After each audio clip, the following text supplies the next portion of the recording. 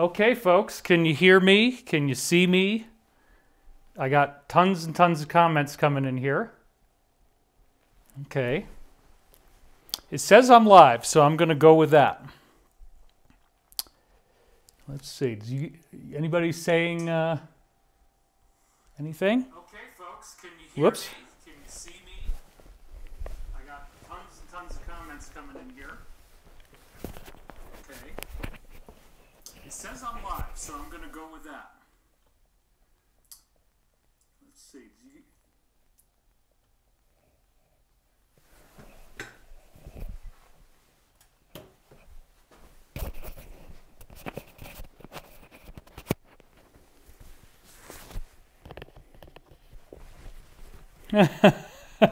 Okay, now you all are going crazy. That's good. That means it works.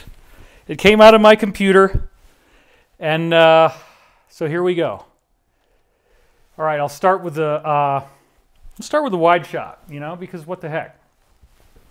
Hey, it's your buddy David Wilcock, and let's see how my audio levels are doing. Do I sound okay, everybody? Yeah, it looks good. Okay, as crazy as this is, it actually has worked. It has been an incredible amount of effort to put this show together for you. We had to rebuild the studio in Colorado, and that's where I am right now, at least for until tomorrow, and then I'm going to an undisclosed location. So that's why you don't want to give away where you are until you're leaving. But I'm here right now. And we rebuilt the studio. Not as many camera angles. I only got 2 here, but that's okay. Whew! It's been a lot of work to get to this point. And I might need to turn off these comments because they're going so fast. It's this very distracting visual stimulus over on the left. Anyway, we have a great show for you today. And there is so much to talk about. Time travel is becoming a very big deal. It's becoming a very exciting situation for all of us.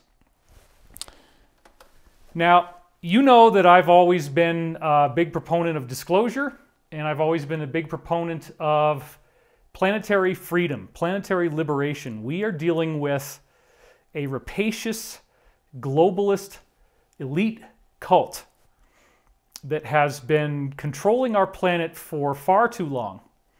They do not have our best interests in mind.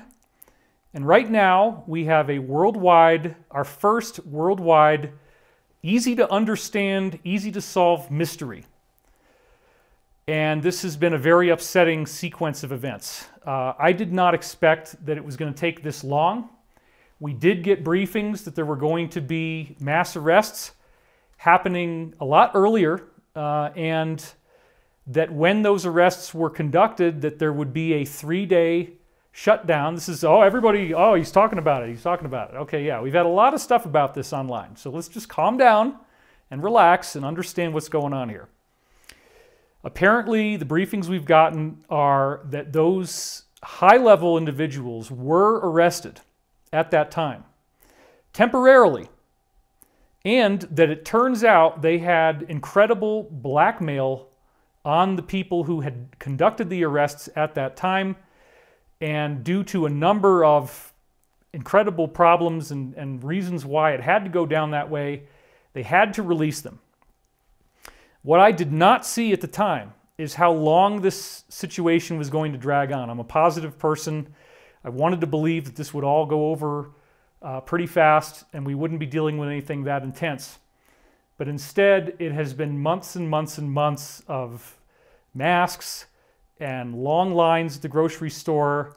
Now we have apocalyptic fires going on all over the West Coast, and millions and millions and millions of people protesting all over the world. That's a whole other show I don't have time to do. But the fact is, we are in a very upsetting situation. Of course, you know that. I know that. And I'm not only a reporter about the Ascension, but I'm also a participant, sort of like the old Hair Club for Men commercial. As a participant in the Ascension, I don't always want to be public. We did first of all, we were already planning to do an online live conference right as this thing was starting. We had it planned for a year. We had already worked out what we were going to talk about, all that stuff, and literally right as this whole shutdown started, that was when we wanted to go live and start our live program. As you will remember, and you can go back to it on this channel, youtube.com/DavidWilcock333, I did a series of long videos. Now, I deliberately made sure not to eat before this show so that 5 hours is not going to happen because I will be starving by then. And I also only have, I have a couple exit points on my slideshow. It could either be 130 slides. If I wanted to do a big show, I could go up to maybe 250. That's still not that long, actually. 2 hours, 2.5 hours. So I'm good. It's not going to be 5 hours. You're not going to have to stay up all night. I respect you if you're on the East Coast. I don't want you to stay up past 10, 10:30, something like that. But this is going to be like an amazing movie. When we start digging into these slides, I fully expect that even if you are one of those less than 1% of our audience that actually doesn't like me, doesn't like this information, and you're just here to try to gain some loosh and suck off of all the people who actually want to be here, you might even be surprised. Because I'm not just going to talk to you about hypotheticals and what ifs. I'm going to get into some very specific details that I think are highly relevant that you need to know.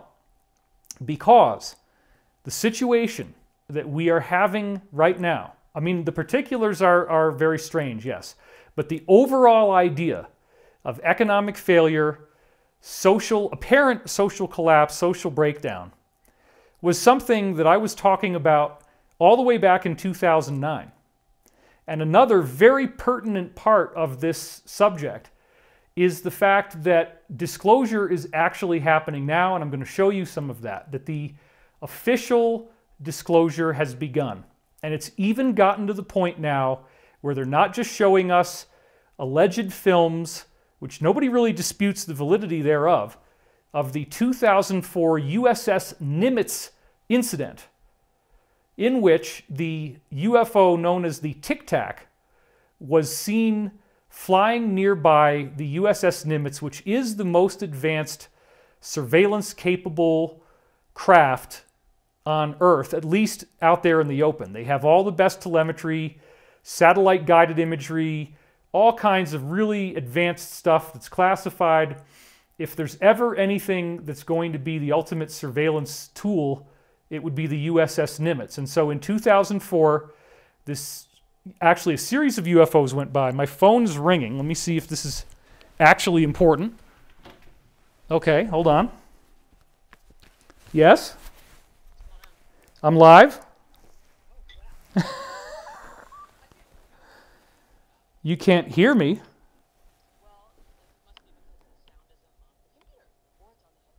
Well, wait a minute. Are you saying that nobody hears me? No. I'm saying that Kelly probably has headphones stuck in it. You guys, can you hear me? Is the audience hearing me? Okay, I think they can hear me, so I'm going to hang up now.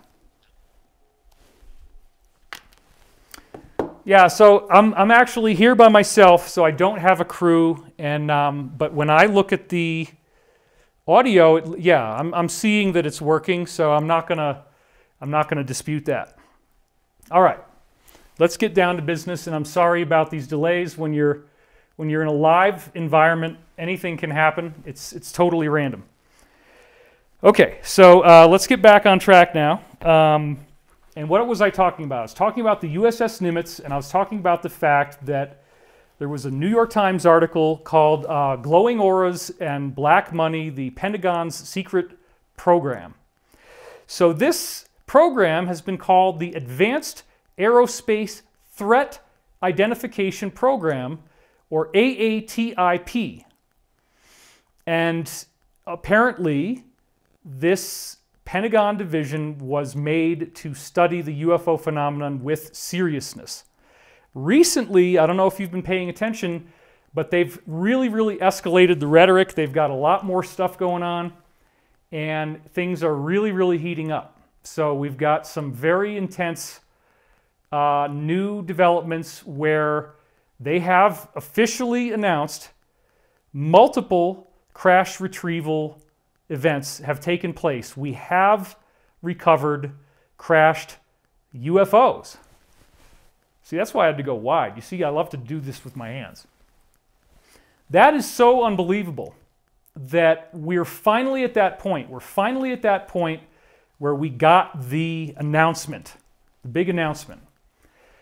And yet, isn't it interesting that nobody really seems to be caring about this? Nobody really seems to be that excited about it, because I think, honestly, we've moved beyond it. Everybody, to one degree or another, is aware that UFOs are real. Okay. Yes? Your cameras are backward. My cameras are backward? What does that mean? They're just switched. The camera that you think that you're looking at is a different one. But everything's great. It's great. So whatever camera has the red on it is actually not the one that's lit, it's the other one? Apparently. That's insane. Well, Okay, well, so I'll just go with that. All right, bye. Okay, everybody, thank you for the... I saw somebody saying something about me looking in cameras, and I'm like, what are they talking about? It doesn't even make sense. But yeah, so something went wrong here with the setup, but that is very, very normal. Problems happen all the time. So now this should be right. Okay, so going to the wide shot. Sorry about that. And, you know, when you got more than one camera angle, and this is crazy. I'm doing this by myself. I don't have any crew. Even figuring out how to do it, conceptualizing the model of how I would work was difficult, but we've got it. So anyway, here we are talking about the USS Nimitz incident 2004 and how this all is unfolding as disclosure is now becoming something that is out there in the public eye. So we've got sound. I'm looking in the right camera now. I'm not like some fool looking off to the side. Sorry about that. You really do not know what's going to happen until you actually go live. And there's always some kind of problem. Something always goes wrong. Something catastrophic, usually. But this isn't that bad. Anyway, there's so many slides and there's so much to talk about. I don't want to spend a whole lot of time riffing before I get into the real meat and potatoes of this talk. I wish that I was happier about the world during disclosure. I wish that there was more to be positive about right now, but it has been very difficult. Blood red skies over Portland. No visibility of the sun over Los Angeles. Wildfires that are raging out of control. And if you have studied the magic letter, and we'll just leave it at that, I would highly recommend continuing to read that. It appears that the most functional site for it right now would be magic letter ANON.pub. And magic letter, you just put the letter in that I'm speaking of. Magic letter ANON.pub. The other one, magic letter MAP.pub, I believe it is not functioning at this time, or it's always going down. And that's the one that actually has the headings on the top. There's a lot of interesting stuff going on. All of a sudden, the media is way out of control. You know, just inundation of these articles about this, painting it in a very, very bad way. And yet, it doesn't really seem to be working. A certain number of people are falling for that. And yes, I will also acknowledge that there are people who have read these things and have studied these things who have done unpleasant, unfortunate, and very nasty stuff. So it's not clean. This is not a clean situation. This whole process of our planetary awakening is extremely messy. And let me also point out that where I'm at right now is a very, very vulnerable position. Why do I say that? I say that because the position that I find myself in today is a position in which with no forewarning and no opportunity for appeals or any of that kind of stuff, my channel could just disappear. And I'm actually treading very close to the line, even by what I've already said. Another David, who's probably the only one out there that has a comparable kind of size of following to me, and a David whose last name starts with I, he got completely deplatformed, you guys. I mean, he lost everything, and they do it all at once, just like what they did with Alex. It all happens at once. Do I agree with Alex? No. Did he say a lot of crazy stuff? Yes. Okay, has he attacked me? Yes. But I'm not going to say bad things about him. All I am going to say is that this is crazy what's going on. And so there has never been a greater risk. You see, I have 423,000 subscribers on YouTube. That's pretty unusual. That's pretty rare. And so that makes me an enormous target if I say anything that could create the grounds for this to just be instantly taken away. There's not going to be an opportunity for me to ever use this particular platform that I'm using right now again. And there's really nothing else like it without spending a lot more money. And then you don't get the exposure, and it's a lot more difficult. So this is a war, and it's a very serious war. And only the information that is authorized is being permitted to be aired. Now, this is all being discussed under the guise of protecting you. I think you're cool enough to be able to handle the truth. I think you're cool enough to be able to decide for yourself what you want to think. Anyway, let me get off of that soapbox because probably I've already said too much.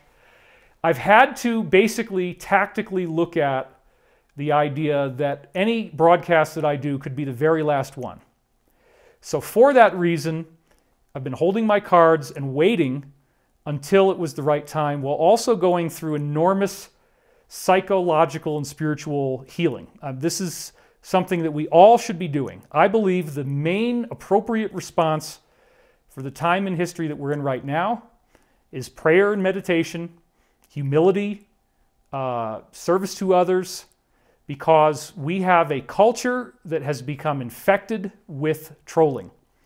And it's being modeled for us by the press on the national, international level, but especially here in the US. I've never seen anything like this. It's highly, highly bizarre.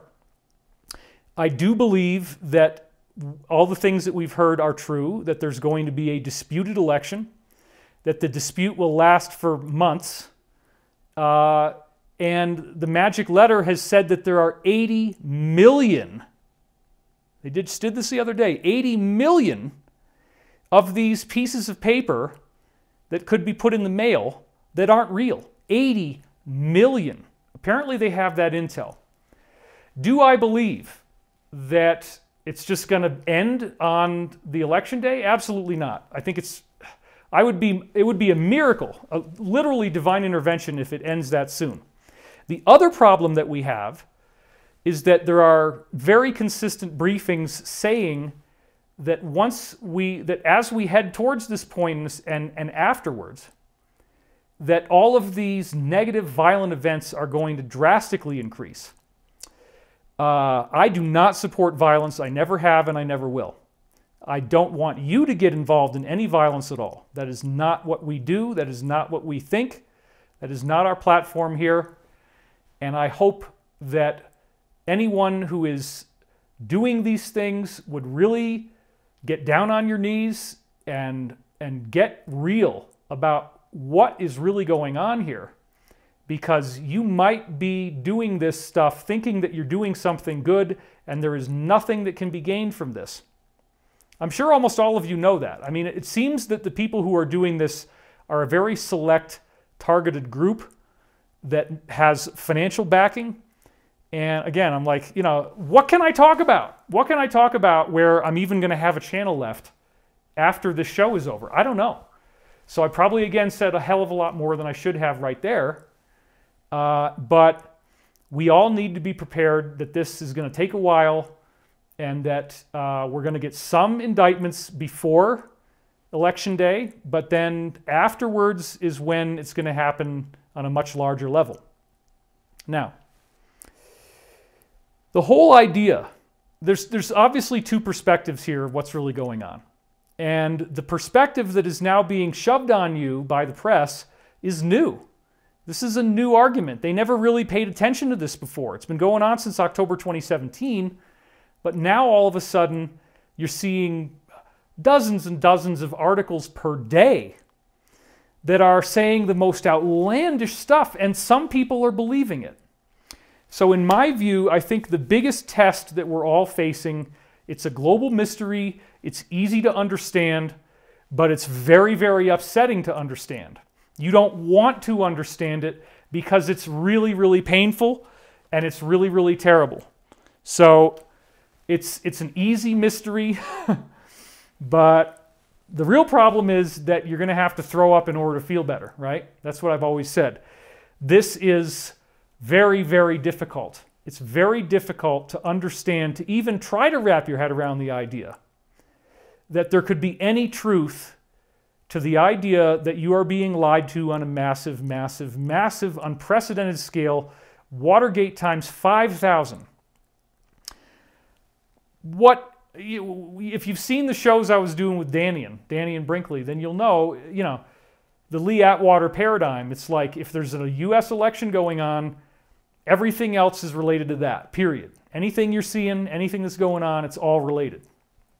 And again, when it was safe in April, I said a lot of other things in previous videos, and you can go back and watch those. And yeah, you might need to sit through 5 hours, but they are very, very information-packed and very, very relevant to what's going on now. So without getting myself in any more trouble, I'll just tell you that I believe this is going to work out. And my record speaks for itself. I've been out here doing this for 25 years. 25 years that I've been online doing research. 24 years since I began actively participating. And I guess what? 21 years since I had my own private website. My latest book, if you go to Amazon, you look at the numbers, it's got a 4.8 out of 5-star rating. And the last I checked, it was 496 reviews. That's almost unheard of in any type of book, to have that many. So the new book is called Awakening in the Dream. And it was my hope that you guys would be able to read that and it would kind of tide you over while I was going through some very necessary personal healing that I've had to do. But I think I've made enormous progress. I think there's a lot of stuff that I've really been able to clear. And that's one of the most important parts about where we are right now. Don't get stuck on the external. Don't get stuck on what's all out there to attract you and confuse you. Let's focus on what's going on internally.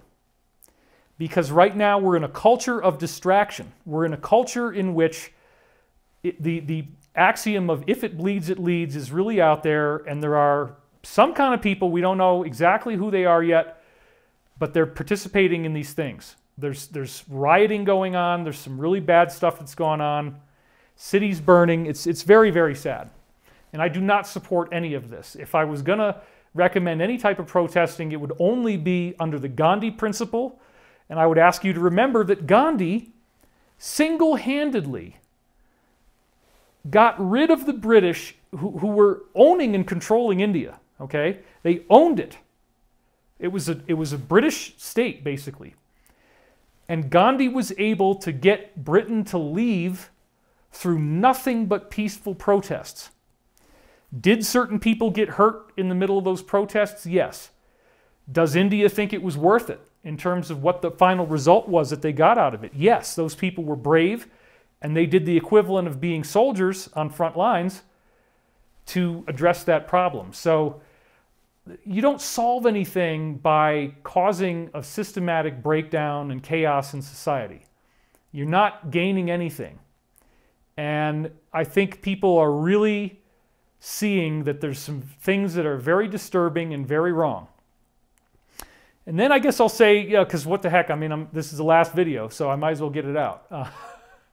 Hopefully it's not the last video. But this is the most outrageous candidate, the candidate who's running, and I'm not talking about the incumbent, I'm talking about the one that would replace. I have never seen I don't think there's any historical precedent for something like this, where you have a person who is showing such obvious signs of a complete cognitive breakdown. I used to work in mental health. I've been around people with Alzheimer's disease. They called it old-timers disease sometimes. And, you know, we had certain people where we had to barricade their door because they would just escape and then they didn't know where they were and they couldn't find their way back to the room. So they have this little, like, kiddie door so they couldn't get out. And, yeah, these symptoms are very obvious and very consistent. And how does anybody think that this is a good idea to have this guy run the country?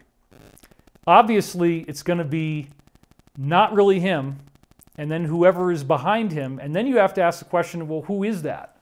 And what is that going to look like? Do I think that the VP would ever become president? Absolutely not. They're going to bring out Joe Biden, they're going to bring out clones, they're going to bring out whatever the heck they need to do to keep the illusion that this is still going. Do I think that if this happened, that if this man became president, that we would ever get out of lockdown? No. No. You're going to stay home forever. And the reason why I say that is that I was briefed by one of my insiders many years ago on this plan that they had called deindustrialization. And I didn't really know how it was going to happen. I had heard about the idea that there might be a carbon tax that was placed on every country and that they would have a cap and that they would be forced to deindustrialize, to shut down their factories and to stop people from driving if their greenhouse gas emissions exceeded their cap. And then the idea would be that the cap would be so low that nobody would be able to keep up with it. Every country would have to deindustrialize. And I saw them try to do that, but it didn't really work. But now, however the heck we got here, we're in a situation in which still we have this, everybody's got to stay home. Businesses are very, very anemic. The economy is incredibly anemic. And for some people, this is coming as a big surprise.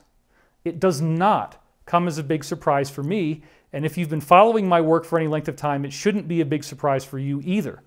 Why? Because I've been out there blowing the trumpet about this stuff for 11 years at least. And I'm going to show you that today. Now, the subject is time travel, and I'm going to get into why that is relevant. And it's all interrelated with these current events. So what we're going to unfold throughout the course of this next couple hours, hopefully it won't take longer than that, as long as I get to the slides, is a very fascinating narrative where all these threads are going to link together. So we're going to walk away from the things that could get my channel taken away from me, and let's do a couple slides here. Hopefully that works. It should, because it's not a camera that I have to look at. Okay. So, time travel secrets revealed and why it matters today. As I was just saying, 2020, this year, has been the biggest mass consciousness event of all time. And what do I mean by that? I mean that we are all participating in this together. And when you look at the physics that I've written about in my 4 different books, it's a consciousness science. There is an innate understanding that mind is the builder of the universe, that everything that we are and everything that is out there is the stuff of consciousness. There is no dead anything. The universe is alive and biological. And I have an incredible wealth of scientific evidence for that, but again, many people have been saying, please, David, don't repeat anything. I want all new information, all new information. Okay, that's fine. We can do that. It's not a big deal. So we got new information for you. And when we have enough people going through the same experience at the same time, the scientific research that's all over the world, some of it's coming out of Russia, says that we get these mass consciousness effects. Now, what do I mean by that? David, what is a mass consciousness effect?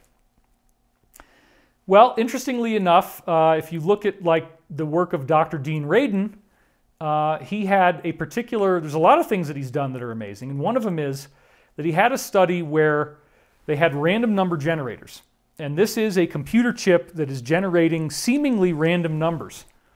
But the randomness of the numbers that are generated, this is very important, okay? The randomness of the numbers that are generated depends upon the flow of electrons in the chip being consistent. There's no hiccups or fluctuations in the electron flow. So you have to have a smooth electron flow, and then you get truly random numbers. However, when there is a mass consciousness event, for some seemingly inexplicable reason, the numbers are no longer random, and they can measure how non-random they are on a scale. They graph it. And guess what? 9/11. Maybe I shouldn't even said that. I don't know. There goes the channel again. That's number 17. Oh, did I say that? That's another thing I probably shouldn't have said. Wrong number. Let's number 16. Yeah, we got to think about all this, right? 9/11. As it was leading up to the event, the novelty of the graph, the non-randomness of these computers that were all over the world started to skyrocket. And as the planes hit the towers, it kept going higher and higher, and you can see that on the graph. Now, I didn't have slides for this because, again, sometimes I think of things to say live, and I haven't planned for it. But you can go back and look up that research, and it's in my books. What I found interesting was that the shock effect started before the actual events took place. The acceleration of the non-randomness of these computer chips began before anything actually happened. And as the different events took place, the actual catastrophic events that day, it skyrocketed, and most interestingly of all, the closer the random number generating computers were to the center of the problem in New York, the more exaggerated the graphs were. And this is indisputable. So we have a mass consciousness effect where everybody's experiencing the same thing, right?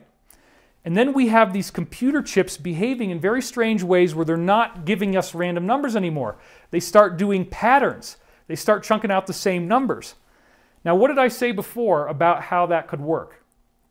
I said that the randomness is a function of the continuous natural flow of electricity not being interrupted but just staying consistent. So the only way that you could get non-randomness from a physics perspective is for there to be perturbations or fluctuations in the flow of electrons through the chip. Now, these are micro perturbations. It's not enough to collapse the computer most of the time. Sometimes it does. Certain individuals will have events where they get a very emotional reaction and then their computer shuts down on them. And that is one of these kinds of things. We have a lot more power in our minds than we realize. This consciousness science is incredibly vast. And there's so many different examples of it that I'm just focusing on one and drilling in on it to give you an example. What I believe is going on is that when a lot of people are upset about something or experiencing something the same way, the actual energy around us, the actual electromagnetic flow around us starts to stick to those thoughts.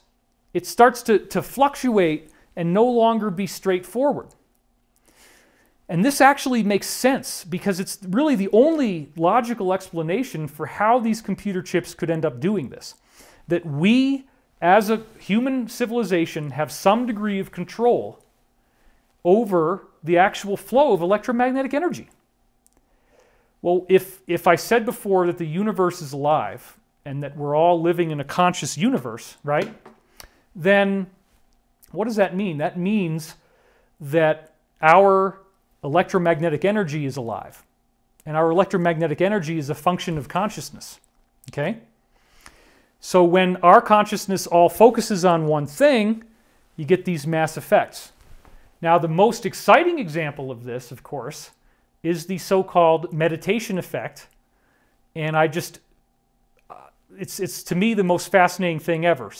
7,000 people working together. These were transcendental meditation gatherings with Maharishi Mahesh Yogi running it, who was made famous by the Beatles. They went out to hang out with him, And then they wrote songs out there, and that's what became the White Album, which was their top-selling album. While they were in India, they wrote most of those songs. The infamous Paul McCartney song, "Why Don't We Do It in the Road?" If you read his biography many years from now, he says that that was when he saw two monkeys in the road, and I'll leave the rest up to you. That was while he was in India. So there was a lot of interesting stuff that happened where they got 7,000 people together meditating on what they call pure consciousness. Pure consciousness is a science that they were teaching, which is how to get to this state of mind where you feel ecstatic unity with the creation. You feel bliss, you feel peace, and it's wonderful. Now, if you get into this uplifting consciousness, which we're going to do, we're going to end this today with a meditation, so we're going to practice this just like we did before. When you do this, what they found is that 7,000 people meditating together under one roof altered the free will behavior of people all over the planet. Now, how did they alter the free will? It altered in a very specific way.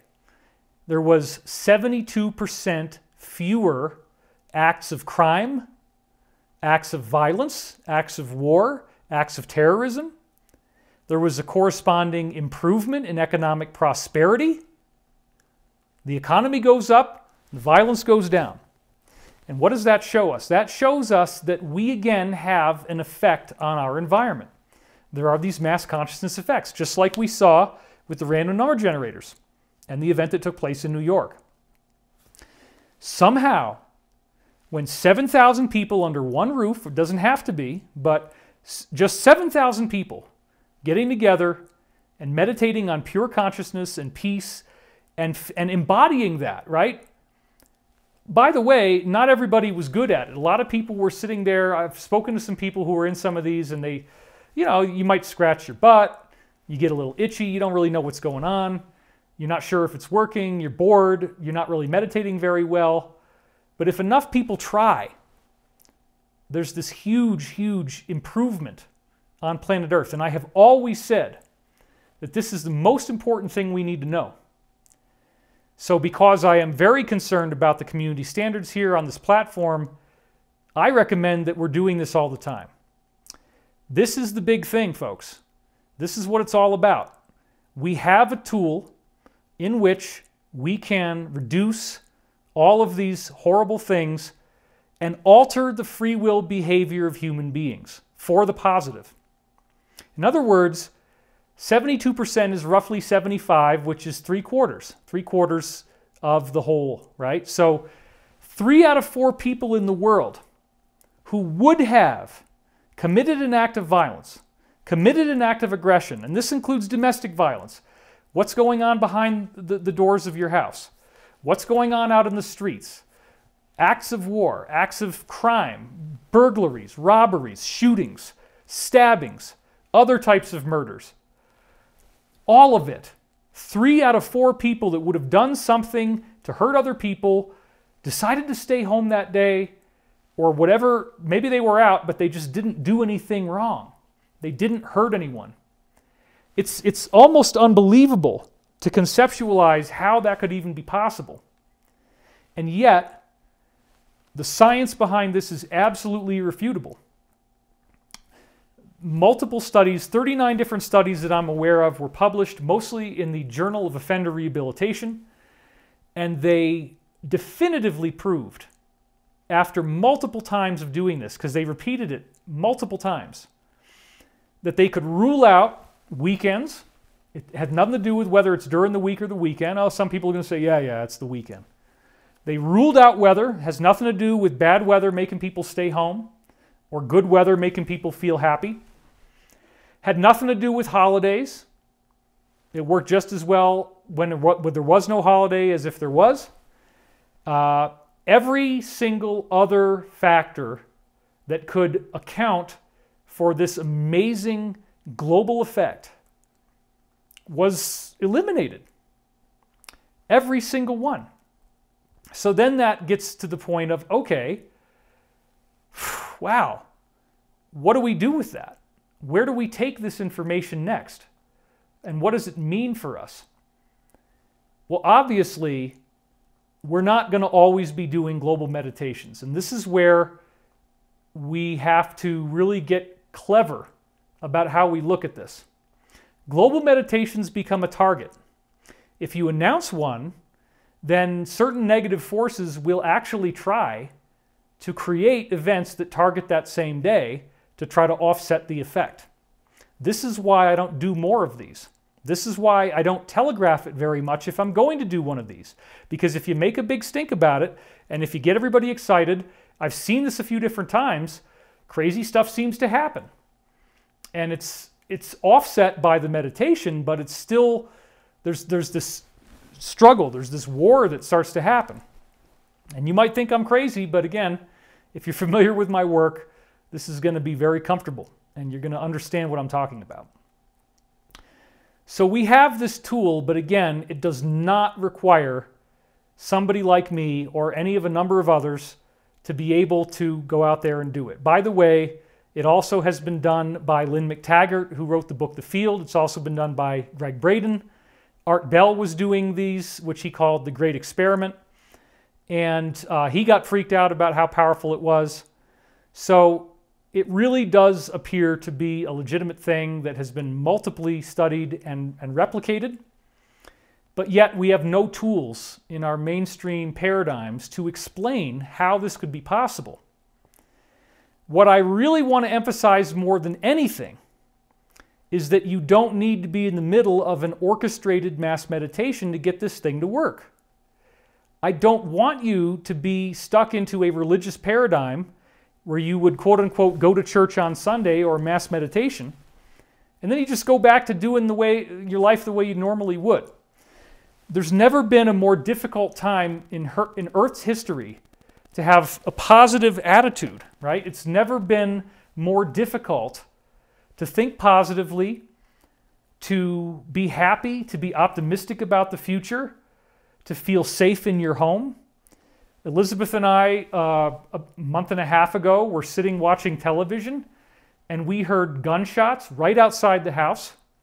They were about 20 feet away because I saw the muzzle flashes. I saw flashes of light, bright white light, correlated with the sound, okay, on my curtains.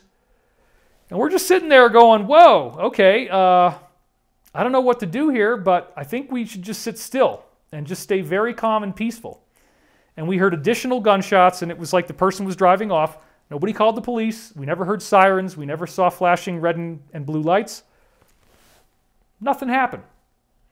And whoever it was probably just drunk and shooting up into the sky. But that's very unsettling to have that happen around your own house where you actually see the muzzle flashes on the curtain. Now, I've told this story before, but this is incredibly significant.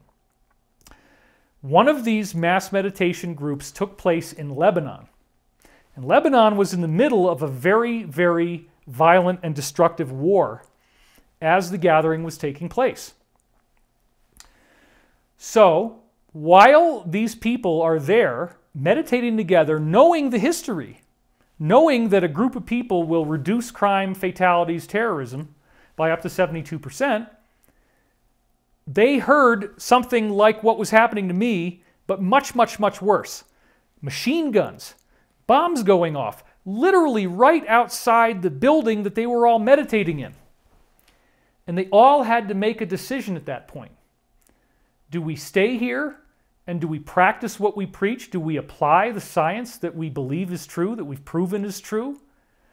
Or do we run like hell and panic and run out the door and hope that we don't get shot on the way out? They decided to stay in place, to keep meditating, to stay calm. And so everybody, even as the sounds are going on outside and everything like that is happening, they actually just meditated. Within 20 minutes, all of the noise stopped, all of the violence went away, and it became completely quiet in the building and outside. And people had tears streaming down their faces. People were hugging each other when it was over. It was unbelievable, because if there's ever a way to find out whether this really works, it's in that kind of a situation. So when I heard the gunshots outside my house, it's like, okay, I'm going to stay calm. I'm not going to freak out. I'm not going to act crazy because I might have an effect on this person. Some of the other things that we could talk about include studies from the Institute of Heart Math, in which they actually studied the brainwave activity, the heart rate, the respiratory rate, and galvanic skin response, which is the electrical activity on the surface of your skin, in people who lived next door to each other but had never even met. So they wire them up to these machines and they study their breathing, their heart rate, their brainwave activity, and their electrical skin activity. What did they find? It's very, very fascinating. They found that we all synchronize with each other. And again, this is happening all the time. That's what the science reveals. Your heart rate is synchronizing with others. Your breathing rate is synchronizing with others. Your brainwave, the overall brainwave activity and the type of brainwave activity, obviously not specific details, but the overall character and quality of the brainwave activity was the same. And then the most interesting thing to me is that they found out very consistently that there's a big difference between someone who is in a state of stress and someone who is in a state of peace, happiness, love, and meditation. When you're in a state of peace, happiness, love, and meditation, you get very smooth brain waves, okay? They're very smooth, and they don't have a lot of jaggedy pieces to them, and that indicates that your mind is quiet, you don't have a whole lot of thoughts going on. Whereas, if you're in an agitated state, if you're nervous, if you're upset, if you're stressed out, you might have a lot of really choppy activity in your brain waves, and it just does all this stuff. Over and over and over and over, these Institute of Heart Math studies showed that whoever has the greatest coherence wins. In other words, if you start meditating, the person next door to you actually calms down. They synchronize with you. You become the winning card. I'm not going to say the name of the card because then that could get my channel taken down too. Special cards have special names. This is so ridiculous. This is so ridiculous, the whole thing. But anyway, that's another... We'll hang out later. I'll tell you more about it privately, but not here. Okay? We're friends. We could talk. You know what I'm saying. If you followed my work for any length of time, you know exactly what's going on. I don't need to tell you. There's lots and lots and lots of ways to find it because it's a really easy to solve mystery, okay? And the ship is leaking and it's sinking fast and there's nothing they can do about it. And it's wonderful. Ultimately, if this all works out the way I think it will, it is incredibly wonderful. But let's get back to coherence. The person with the greatest coherence wins. And so this shows that even on an individual level of one person, that if you actually start meditating, if you actually pray, if you actually have a sense of peace and tranquility in your heart, scientifically speaking, you alter the free will of others right next door. Remember when I talked about that random number generator series of experiments? Well, did you know that one of the other ways that they could make the computer go into very, very non-random number generating, where they start giving patterns and the same numbers keep coming out, or the pattern of numbers comes out? Meditation. If you meditate in the room with the computer starts doing really weird stuff. Why? Because you're changing the way that electricity flows. You're changing the way that electricity flows around you in the atmosphere, you're changing the way it flows in the computer, and you're changing the way it flows in the people next door who don't know that you're meditating. Along these same lines, if you have read my latest book or if you followed what I'm doing, I've always talked about the significance to me of a spiritual body of knowledge called the Law of One. Now, the reason why I support this is only because it is so chock full of innovative and amazing new scientific modalities that I was then able to go out there and verify with research that did not exist at the time the book came through L&L Research in 1981. L&L Research. L&L stands for Light Love, okay? And the original team was 3 people. Dr. Don Elkins, who was a PhD physicist, Carla Ruckert, who was his companion, and then Jim McCarty, who moved in with them right before this new contact started in 1981. Now, they had been trying to do spiritual telepathy communication, what they called tuned trance telepathy. You go into a very, very deep trance and you get your mind out of the way, you get your chattering ego out of the way, and allow the words to come through you as they do. This is something that can be taught, it can be studied, it can be practiced. I'm not doing that right now. I started to scratch the surface of it in our last class. Actually, the one before Path of Light, we did Great Awakening.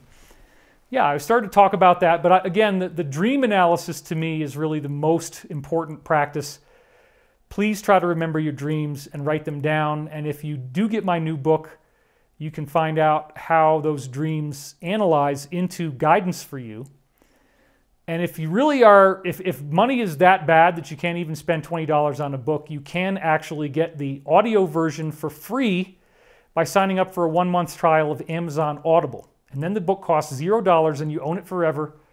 And if you don't like Audible, you can cancel after 1 month or any time within that month.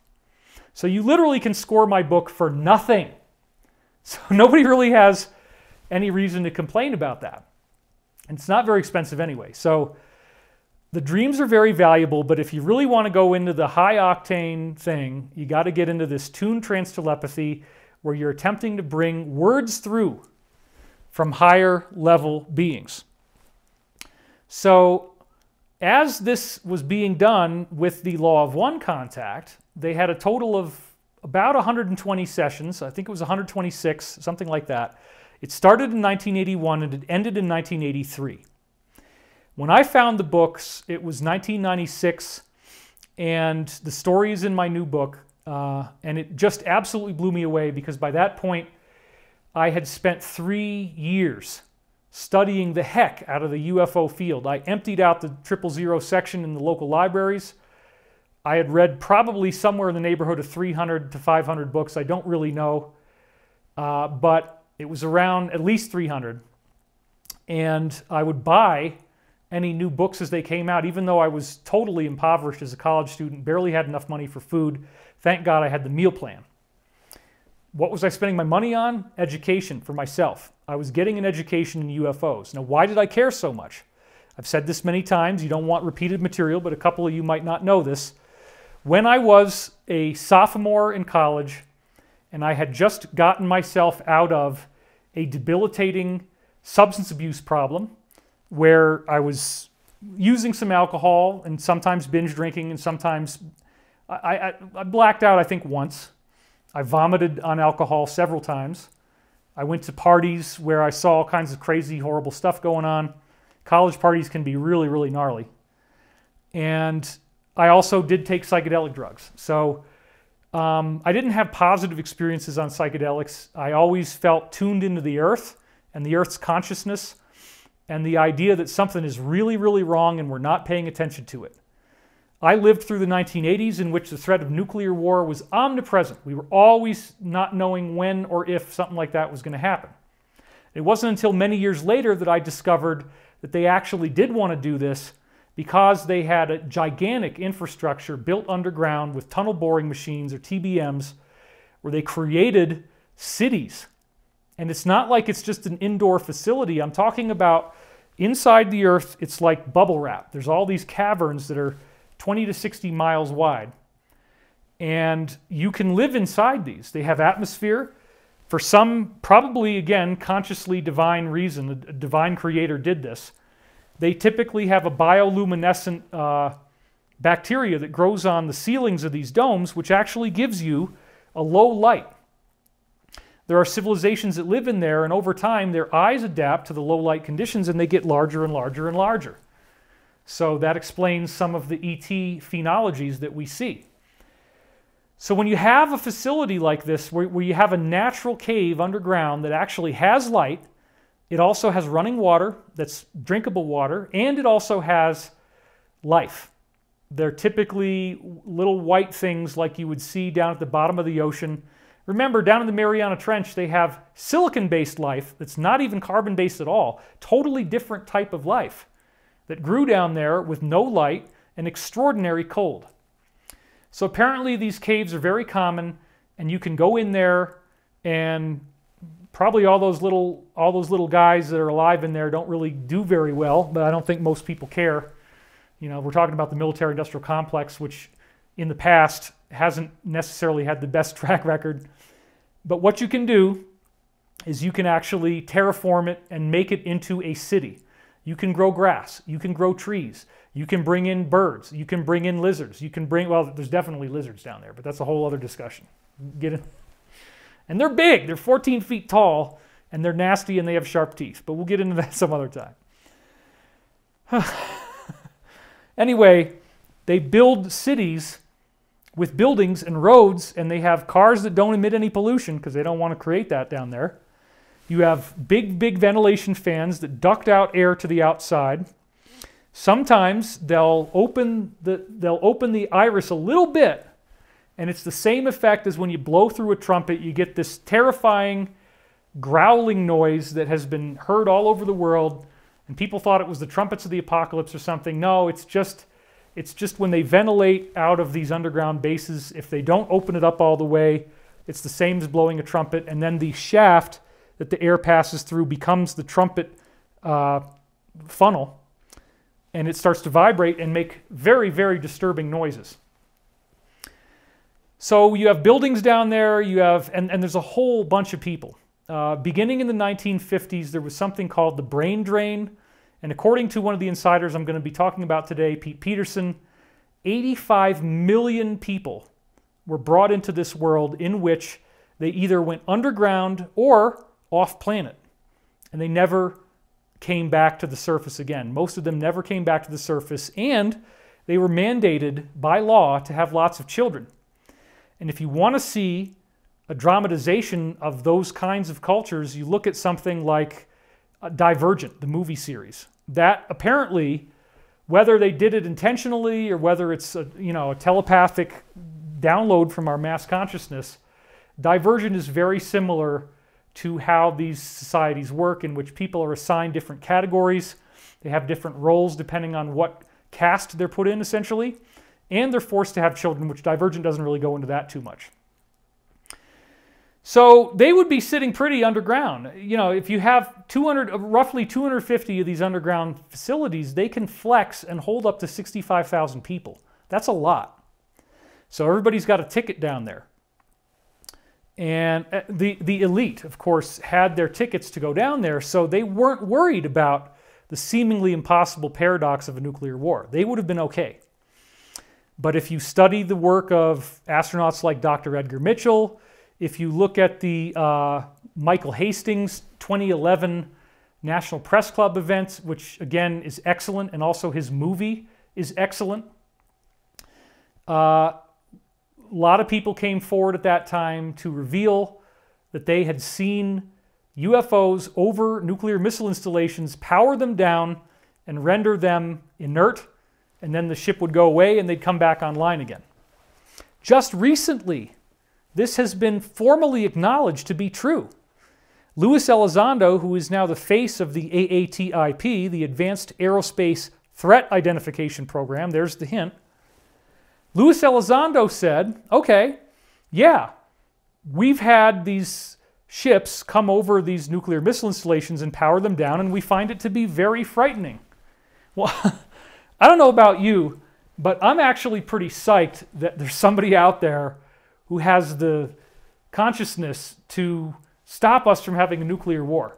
Because one of the briefings that we got, if you've heard me talk about this, I've heard this from at least 4 different insiders, is that after the fall of the Iron Curtain around 1991, thereabouts, there was a mass event in the world where all of the different nuclear missiles that we had, we as in everybody, doesn't matter what country it was, their warheads melted down.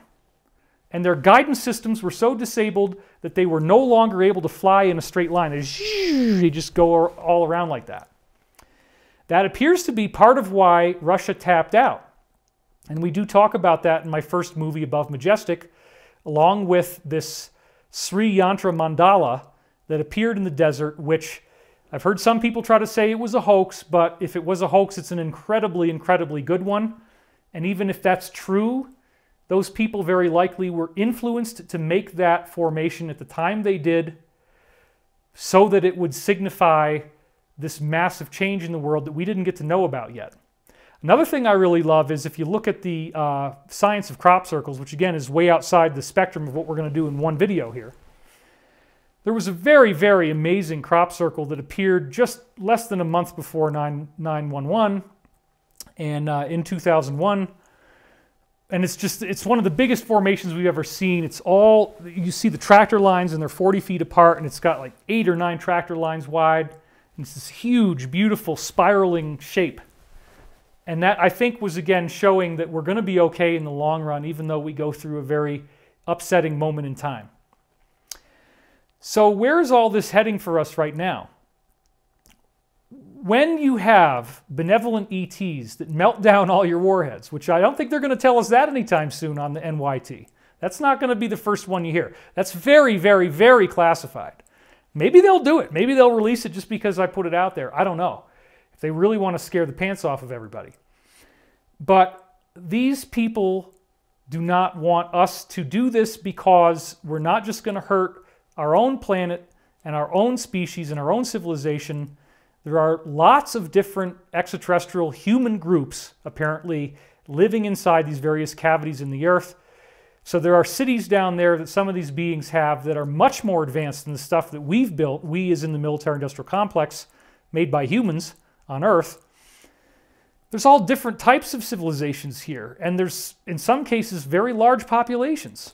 And again, this might sound crazy, but when you really start tapping into the UFO phenomenon, you realize they're not coming from a long ways away to get here, everybody.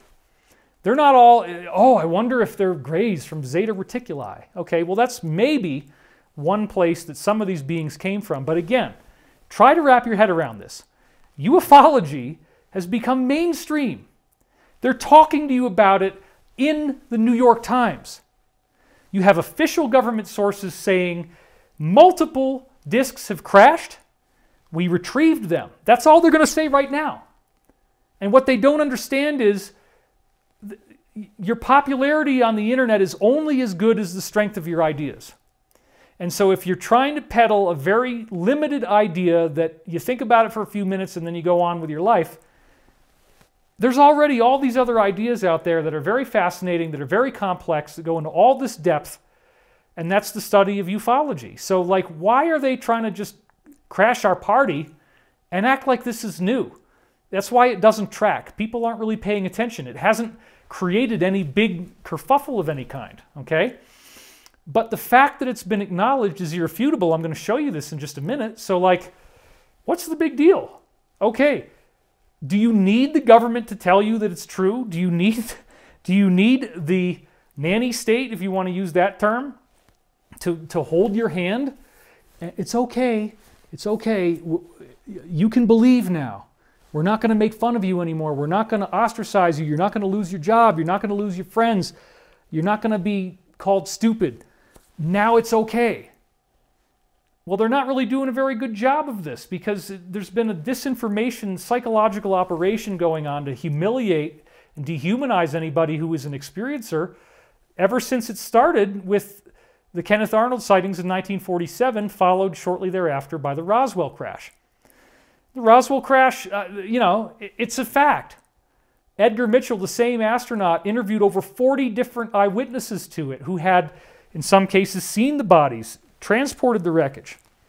And one of the things that we're going to be talking about, or that we are talking about right now, I don't ever like to say we're going to talk about whatever, is that a being that came out of the ship in the Roswell crash, I'll go wide on this one, a being that came out of the ship on the Roswell crash was holding this box in his hands.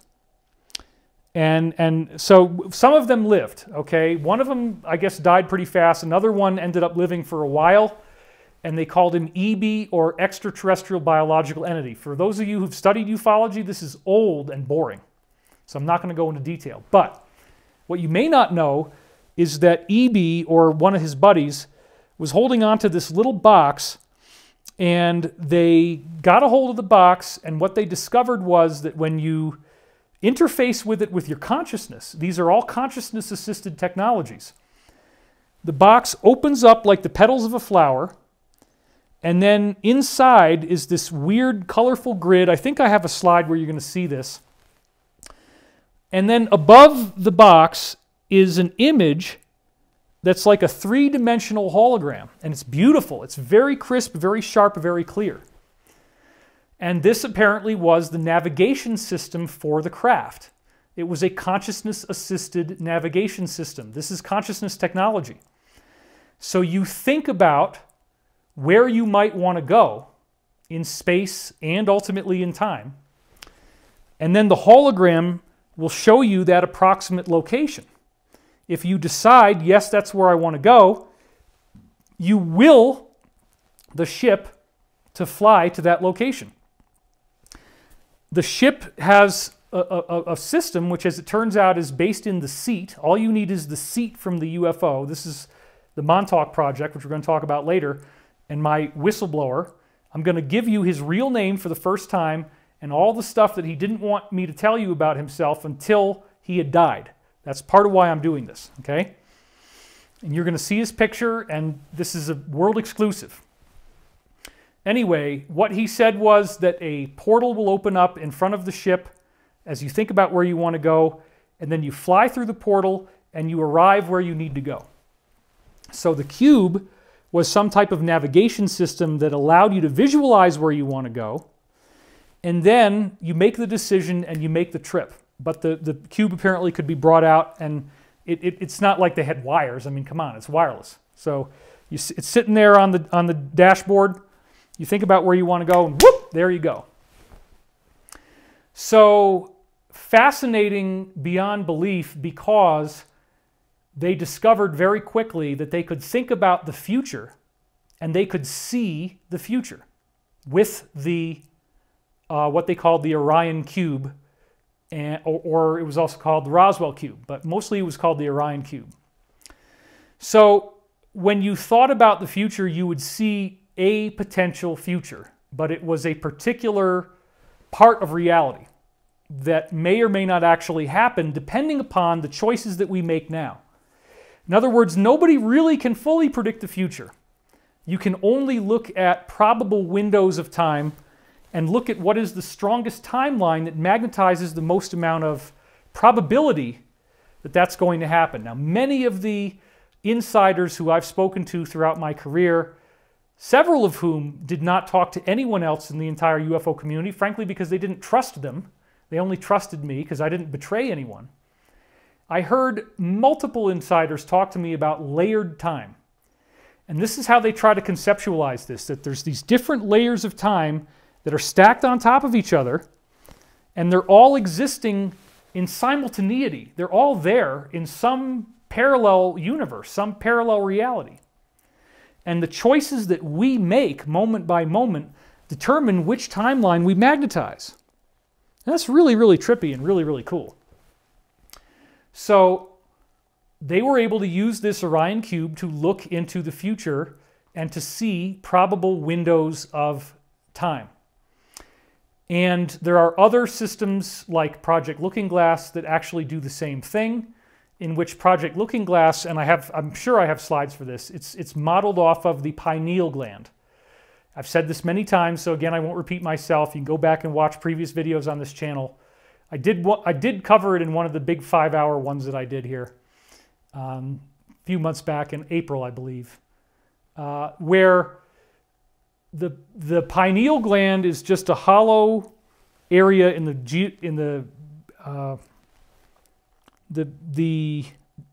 geographic, if you will, or the geometric center of your brain. It's right in the middle. It has more blood flow going through it than any other part of the body, and all that's inside is floating water with little crystals in it. And there's very strong evidence from guys like Dr. Rick Strassman that some of those crystals are dimethyltryptamine, or DMT. So one of the things that I got really excited about was that the man who had made more synthetic DMT than anyone else in the world would dry it out into a dish and he'd hit it with a hammer, and big flashes of color would come out, colored light from the DMT. And it could change. You could hit it with a hammer once and you get blue light. You hit it with a hammer again, you get red light. You hit it with a hammer again, you get yellow light, and on and on and on. Well, there's a very unique name for that in science. It's called piezochromatism, in which you have a compression of a crystal, which then releases light in the form of photons, which in this case can be apparently any color in the rainbow spectrum. And it varies just, I guess, if you really got technical, it would have to do with how you hit it with a hammer and all that kind of stuff. Anyway, what does this mean? This means that apparently the pineal gland is using this somehow. It's using the piezochromatic properties of DMT, which your body naturally has. So what can happen for you is that you can be meditating, and the big secret is, and I talked about this in my first book, Source Field Investigations, or in Britain it's called Hidden Science of Lost Civilizations. The interior of the pineal gland, the whole interior of it, is coated with these little cells called pinealocytes that are identical, basically identical to the rods and cones in the retina of your eye. What in the world are rods and cones doing inside your pineal gland? And best of all, there's a brain circuit that they found that goes straight from that pineal gland to the visual cortex in the brain, exactly the same as the one that comes out of your eyes.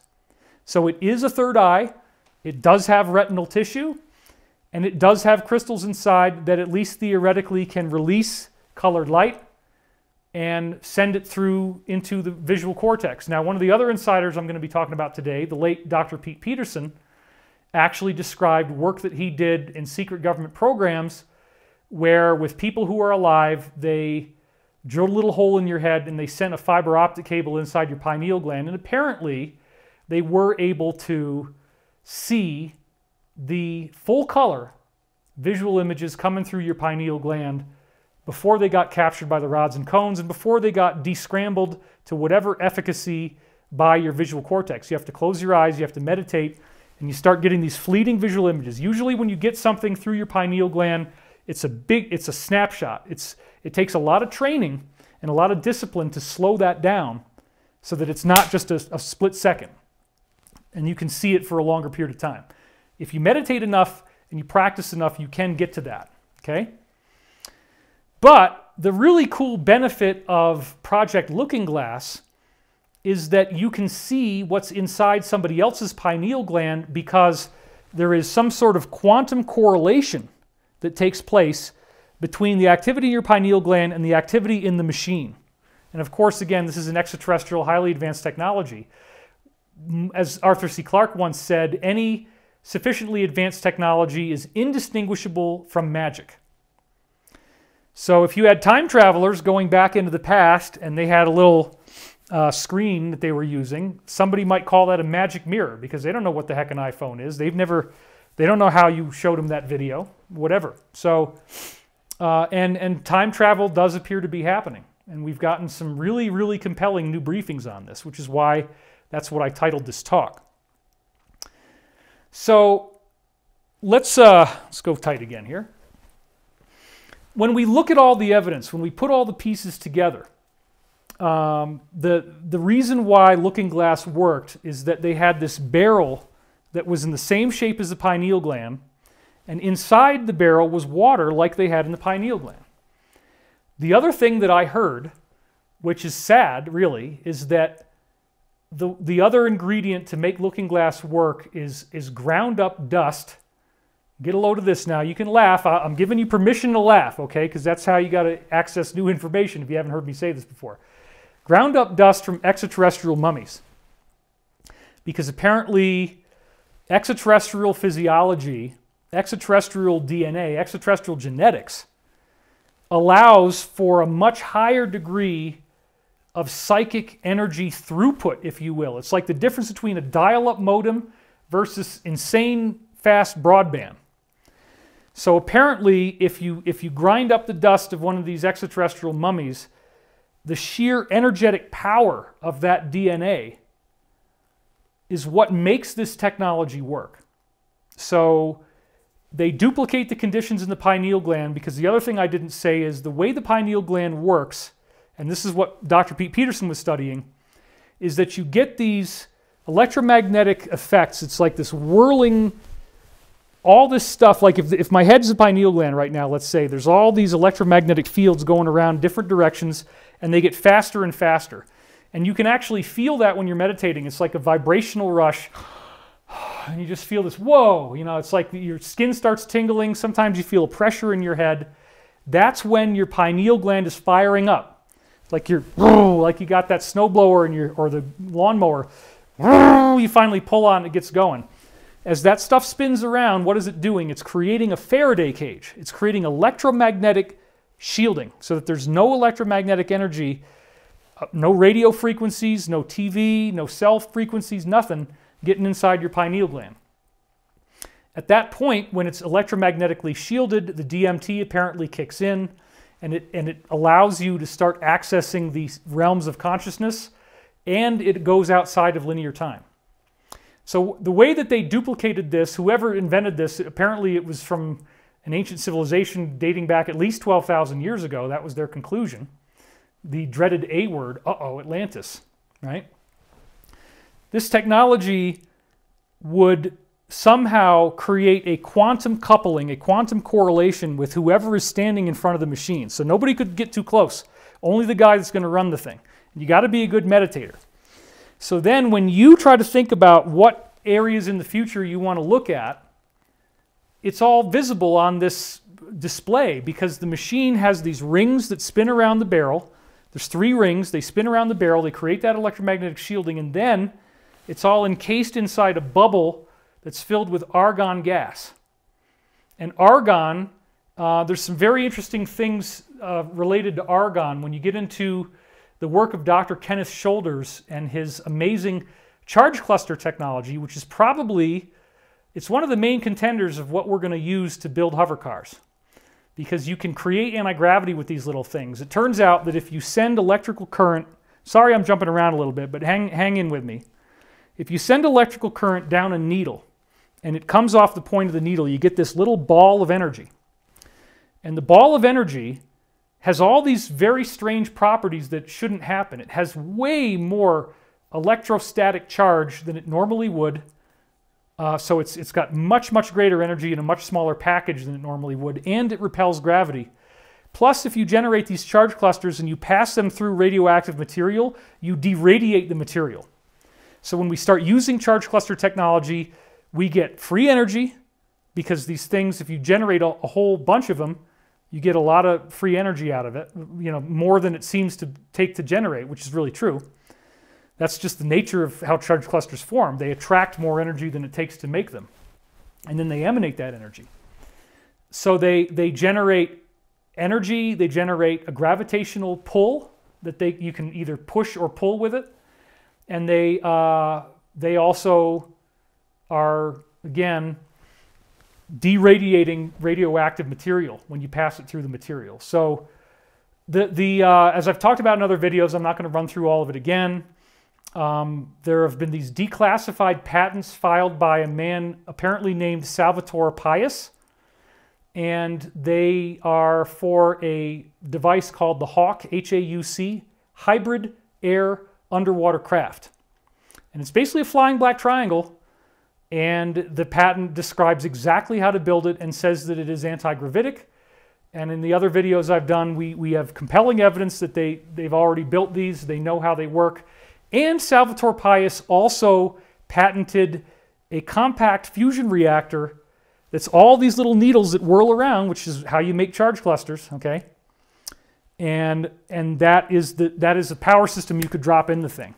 The other thing I talked about before is that the HAUC craft is like a peanut. So there's a nut inside and then a shell on the outside, and that hollow area between the interior hull and the exterior hull, there's all these little needles where they can generate the charge clusters.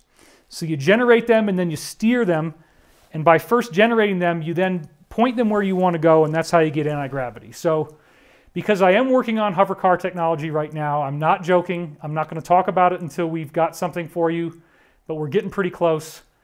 Once we get to that point, I can talk a lot more, but several of Pete Peterson's former associates I'm working with on this, and it's very, very real. We expect that once we get financed, hopefully, that we'll have an operational working prototype within 1 year, and that we could go into mass production within 4 years, where you will have a hover car in your garage at an affordable price. One of the designs that we have, I have schematics of it, the wings fold up like this so you can get it into the garage, because you do actually need some wings for like these ionic type of propulsion systems. You're shooting an ion cannon out the back, you have the anti-gravity, but you need thrust. So the wings kind of allow you to be what they call a flux liner. You're riding the gravitational flux instead of an airliner that uses air. And because it's hybrid air underwater craft, you can also fly underwater with these at a much, much greater rate of speed than would normally be possible with that kind of a system. So I'm very, very excited about the technology that we're going to have. And again, it's been handed to us. The military is handed to us. And as I've said before, Salvator Pius translates as Savior of our nation. Salvatore, Savior. Pius, I'm not sure how to pronounce it. I'm sorry, I'm probably mangling it. Pius means nation or country. So why would the military save our country by releasing these patents? Well, I think it's pretty obvious. We've talked about Space Force. I've done a lot of other videos suggesting that this forbidden technology is going to be part of what we're going to get. And the company that I'm working with is one of about 5 that I've been briefed on that are all working on this. And we're all in kind of like a little race with each other of who's going to do it first. Now, one of those companies that may or may not be in the 5, of course, is the Advanced Aerospace Threat Identification Program. The former lead guitarist and lead singer of Blink-182, Tom DeLonge, kind of face-planted when he went on Joe Rogan, and he was all twitchy and funny when he was talking. And I don't really mean any harm to this guy. It's just like, you know, if everybody comes to you and they hand all this stuff to you on a silver platter, it's probably not true. All my insiders were hard-earned over many, many years. I reached out to him through a mutual associate. He never contacted me, and I did offer him this company before I got involved in the company I'm talking about that I'm now a part of. I tried to give it to Tom DeLonge. I gave him the contact info. I told him what it was, and he had the option to get involved, and he never called them. So before I took a crack at this myself, I said, well, if Tom DeLonge is out there saying that they want to get anti-gravity going, I don't really care how it gets done. Let's just get it done.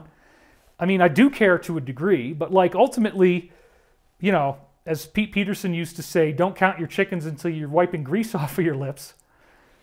You're not really going to get anything out of this. You're not really going to get anything out of having this technology and then nobody develops it. So if Tom DeLonge was developing it, yeah, here it is. I gave it to him. He didn't take it, okay?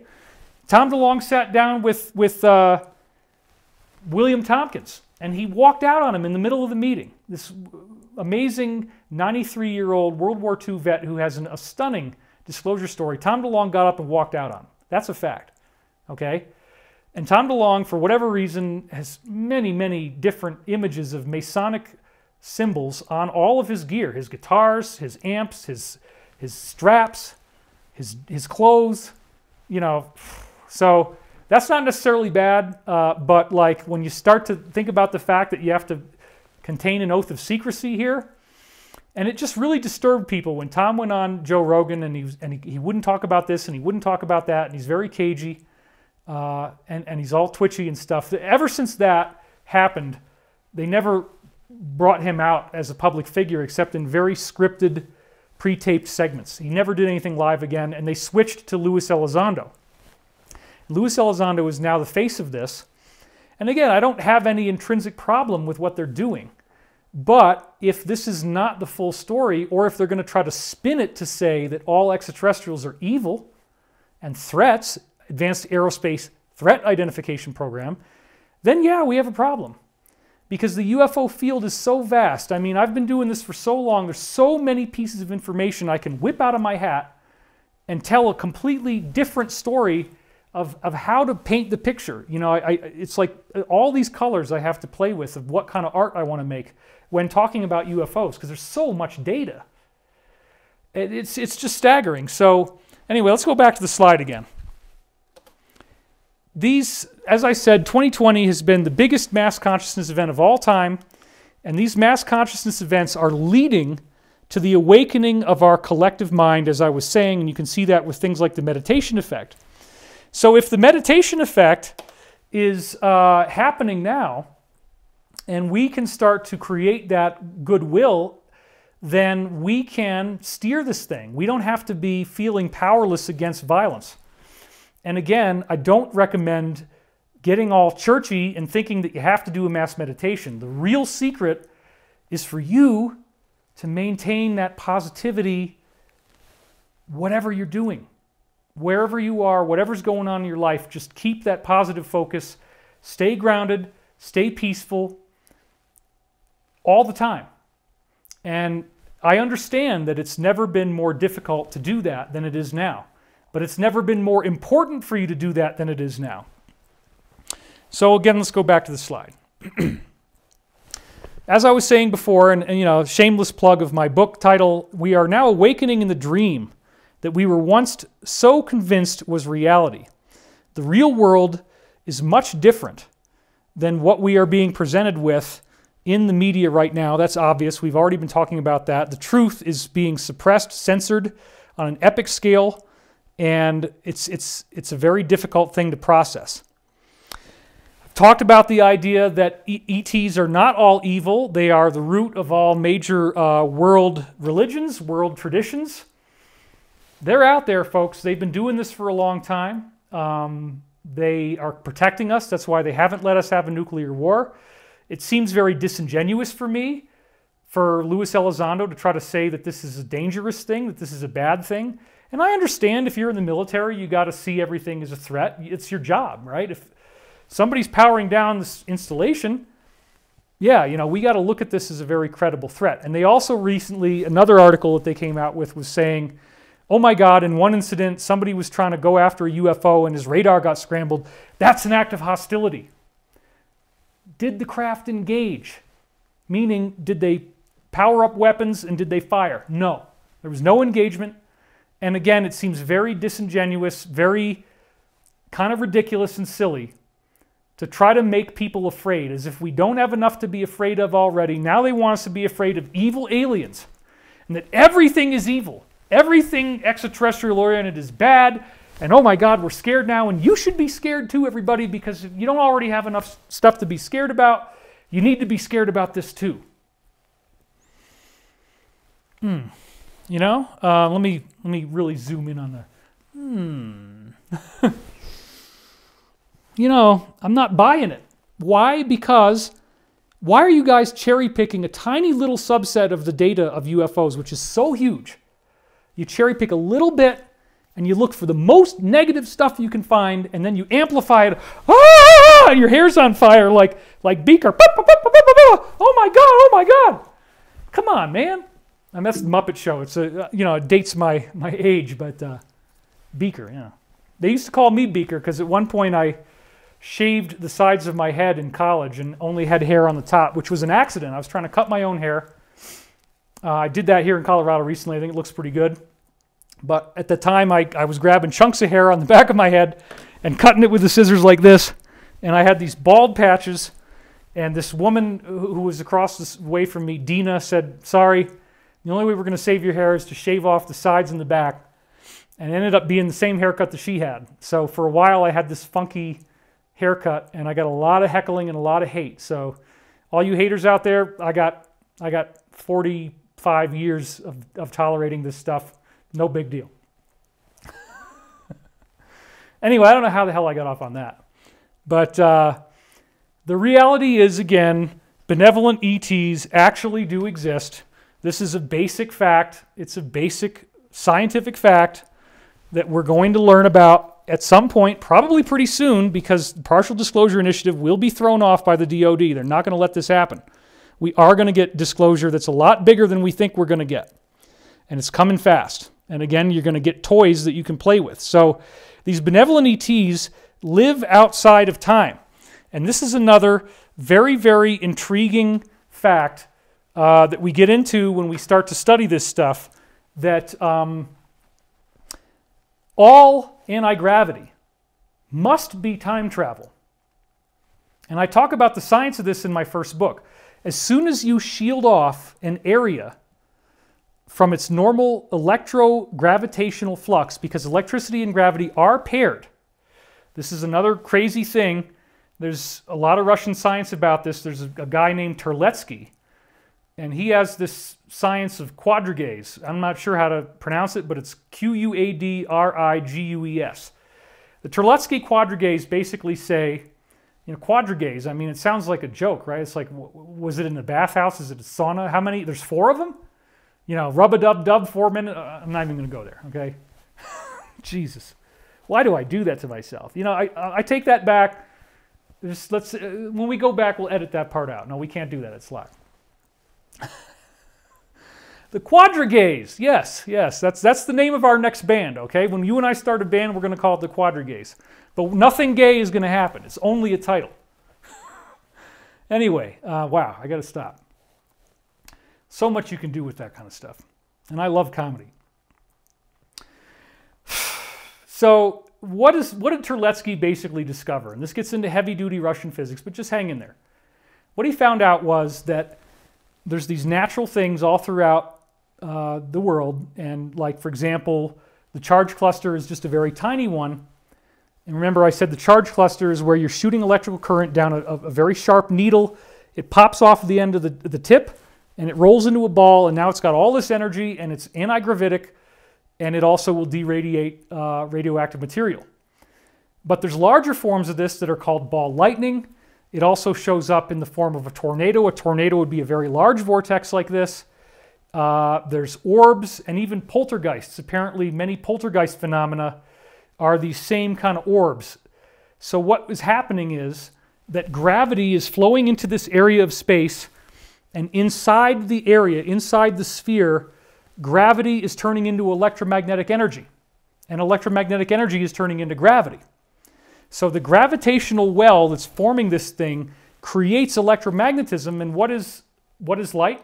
Light is electromagnetic energy. So it glows. A lot of these balls end up glowing. The charge clusters glow.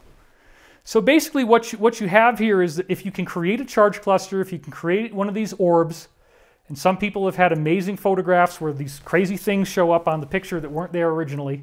Some of that is dust on the lens, and some of it is definitely not. I've seen some really, really amazing orb photos that are definitely not dust.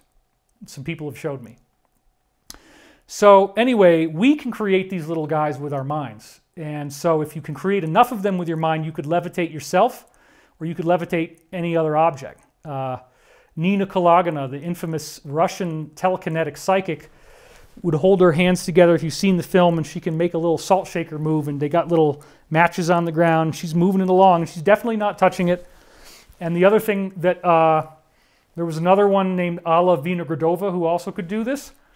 And they actually found that when you measured the electromagnetic energy around the object that she was moving, it had perturbations and fluctuations that were the same as her brain waves and her heart rate and her respiratory rate. Just like I was saying about how somebody next door to you is going to be able to entrain with your energy so that if you're thinking positive thoughts, they will as well, right? When these women were actually moving things with their mind, the energy around the object matched all their vital signs. Again, because this energy is alive.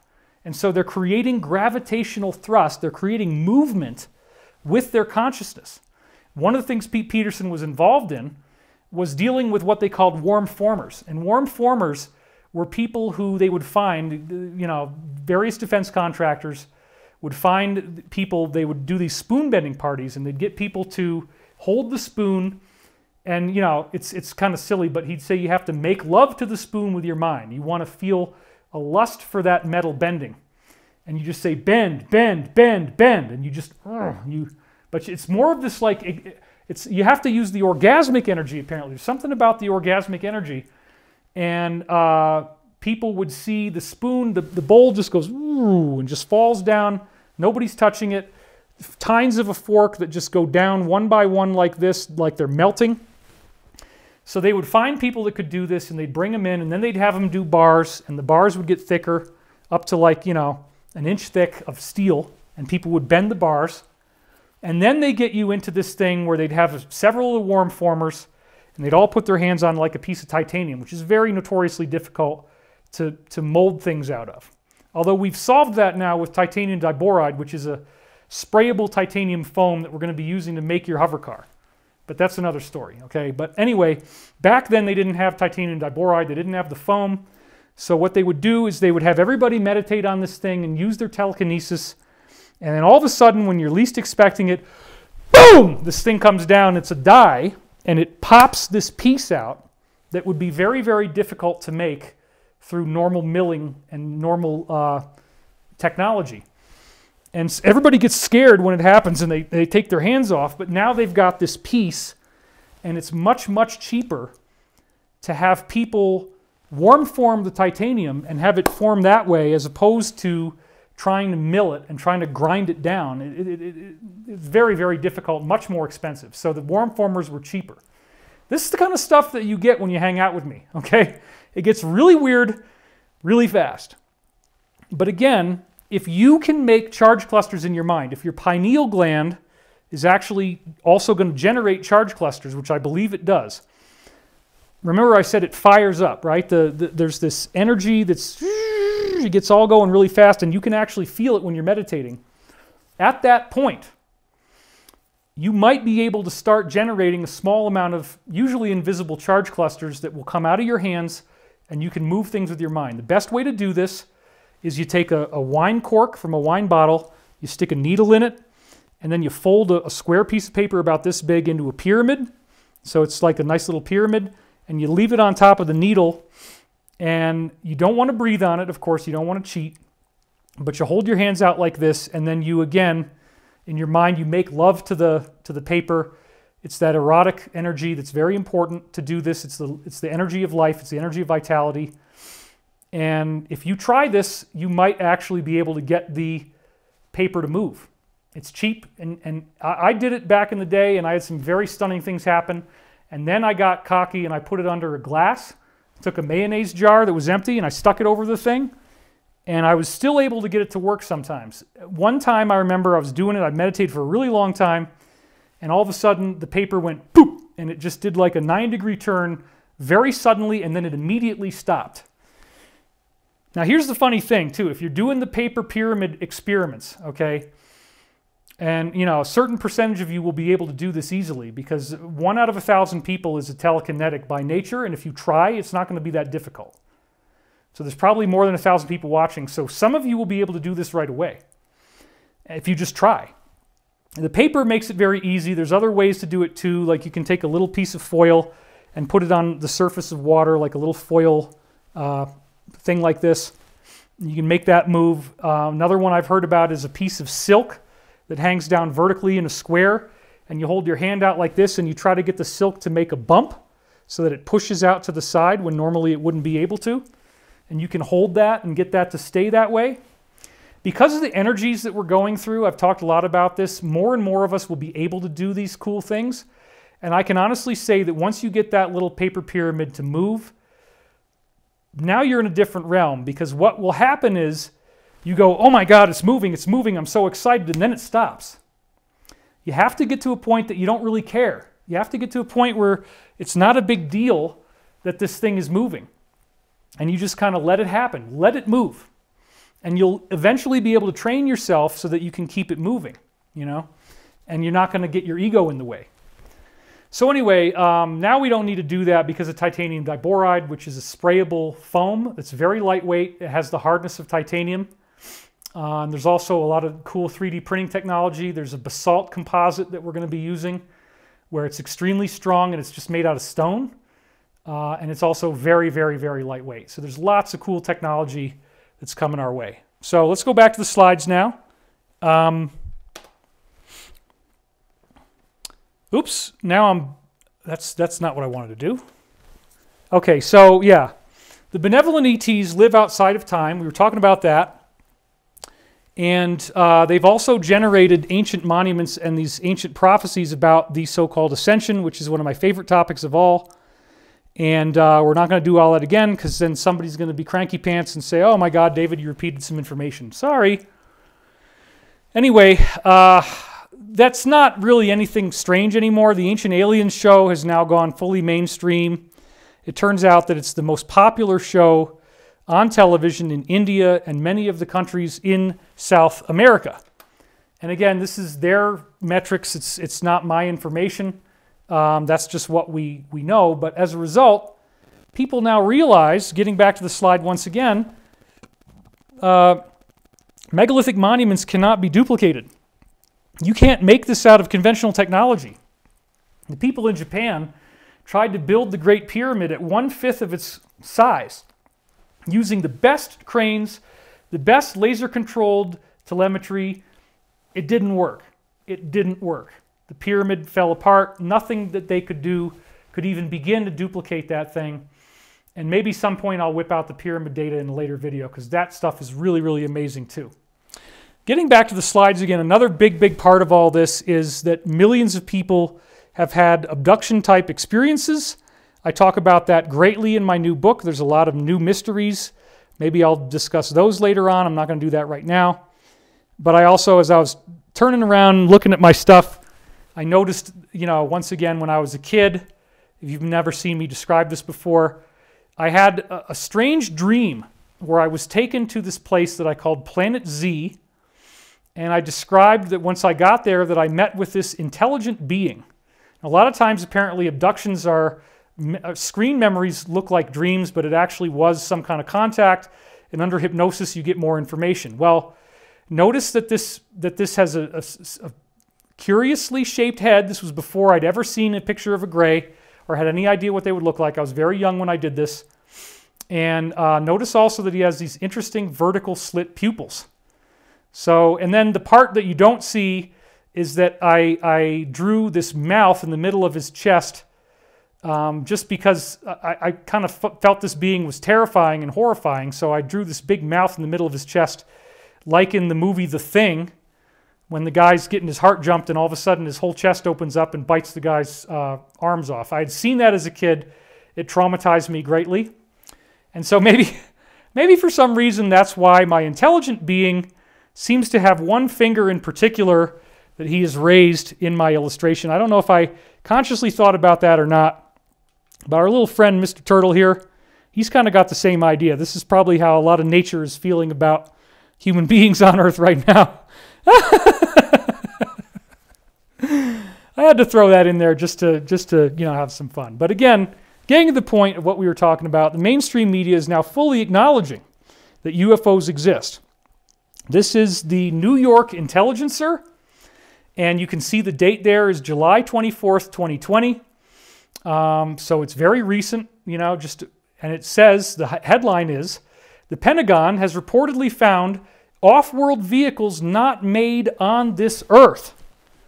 Well, holy smokes. I mean, this is really, really amazing because it's official. It's out there in the news. It's not a superstition anymore.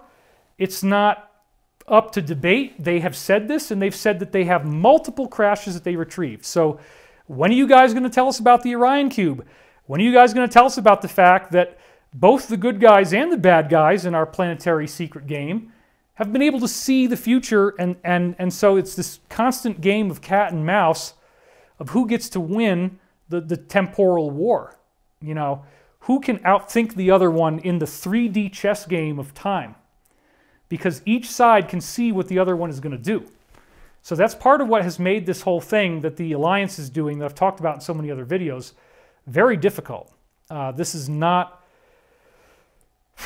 It's a very difficult thing. There's apparently over 100,000 sealed indictments that are all going to be unsealed. Most of that will probably be after November or sometime maybe in the middle of November. We're going to get some of them before, I think. It's sure looking like it.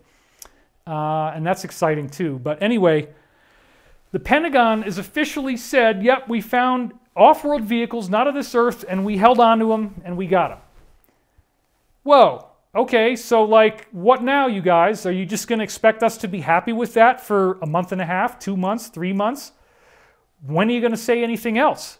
Okay, so you have them. Let's see one. And they talk about in here that they have materials from the thing, and that the materials have been determined to be of non-earthly origin. They have unusual properties and all this stuff. So you'd think that this is a very sober, you know, reassuring type of article, but then let's look at the picture that they paired up with it, okay? Check this out. So here's this woman wearing these sunglasses. I believe. And there's this creepy gray there in the background. And let's read a little bit from this, because this is pretty fascinating. Oops, I was going to take the quote, and that's right, I ran out of time. The other thing I ran out of time for was to talk about this, which is, if we go back here, there's George Norrie. Okay, somebody dressed up as George Norrie. It's absolutely hilarious. And so even when they're telling you the truth, they still have to embed it in a bullshit sandwich. I guess I shouldn't have said that either. I'm sorry, everybody. So this is the moment I've waited oh, I do have it. Okay, this is the moment I've waited my entire life for, or so I thought. But everything else is so depressing, it's like, really? Okay, so there she is up close, and here's George. Okay, so there's the analog, and then here is the real thing. See the magic of technology, how I can do that? And then what's up with the hand? I think that I think this person had an alien hand with 3 fingers, if you look at the hand carefully. So George Norrie has a dark and disturbing secret in this character that this person created. All right, so now we're really going to get into the good stuff here. I don't want to take too much more of your time, because 7 to 8, 8 to 9, it's already 9:13 on the East Coast, and I don't want to keep you up all night. So my first high-level insider, who I actually got personal access to, was Daniel. And Daniel, actually, I began talking about him and his work in roughly 2000 and, I guess, 4 or 5.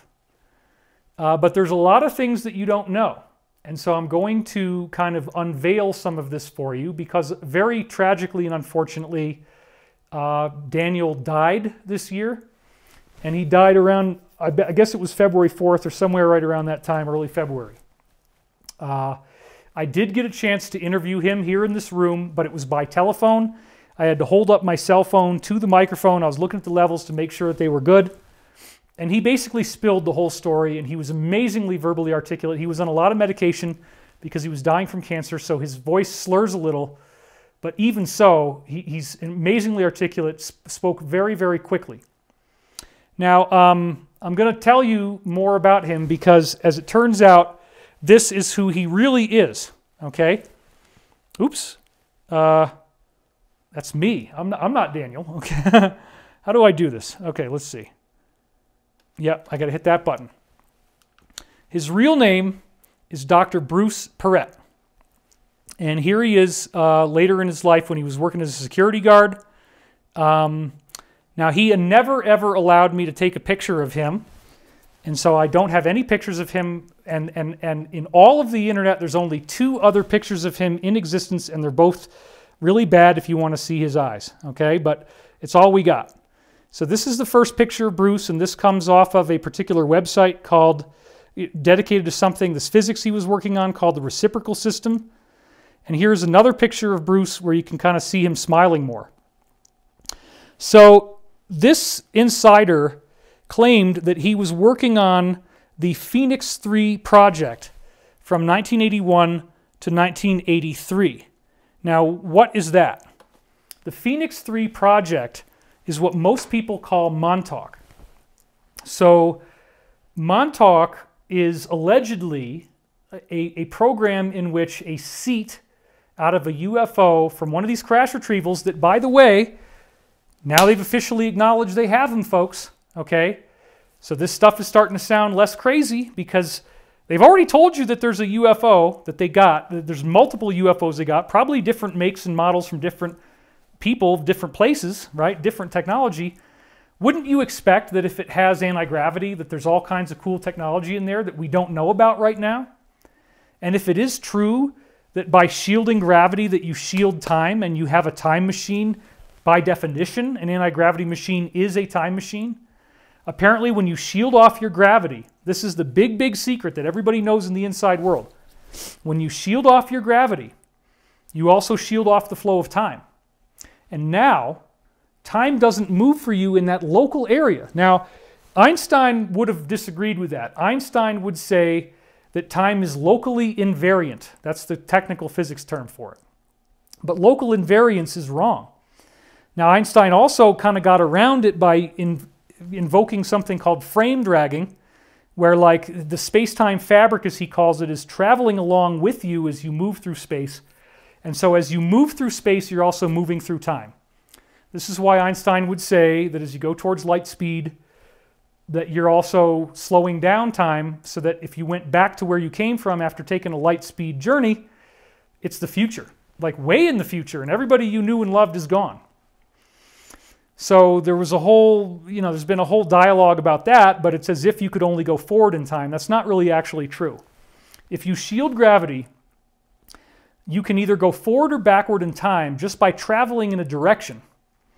And it has to do with if you travel ahead of where the Earth was when you left, you go into the future. And if you travel behind where the Earth was when you left, you go into the past. See, the Earth is revolving in a certain direction. If you travel ahead of that revolution and then you come back down, you arrive in the future. If you travel behind that revolution and you come back down, you arrive in the past. Another thing they apparently found as they got into this anti-gravity and they studied these machines is that there are these eddy currents in the flow of gravity that represent essentially different dimensions. In other words, dimensionalities are enfolded in the gravitational field. Higher dimensions, other dimensions, are inside gravity. And some of these dimensions actually have time flowing backwards. So you can change the vibratory rate of the anti-gravity that you're producing, and you can get into these different zones where you can go into different parts of time. Okay? I'm going to have a lot more to talk about this, but what Daniel revealed was that the first two books written by Preston Nichols and Peter Moon, called the Montauk Project, are 100% true. And the reason is that he actually worked for Preston Nichols at this Brookhaven National Labs in Long Island. Now the official Brookhaven location on the map is west of Montauk Point, but of course they have an underground tunnel system, and apparently the way they paid for this program was with German gold after World War II that they smuggled in with submarines that they still had, and that provided the collateral to do this thing. He said that it was run by Brookhaven National Labs. They're going to deny it. Okay, that's fine. But that's what he said. Brookhaven ran the program. Okay? Now, what did they do?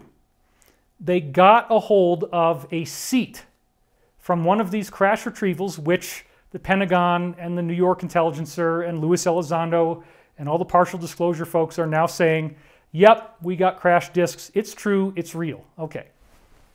We already talked about the Roswell Cube or the Orion Cube. You hold it in your hands, you think about something, and you see the hologram shows you where it is. And then a wormhole opens up in front of your ship. You fly through it and you go to that place. Now, Bruce, his real name is Bruce, or Daniel, we can call him either one. Bruce actually was hired there in 1981, and he didn't know what the hell was going on for a long time. It was very compartmentalized. So what happened was they handed him a series of waveforms, and they wanted him to build a computer that would generate the exact same sequence of waves at the same rate and frequency. And there's apparently like 200 waves. Well, eventually, he got to see that there was this big bundle about this big of fiber optic cables coming through the wall, and each of the fiber optic cables had a different one of these waves on it. Well, eventually, he was allowed to go into the room where the fiber optic cables were coming from, and they were all connected to a seat that looked very futuristic, and they told him that it came from a crashed extraterrestrial recovered disk. But that was later in the program. It turns out that all you have to do is have a person sit in the chair and then blank out their mind, and they had a whole elaborate protocol that they taught people how to do this, okay? Their name for it is the quiet point.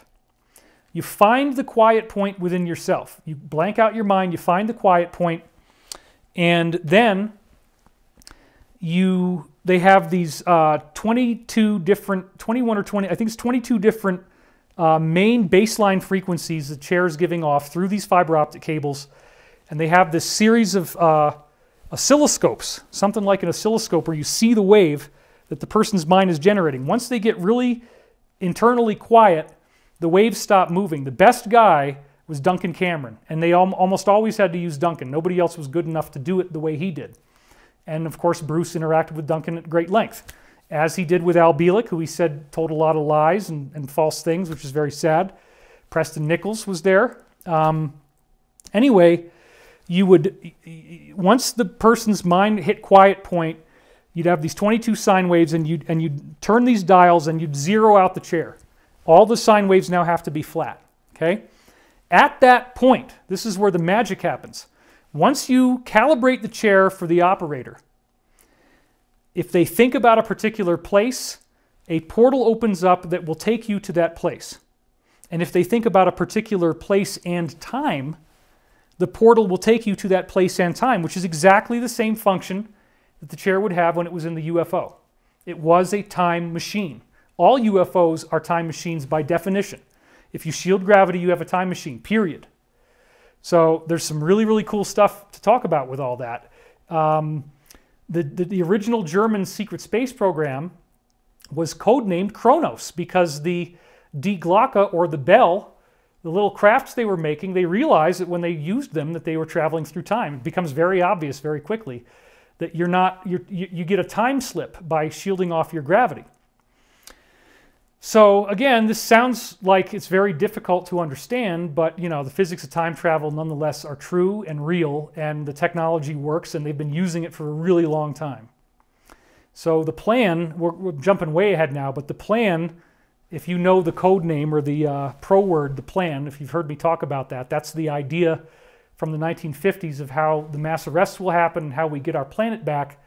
That apparently has been transmitted from our own future, where we in the military-industrial complex, we humans on Earth, however it was done, have been sending this thing back in time, the plans on how to do this, through these very, very unique quantum correlated devices, or QCDs, as I'm choosing to call them, the QCD. We're going to get more into that. Okay, so let's get into the Bruce story. The real story is that I was at L&L Research, and I was staying there with Jim McCarty and Carla Rucker, the people who did the Law of One, okay? And I'd lived there since March of 2003, I guess, or maybe February, because there was an event called the Homecoming. No, it was earlier than that, because the Homecoming event was in January, and so I actually basically didn't leave. I did the Homecoming, I went back to Virginia Beach, I packed up all my stuff, and I moved to Louisville, Kentucky. And I moved in with Jim and Carla, and I lived there for like a year, almost 2 years. Bruce showed up in December, and that's where, and he knew that the Law of One was the only thing that he'd ever read that seemed to articulate what he had learned in these programs. So that's where he first told me that he worked at Montauk, and I literally laughed in his face. I said, Montauk is BS, and I didn't say it that way. And I laughed in his face, a big belly laugh. I worked for Preston Nichols, it's true, you can laugh if you want to, but that was real, that book is real. I said, oh, come on, man, come on.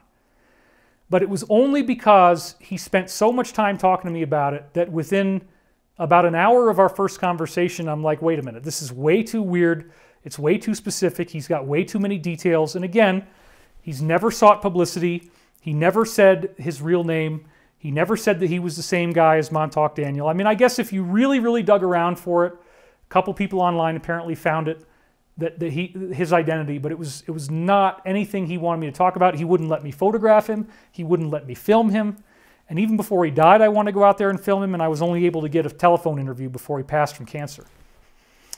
And I know why he passed from cancer, because when he lived with me, he cooked Spam all the time. He fried Spam. It smelled so bad. But that's another story. He didn't really have the most healthy lifestyle. A lot of these insiders get very damaged by what they've been through. So he was working at this place, and they're handing him these graphs, and they're saying, can you build a computer that makes these wavelengths? So at first, he did it digitally, but it didn't work. And they just said, no, you know, we're not getting the results we need. And at a certain point, what they eventually found out was that when you have a digital graph, it's always going to be like a stairwell. It goes in stair-step patterns. So you have the wave is actually going to look like this on a big level, but then on a tiny level it's going like this. 90-degree turns, because it's either a 1 or a 0.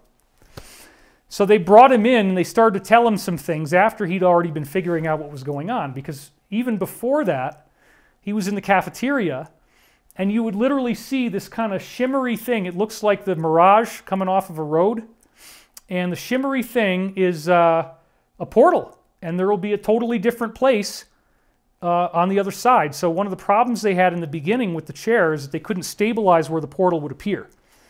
And so there were people that were not on a need-to-know basis, and they were in the cafeteria, and then Bruce started to notice that guys would just pick up their trays and walk over and walk away from the portal and then keep talking like nothing happened. The first way that he started to figure out what was going on is the janitor. It turns out that people were hanging out with the janitor, talking to the janitor at Montauk Point and at Brookhaven, because the two, again, were interconnected. And the janitor started to talk. So that's how Bruce originally learned what they were doing there. At some point, they brought him in and they said, we need to tell you what we're really doing because we can't figure out how to make this work. We want you to play these waves back accurately because these waves are coming out of a person's mind, and his name is Duncan Cameron, and this is how we're running a machine that opens up portals that let you go through space and time. Isn't that cool or what? Come on, I'll show you. Let's take a look. So that bundle of fiber optic cables, he got to see the other side of the room because they brought him into his room. He could touch the fiber optics and stuff while he was working. So he went into the other room, and the fiber optics went into the chair, and here's this guy, and then he sees the portal, and he sees somebody go through, and they close the door, and the portal closes, and then, time travel is happening. One of the things that the new briefings have revealed, which I didn't realize, and this is something Bruce wasn't privy to, is that very early in this process, starting in 1981, there was Phoenix 1, Phoenix 2, and Phoenix 3. So it took them a lot of work to get up to the point of getting that chair online so that it would actually function in its capacity. They needed an enormous power supply, huge power transformers, much greater than you'd expect.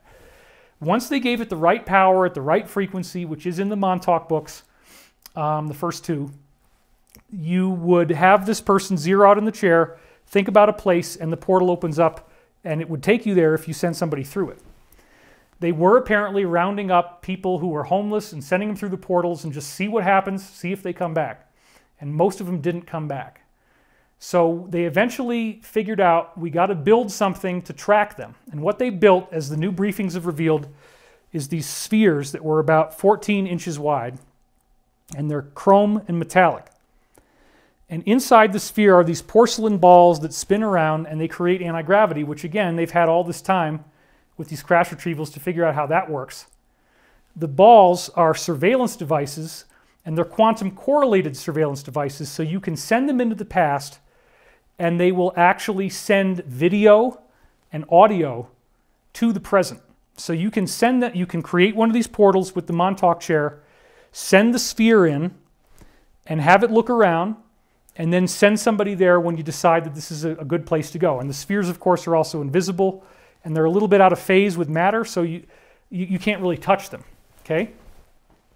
They also, let's talk about the quantum correlated device for a second. Time does not exist. Time is an illusion, and this becomes a very practical reality as you're studying how all this stuff works. So the way that time actually functions is that it's a flow contained in gravity, but it's not really there. Gravity is what makes it appear to be there. If you change the rate of the flow of gravity, you change the rate of time, and if you shield gravity, you go into this parallel reality where you can travel around, and as you travel through space, you're actually traveling through time. And so Bruce ended up studying this time travel thing. So here's the next thing I want to show you. This is really cool.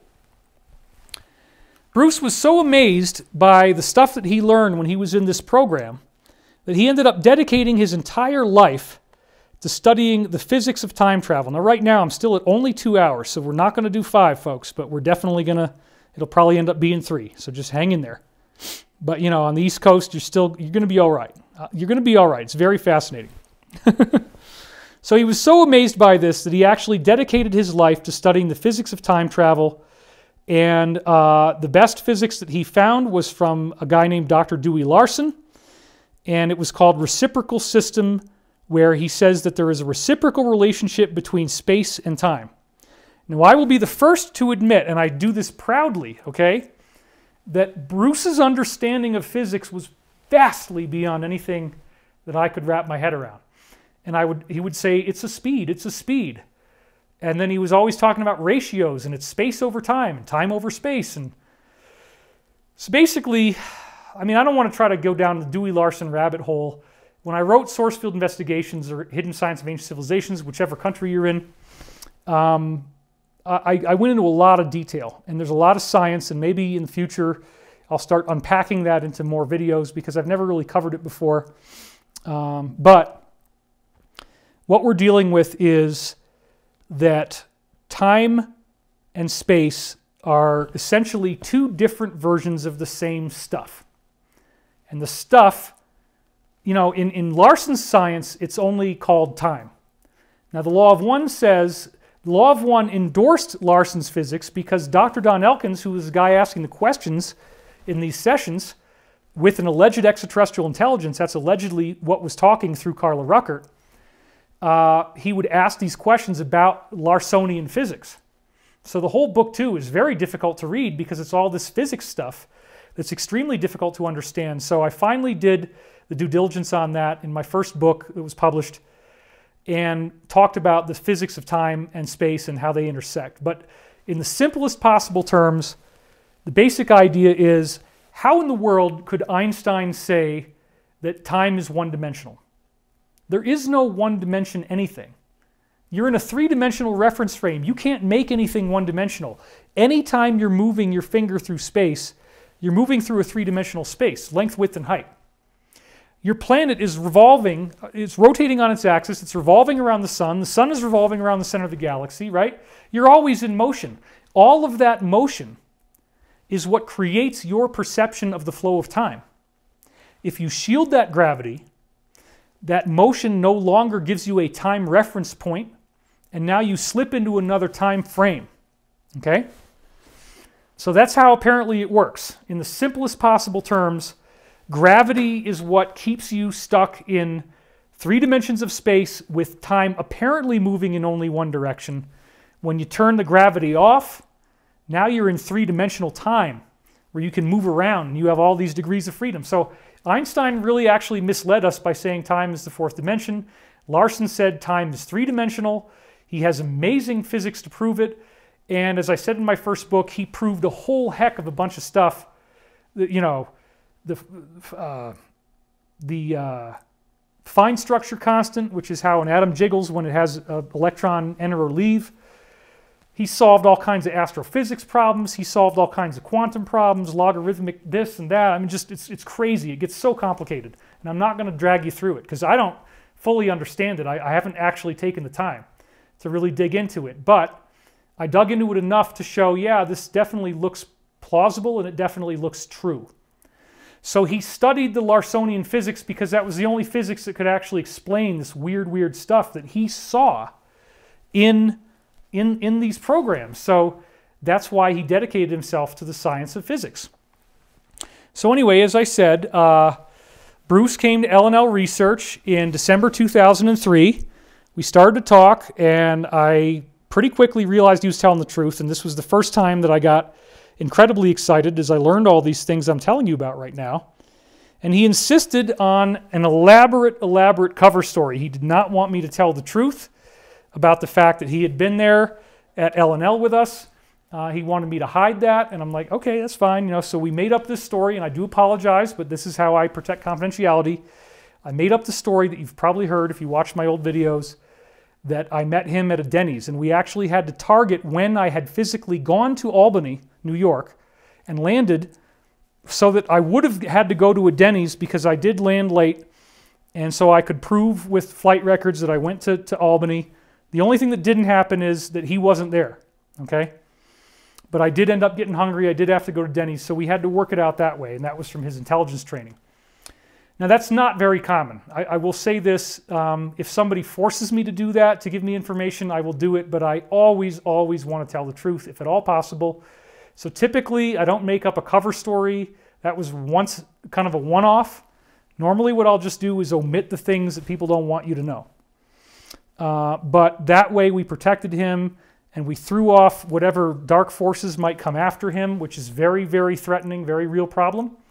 And then getting back to the slide again, we actually lived together from October 2004 to January 2006. I paid for everything because he was fascinating me so much that I didn't need money. I was like, you just keep talking and you keep telling me this stuff, and that's going to pay your way. So we actually moved in a little tiny sleepy town called Milton, Kentucky, which was only a mile and a half away from L&L Research's separate plot of land that they called Avalon. During this time, the whole period of time, I interviewed him hundreds of times about the Montauk Project. We spoke about this every day, and every evening we watched several episodes of television together. And the two main things that he wanted me to see were Stargate SG-1 and a show called Babylon 5, which, again, it's a little lame, it's a little boring, but there's a lot of stuff in there that he claimed was true. He said that the extraterrestrials in the show are wrong, they don't look like that, but that the basic, whoever this guy was that did Babylon 5, and I forget his name off the top of my head, but that he obviously knew some really strange stuff. So like the Vorlons, when they're walking around with their masks, those appear to be the Draco reptilians. A lot of really strange stuff about bases where extraterrestrials get together, politics between different races, and apparently Babylon 5 was used to allow a ton of disclosure to come through. And so the other thing, of course, Stargate SG-1, going back to the slide again, both of these shows were just chock full of disclosure. Now, one of the things that he talked about with Babylon 5 that was the most fascinating to me was something that he called the Psi-Core. Now, we were never entirely clear as to whether he knew that they were called the Psi-Core or whether he made that term up. It does appear that that's what it was called, but this is another one of these really, really incredible stories because, you know, the Psi-Core, so he claimed that first of all, when he was at the base, they came up to him at one point and they started talking about, you know, white supremacy, Nazi ideology, and he wasn't into it. And if he had been, he found out later, if he had been, oh yeah, that sounds great, you know, they would have recruited him into a program that taught those kind of racist, horrible things. Another time that they came up to him and a similar kind of thing, they started talking to him about ESP. Have you had psychic experiences? Have you ever, you know, thought about somebody and then they called you on the phone right afterwards or something like that? And you, yeah, I've had all that kind of stuff. And they said, well, here's the thing. Take this card, come to this room, 9 o'clock, Wednesday night. We're going to pay for it. You're going to get a training, if you want to have it, training in how to be more psychic. We're going to bring you in. We're going to teach you these really, really cool things because ultimately, what do they need? They needed people to operate the chair, and they have to train you to be psychic so that you can use the chair, okay? So the first thing that happened was that he had this interview where he sat down with this man, and the man is having a seemingly ordinary conversation with him. And it's going to take a little explanation to get to this, but the man, at the same time that there's an ordinary conversation, the man is a very trained psychic, and he is psychically attacking Bruce in his mind. Now, if you don't actually, so the interview appears to be normal, all the real stuff is going on in the psychic plane. The only way you pass and they let you into the program is if in the middle of this, you start touching your head. What are you doing? What are you doing? You know, you start yelling and really freaking out. Like, you're doing something to my head. Stop. What are you doing? Stop. Okay, if that's what happens, congratulations, you passed. Because this guy is psychically attacking you. He's actually hurting you. And apparently when you get the training that they provide, this is what happens. So they can attack other people.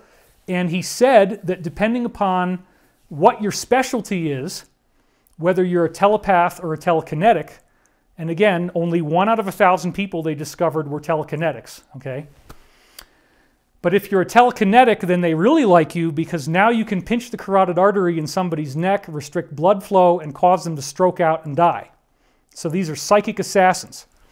If you're a telepath, they want to get you to do remote influencing, where if you are a successful graduate, that you could remote influence somebody to hurt themselves or kill themselves.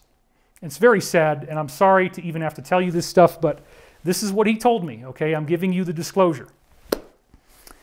So, they always have pro words. They don't want you to know what's really going on. So the pro words were teeps and teeks. So if you hear somebody talking and they say teeps and teeks, you don't know what the heck they're talking about. A teep is a telepath, and a teek is a telekinetic for TP, telepathy, and TK, telekinetic. Now what they would do is they would actually rank you in terms of how psychic you are on a scale that starts with a P0 through a P10. Now, the P scale actually is something that you can develop. So they had these special exercises that they trained people in to help them develop their psychic ability. The main exercise that you had to do the most often was lots and lots of meditation.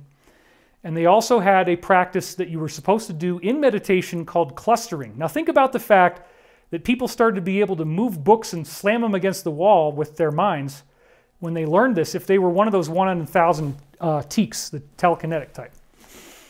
So otherwise, if you're a teep and you're one of those other 999, you're never going to be able to do telekinesis, unfortunately. Because that would be fun. I mean, I would use it benevolently, but yeah, it would be really cool to be able to do that. So anyway, clustering means that when you're meditating, that you think about certain things and then you associate, you find the things that you have an emotional charge for. So they might actually do this in an exercise with you where they sit down and then they say, okay, you know, how do you feel about a spoon? Well, Danny and Brinkley probably doesn't want me to tell people this, but he watched somebody get killed with a spoon, so he doesn't like spoons at all. You can't even, and I forgot this a couple times when we were having dinner with him. He doesn't want to have a spoon around. Sorry, Danny, sorry. Sorry, Uncle Mama. But, so yeah, so like let's say you have an emotional charge around a spoon. Then they say, okay, if you have an emotional charge around the spoon, what else does it make you think of? Well, the spoon makes me think of da-da-da-da. Well, what else does that make you think of? Well, that makes me think of da-da-da-da. So they would do this thing called clustering where you have to analyze everything in your life that has an emotional charge and then find out what it's associated with and then what's that associated with and what's that associated with. And what they found was that everything clusters down to birth trauma and parent trauma. Everything basically comes back to that you as a child think that your parents are God and God has abandoned you when they start saying no and you can't have that spoon anymore. They don't want to let you feed yourself. They take the spoon away. So ultimately the spoon is this emotional charge because they wouldn't feed you and they said no and you start crying and eventually you'll remember that.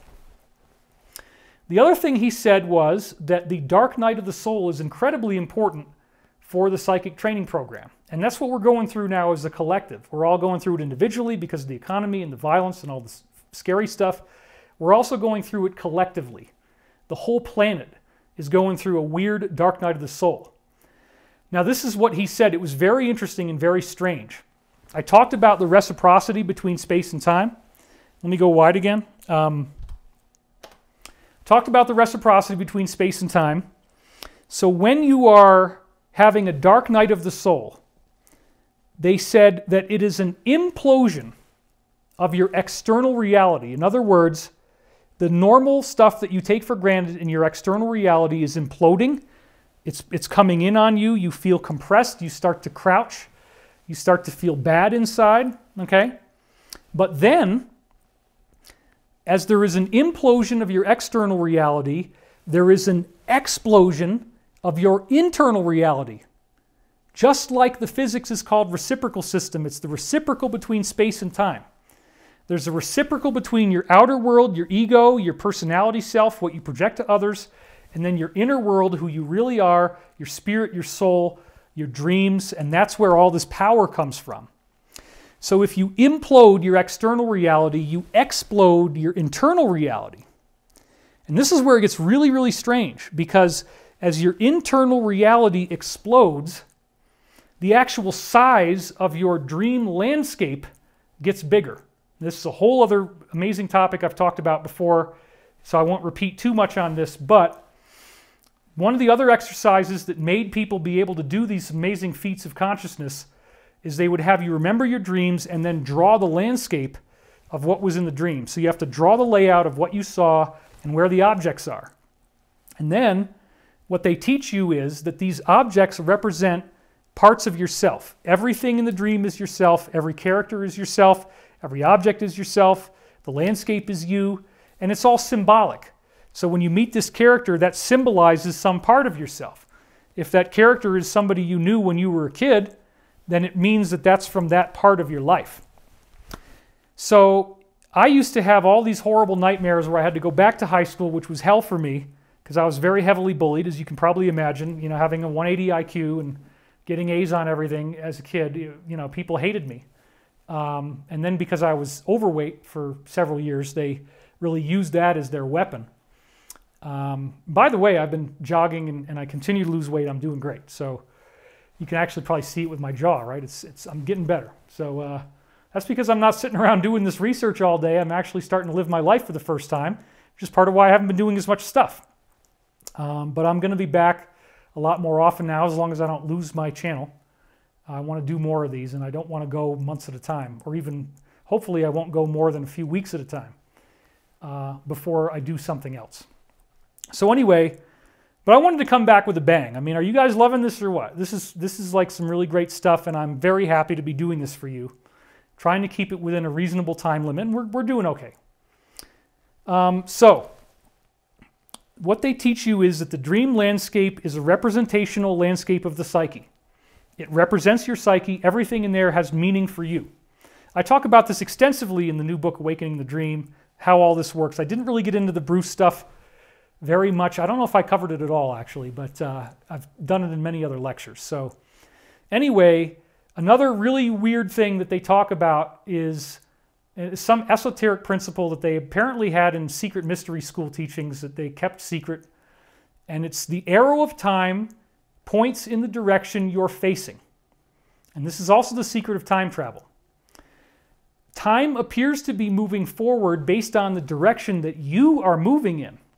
So your dream landscape might just be this little box, and you got little objects in the box that you draw, and when you go to these dreams, the objects won't be the same, but they'll be in the same location. That's what's so weird. The landscape stays the same, the objects have the same symbolic meaning, and as you have more of these dreams, the objects will show you different versions of the same symbols. And then in the dream, you travel through the landscape, and the arrow of time travels in the direction that you're facing. So as you walk through the landscape, you eventually come back to the beginning. That's a cycle, right? That's a cycle that you go through. But it appears now that you've gone back to the beginning that because you're facing this way, the arrow of time is still pointing ahead. So it's still the future. You don't realize that you've traveled back to the same spiritual lesson that you needed to learn before. So the psychic training program was very big on using your dreams, remembering your dreams, understanding what they're meaning, and applying it to yourself. And then you have the dark night of the soul at some point. And when you have the dark night of the soul, you get the implosion of your external reality and the explosion of your dream landscape. Now, the dream landscape actually gets bigger in size. This is what they taught him. We talked about this for many, many hours. The dream landscape gets bigger in size, and there's new objects that weren't there before, and they represent new potentials in your soul that you didn't have before. Now you can walk through it in all different ways, and again, the arrow of time is pointing in the direction you're facing. Now, this actually did happen to me, and it blew me away, because I've been writing my dreams down for 28 years as of September 21st. So, yeah, happy anniversary. It's coming up really soon. 28 years I've been doing this stuff. So when I started to really get spiritual growth under my belt, I used to always have to go to high school. And now the high school got much, much, much bigger. And so my locker's over here, but now I got to walk way the heck down this hallway, and there's all these other cool things going on. So I had personal experience that told me that this was true. Another thing that they really insisted that you do is called inverse calisthenics. Okay? Now what does that mean? Inverse calisthenics means that you have to do sit-ups hanging upside down. Now again, please, if you have any medical issues, you gotta be very gentle. Don't take a sudden risk and just flip upside down, because it can really make blood flow to your head. But there are these inverters that you have that are pretty safe if you do it carefully. And then you dangle upside down and you do sit-ups. And I've been doing this. I have an inverter at home. I'm not doing it here, but when I was home, and you want to go up nice and slow, just a nice slow burn, and you just go up there. Now what they said was that your pineal gland starts to have a much greater amount of blood flowing through it because of the calisthenics, and the more blood goes through your pineal gland, the more psychic you are. Now here's the one other thing that he said that, and I'm just giving it all to you. I'm not selling this. It's all free. But here it is. Okay, vegans are going to hate me, but they always gave these guys the best steaks, because apparently if you have really nicely grown organic meat, and especially if it's only been 5 days or less since it was quote-unquote harvested, at that point, when you're eating that, apparently your psychic ability increases very dramatically. The very likely reason for that is the activator X that's in those things, which Dr. Weston Price, again, if you've heard me talk about that, a dentist who went to all these blue zones where people had never gotten Western food and they were eating traditional food, and they didn't have there was less than 1 cavity per 1,000 teeth. Everybody had perfect teeth, no heart disease, no diabetes, no cancer. Everybody's healthy, everybody's psychic. So if you don't want to eat meat, you can get the activator X by using things like butter oil or ghee, especially if the cows are feeding on organic grass that grows at a fast speed. So you can get it with organic butter oil, and you can also get it by eating eggs that have dark orange yolks.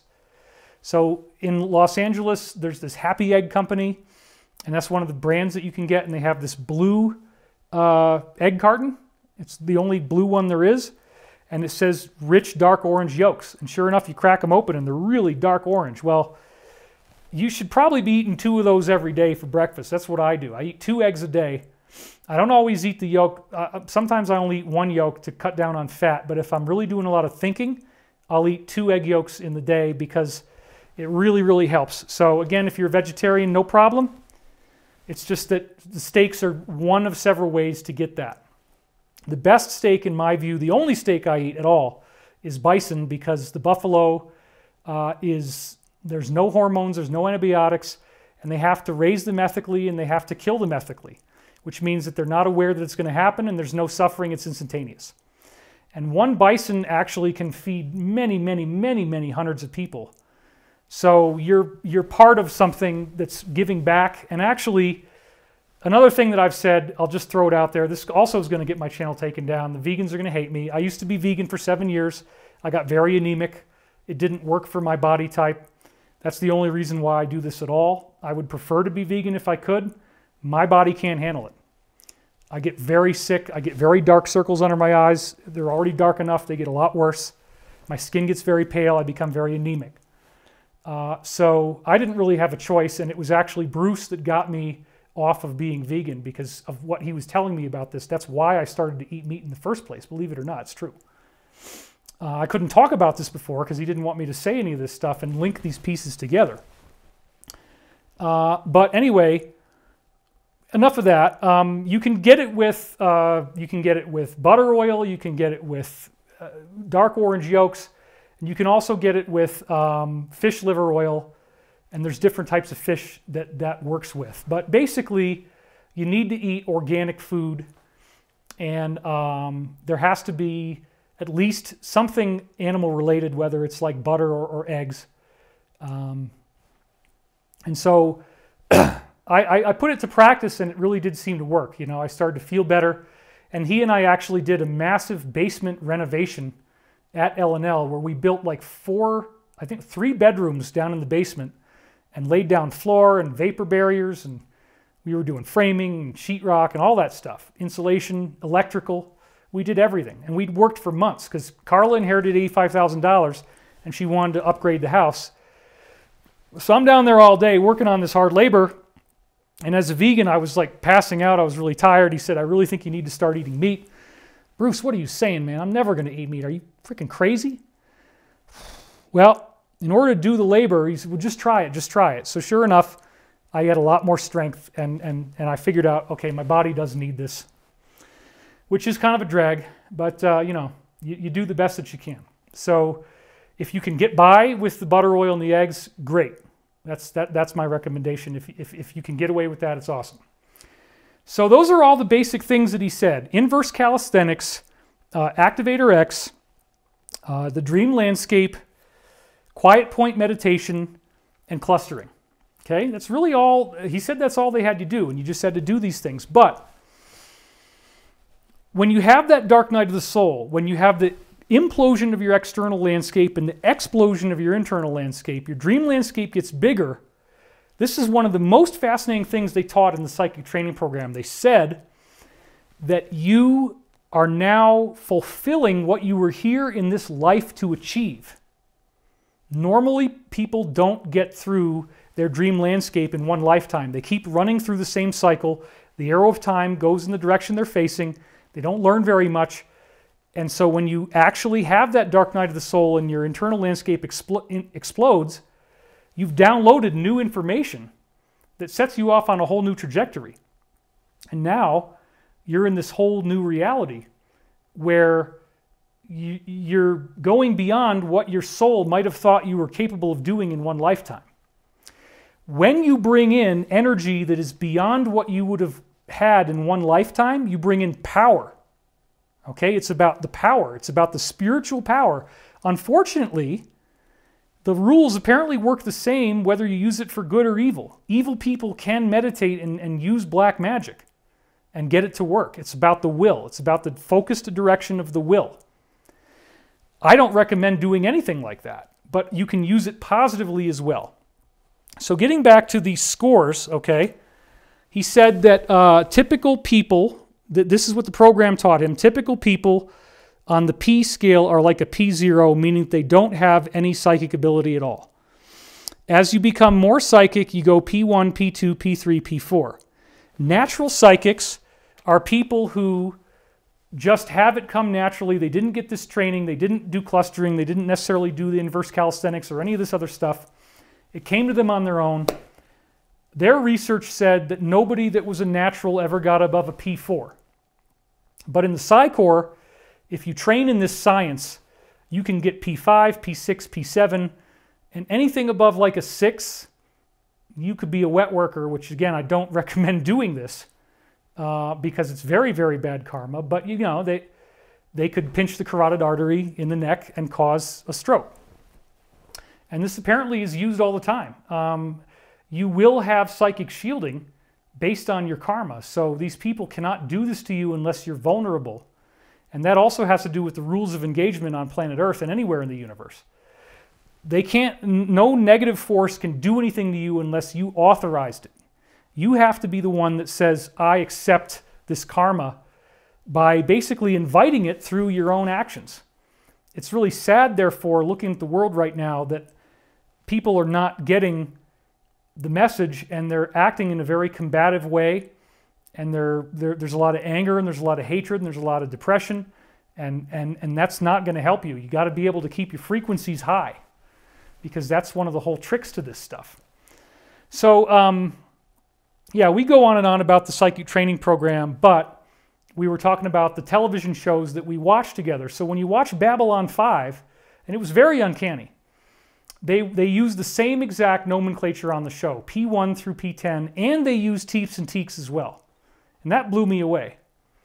Another example of this was, apparently he said at one point that when you're on the chair and you're looking into the past, that there's a way to do like a mind's eye view of it where you're looking at it without going, and that created a little orb that some people could see.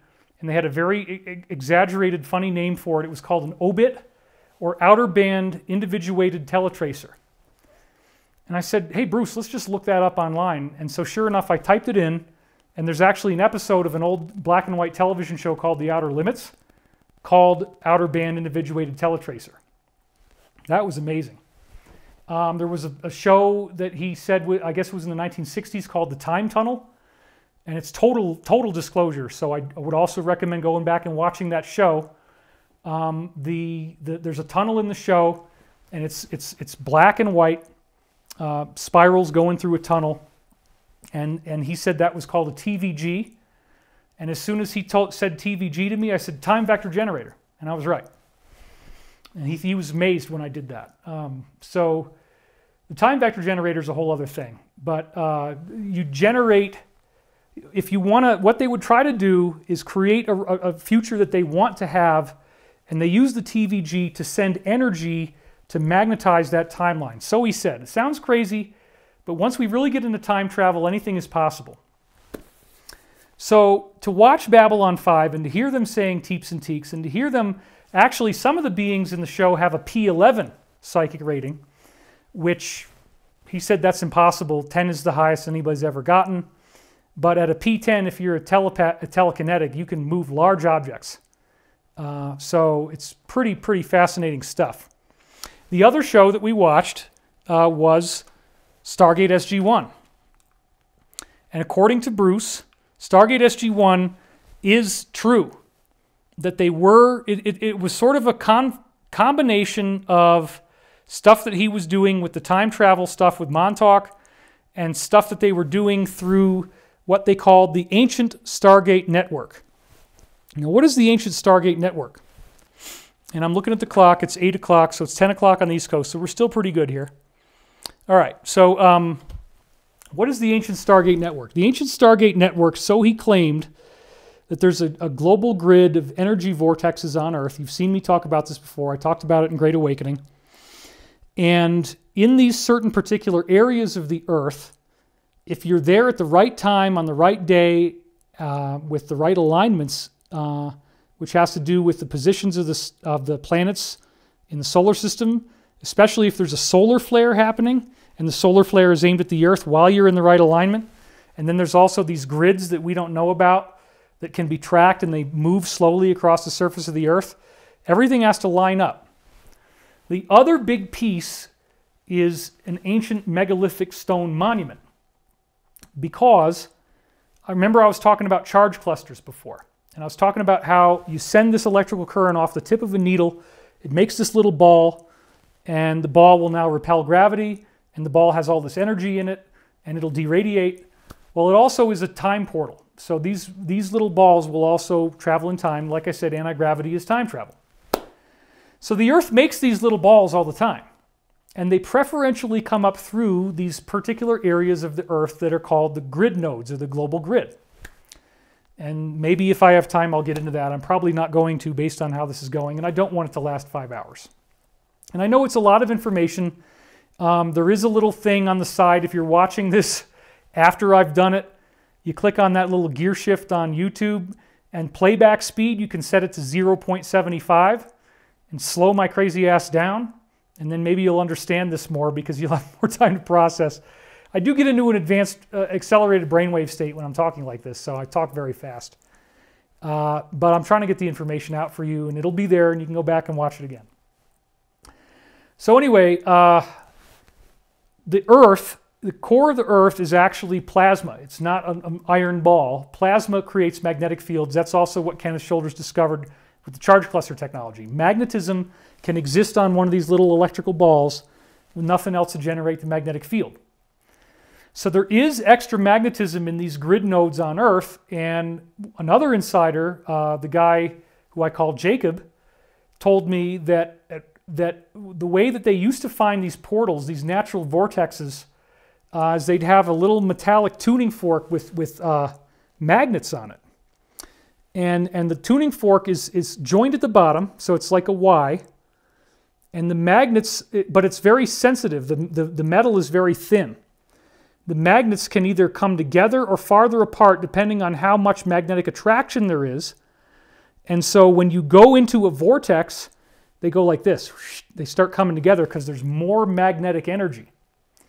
So when you have a geomagnetic anomaly, when you have extra magnetism in a particular area of the Earth, you get the possibility that these little guys from inside the Earth's center, these little balls that are, again, like the Terletsky quadrigae, where gravity turns into electromagnetism and it shields time, and so you get all this funny stuff. Really amazing book, by the way, by Jenny Randles called Time Storms, where she describes people encountering these orbs and having time shifts, where like you're like somebody's smoking a cigarette and their hand is moving slow and the smoke is moving too slow, and then other people's voices sound like, you know, that kind of stuff. These things happen naturally, and people sometimes get portaled through time, you know, in quite natural ways. Apparently you can detect that with these little magnetic tuning forks. The magnets come together more, and oh, there we go, there's one. So the stone monuments, actually, because of the nature of matter, the nature of reality, the pyramid functions like a funnel. And I've talked about this extensively. Gravitation has a spin to it. That's the big secret. The spin is where the dimensions are hidden. The spin is where time is powered from. And the spin is what you have to use for consciousness. Spin is the field of consciousness, actually. Gravitational spin is the secret to consciousness, biological life. That's all the Russian science that I've been talking about since the late 1990s, when I started to learn about this through academic research. Anyway, when these bubbles come up from inside the Earth, you can capture them inside a pyramid or a stone circle like Stonehenge. And that's why in the 1970s at Stonehenge, there was a group of hippies tenting and camping inside Stonehenge. And the farmer didn't like that, and so he called the cops. And the farmer and the police were walking towards Stonehenge. They see lightning hit the stones. It starts glowing blue inside. The kids start screaming. It goes to blinding white light in a bubble, a half bubble that covered the whole area of Stonehenge. And then it went, and then there was nobody left inside Stonehenge, and there was only smoldering tent pegs, smoke coming off of them where their tents were, and everybody was gone. That's an example of Stonehenge getting activated for its intended purpose. It's built on the grid. A bubble comes up from inside the Earth. It's a time bubble, and you can travel through time with it if you can capture it, so the stones capture the bubbles, suck them in, and if you have the right alignment, you could actually get the portals to work. Now, usually, people on Earth were not using these to travel anywhere. What would happen is that there were ceremonial dates that they were told to come to those locations, and they would all pray because their consciousness would make it work better and attract these bubbles. The ETs then portal in. And you meet with them, and they talk to you, and they teach you things, and they tell you when to come back, and then they leave. Because for them, this is just another way to do time travel. And when I was talking about, you know, all of these different military bases where they have time portals that they're actually using right now in classified programs, they're all located on the grid. So when you look at the grid nodes, where these nodes are on the Earth's geomagnetic grid, there's almost always going to be a military base there, because you can't just time travel anywhere. You got to have the right kind of stuff. If you have the right technology, though, you don't need to wait for an alignment. You can pretty much do it whenever you want. But you can't just travel through a portal anywhere you want. You have to be in the right area. And that's one of the things apparently we're going to learn, where there's these plasma filaments that go through the universe. And that's the first time I said Plasma filaments go through the universe, and you can portal into them and travel much faster than the speed of light, because light is not actually a barrier that we can't get beyond. When you go into these wormholes, traversable wormholes, this stuff does work. And again, you can travel through space and time.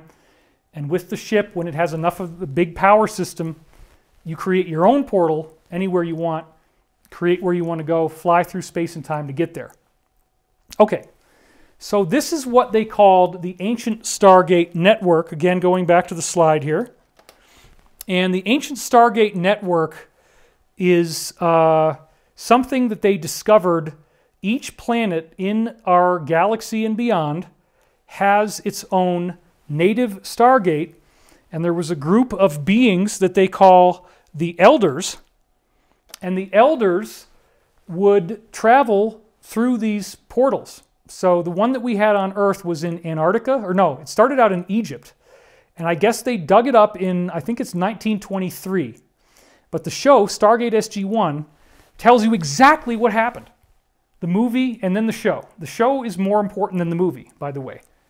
The show has tons and tons of stuff. Bruce and I watched all of them, all the way through.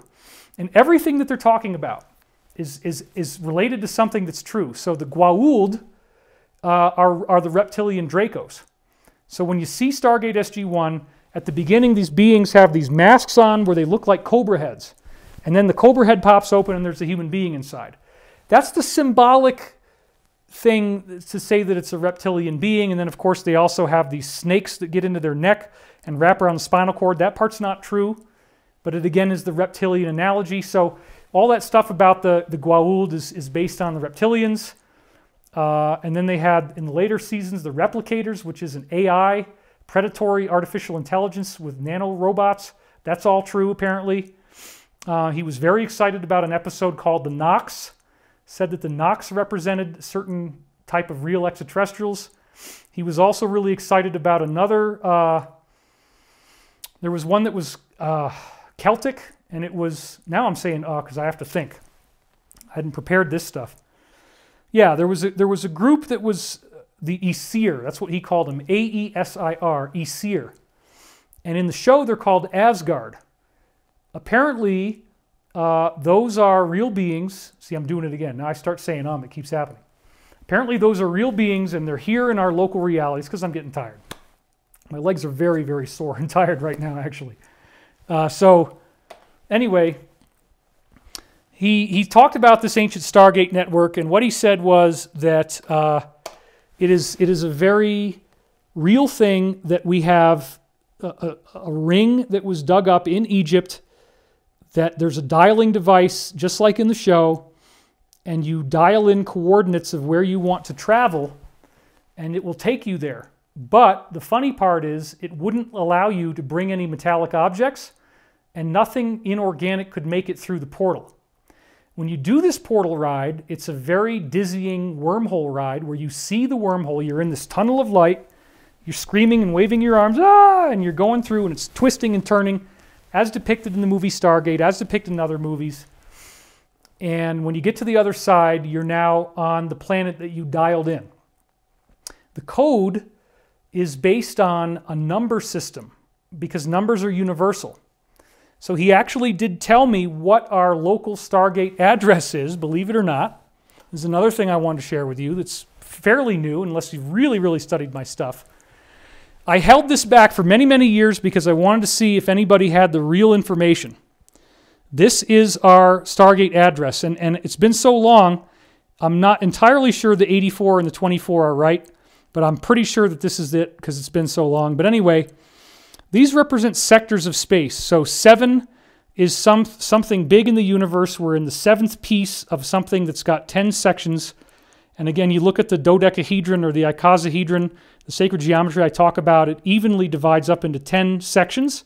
That apparently is what this is. So we're in section 7, section 5, section 3, then section 84, which is going to be 1 out of 100, section 70. Now, the 606 is actually Earth's local address.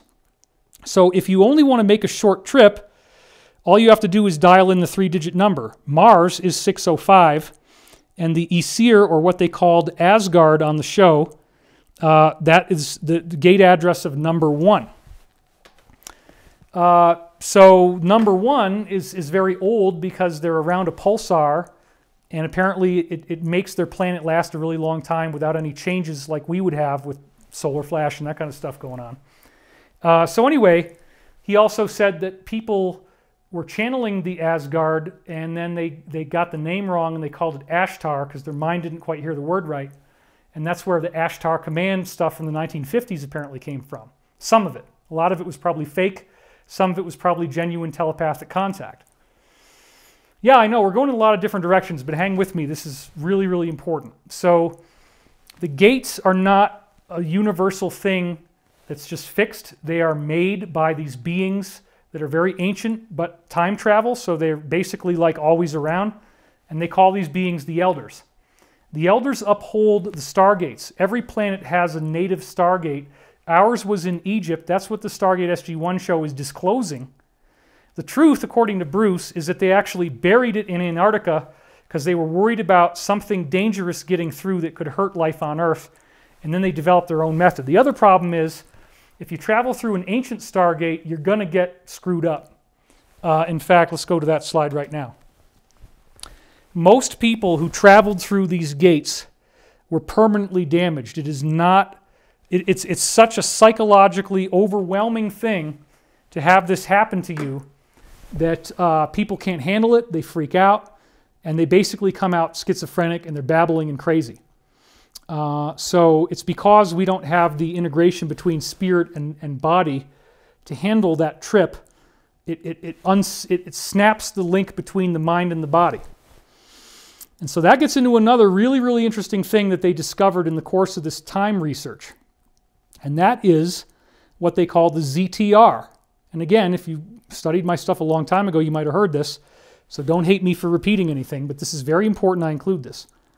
The ZTR is the linkage between your soul and your body. And that linkage normally occurs at the time that you were born. Your soul and your body are one. So when they tell you to meditate and go back to your quiet point, and they tell you to cluster, and as you cluster down, you get down to where your parents were and the trauma that your parents gave you because you saw them as God. When you resolve that trauma, when you can forgive your parents, you can go back to, psychologically and spiritually, you can dial it back to the moment you were conceived, where you have your zero time reference. This is where your soul and your body are one. You have to go back there to be able to do any of this advanced psychic stuff that they teach you in the training programs. Okay? You have to be able to go back to your ZTR, which means you have to deal with your childhood trauma. If you don't, you're not going to make it.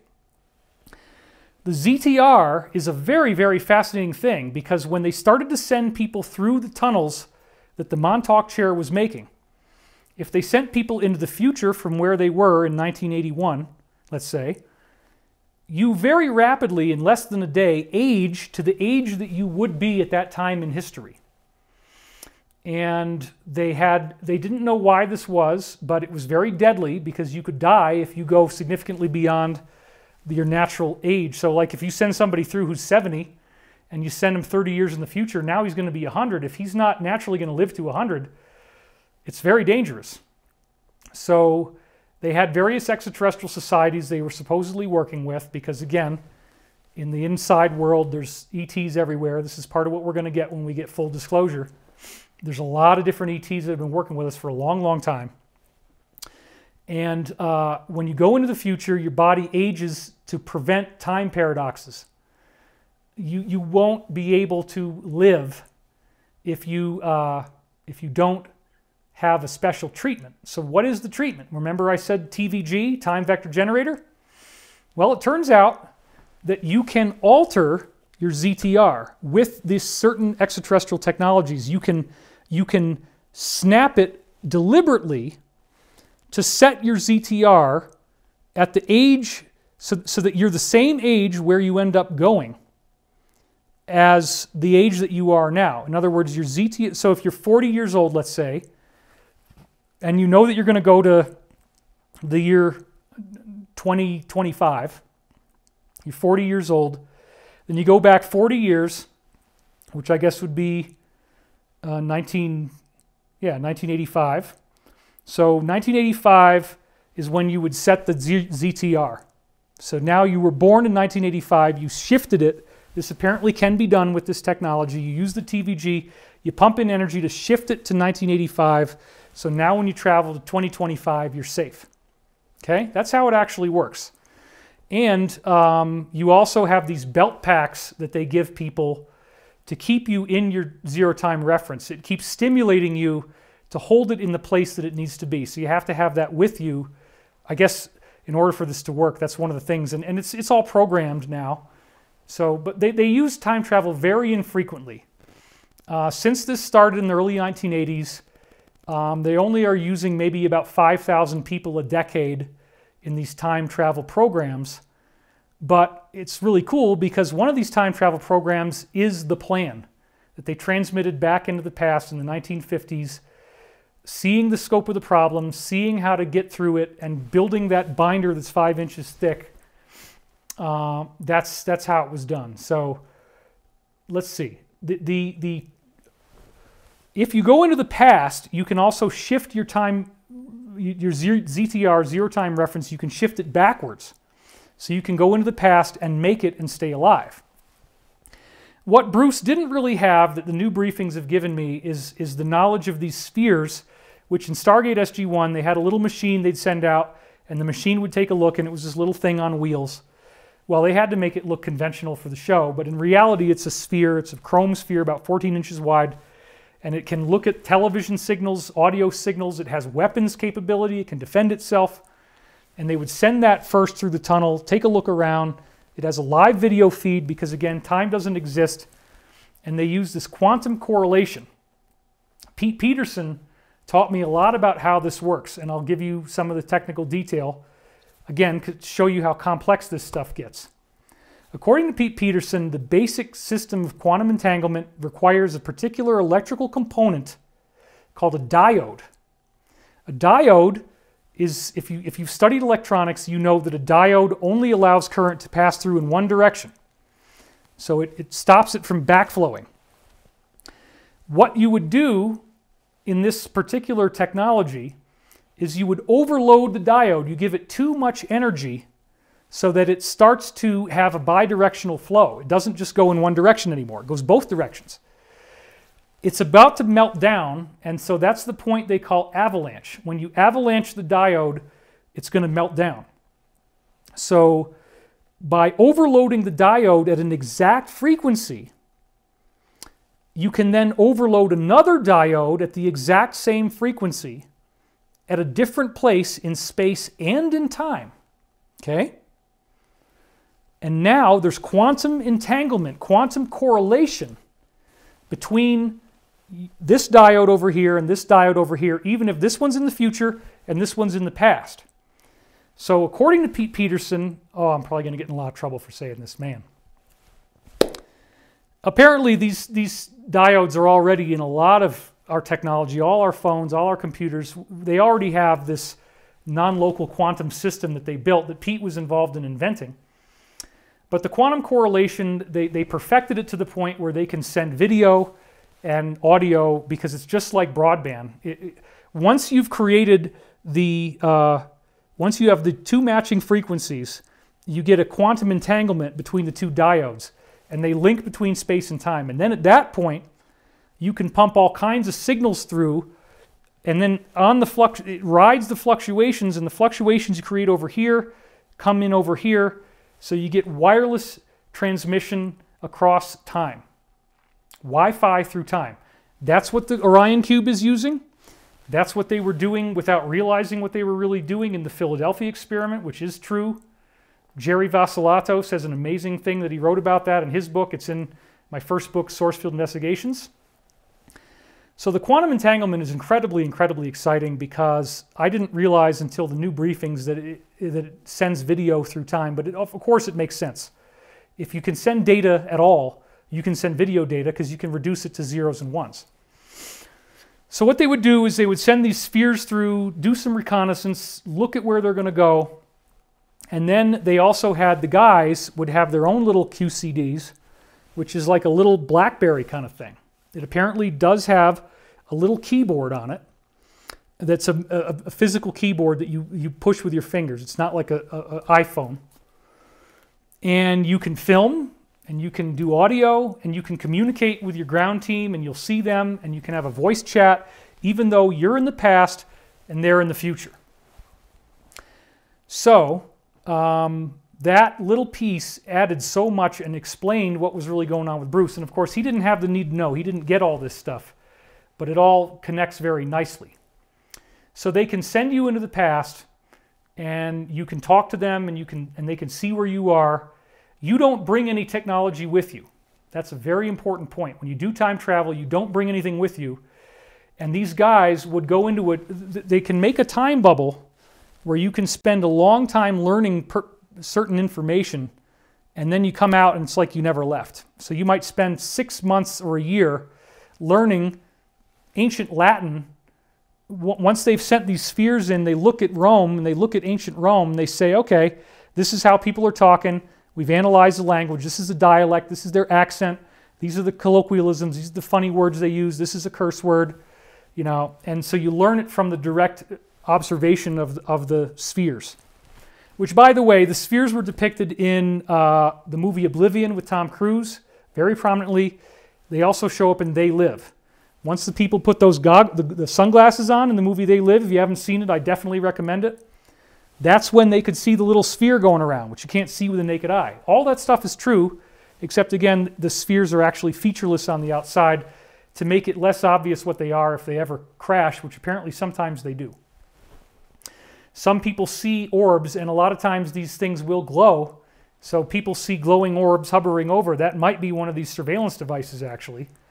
And again, in this world, time doesn't really exist, and the extraterrestrials have mastered this eons ago, and we get the technology. So apparently the main thing that they started to do with these time travel programs, this is one of the most fascinating things I just learned about. If someone in the past, which we think is the past, right? We think it's old stuff. If someone in the past finds an extraterrestrial device that is a time travel device where you hold on to these two things, or a lot of times it's a handheld thing, you hold on to it and you think about where you want to go and it creates a portal and you walk through and it takes you there. A lot of different beings have come and gone on Earth, and because in their world time travel is very ordinary, maybe they dropped one or something and they left it behind. These guys were always going around scanning, trying to figure out if anybody could find these. Now, why does that matter? Let's say this guy in ancient Rome finds one of these devices. Let's say that he starts using it and he figures out what to do. That guy can change our reality. That guy can screw our entire timeline, because he could start going around just like in Bill and Ted's Excellent Adventure, or just like we saw in Doctor Who with the TARDIS. You can go around, you can alter things, you can change events, and then time gets screwed up. And it's actually very, very dangerous, because the past isn't really the past. You grab this machine, and now you're traveling through time. And you can alter our reality.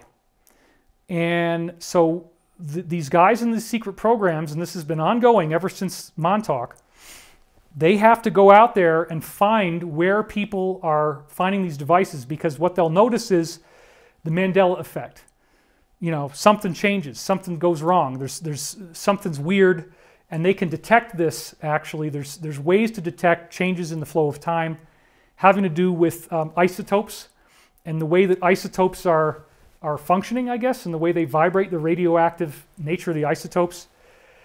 They can detect fluctuations in the physics of our reality and the energy, and then they can actually detect where in time that might have happened. They send the little spheres through. So this is the other thing I didn't know about time travel that's very exciting. When they send these teams through, what they're doing is they train them in a language so that they give them the clothes. They create the portal, which again was probably based off of the Montauk research, very likely. They send you back in time, and once you get there, you have to figure out where in time you are. And so your little QCD device, your little pager thing, has all this cool technology in it, where you detect things like the radioactive emissions from the sun, the decay rate of radioactive isotopes that naturally exist in the atmosphere, the electromagnetic field, the gravitational strength, all these very particular things which allow them fairly, and they also will look at the stars and look at the positions of the stars, and they could be there for a couple of years. They create something called a hub.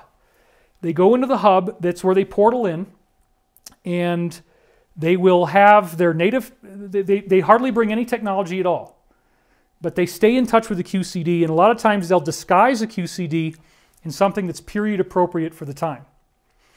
They cannot screw around at all. All they'll usually do is go find the guy.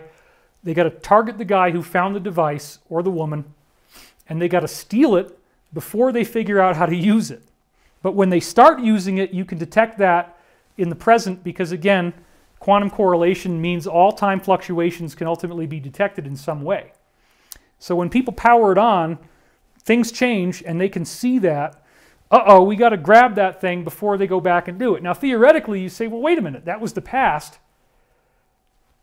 They already did it. No, no, no, no, no. The past isn't fixed. The past changes, and we don't know because we're not seeing it anymore, right? The only thing that absolutely exists is the present, and it's an everlasting present. So events that we think happened in history might now have changed. And that was one of the things that really tripped them out, is that historical events do not necessarily still happen. In other words, you go into the past, and it might be that different things are now happening, or that historical events for a particular time have now altered, you know, or that the date is different because people didn't write down the right date. So you got to make an approximate jump to the approximate location. You create your hub, which is just it's like a cave or something underground, a hidden spot where you go to meet and use the QCD and talk to your people. You figure out where you are in time. You calibrate everything, the sun, the emissions of radioactivity, the star positions, etc. Then you calibrate exactly where you are in time, and then they can send you exactly where you need to go. So another portal opens up, you walk through it, and now you know you're in the right time. You create your hub, and you might need to spend a year or two speaking the language, talking to the natives. Nobody knows where your hub is. You don't go there very much. You occasionally go back to give a progress report, video chat, just like Skype or Zoom to the future, because again, there's no real time. It's all simultaneous. Nothing really exists except for consciousness. And that's what the ETs know. So then they'll tell you where to go and how to do the mission. And how to, you know, because they got the spheres deployed so they can figure out what people are doing. And you got to go in there and you got to steal it. In some cases, they would kill the people if they had to. The spheres do have a self-destruct mode, so they can just put it near somebody and blow it up. And apparently they also have like some kind of particle beam weapon. I'm not really clear about what that is. The briefings didn't get into a whole lot of detail on that. But, whew, this is really crazy stuff. I know, I'm sorry if it sounds like I'm just totally insane, but you know, this is what you hear, and I'm just telling you guys what I learned. So the Time Tunnel show talks about some of this early research. It does appear that they were kind of playing around with it, maybe in the 60s and 70s, but they really had no idea what they were doing from Philadelphia experiment stuff. They didn't really nail this down until Montauk in the early 80s. And then all the programs that branched off of that. There was a conference that was held in the Black Ops community every year called the Sigma Conference. And that's where they were doing the think tank on the time travel stuff and figuring out how it works. Bruce told me about that. I don't know if he ever went to the Sigma conferences or not, but I know that he knew people who did. Anyway, the other thing that they might do is they might capture somebody from the past and bring them into the present, shift their ZTR so they can live here. And usually those people will stay underground, but they've found that it's not really worth it to grab anybody earlier than the 1800s because they don't have the education and they don't necessarily have the intelligence. We've gotten a lot smarter as time goes on. I've talked about that before. So getting into one of the things that I really was going to cover, one of the main topics that I was going to cover is in certain military bases, and this is stuff that multiple sources from the Alliance have now asked us to disclose. In certain military bases, they have QCDs under very heavy guard, lock and key, need to know, multiple security checkpoints. It's not easy to get in there. You have to be able to have a reason. You have to sign off. You have to have a protocol. There's a whole elaborate system of how this works. But at certain times, you're allowed to go in there and fire up the QCD and talk to people in the future. And the people in the future are us. And those people in the future figured out how to defeat the Cabal and what was going to be necessary. How are we going to do this? What are the steps? And they transmitted that information back into the 1950s. Apparently, one of the missions that they did was to create a hub and send some people from the future back into these military bases in the 1950s, and with Eisenhower and these kind of people, gave them a QCD and said, keep this under lock and key, and we're going to give you these instructions. And then they transmitted the plan, the 5-inch binder, the book, They transmitted it through the QCD, which again, you overload a diode, you create the avalanche, you get quantum entanglement, and you jiggle it on this side in the past, in the 1950s, you jiggle it over here in 2029, and you can talk, video chat, and you can transmit documents, and all that kind of stuff, and that's apparently how the plan was made. And so this is what the magic letter 17 was talking about when they were saying Project Looking Glass going forward in order to look back. And remember, they put a question mark after Looking Glass, so it's not really Looking Glass, it's actually these QCD devices, and that's what they're using.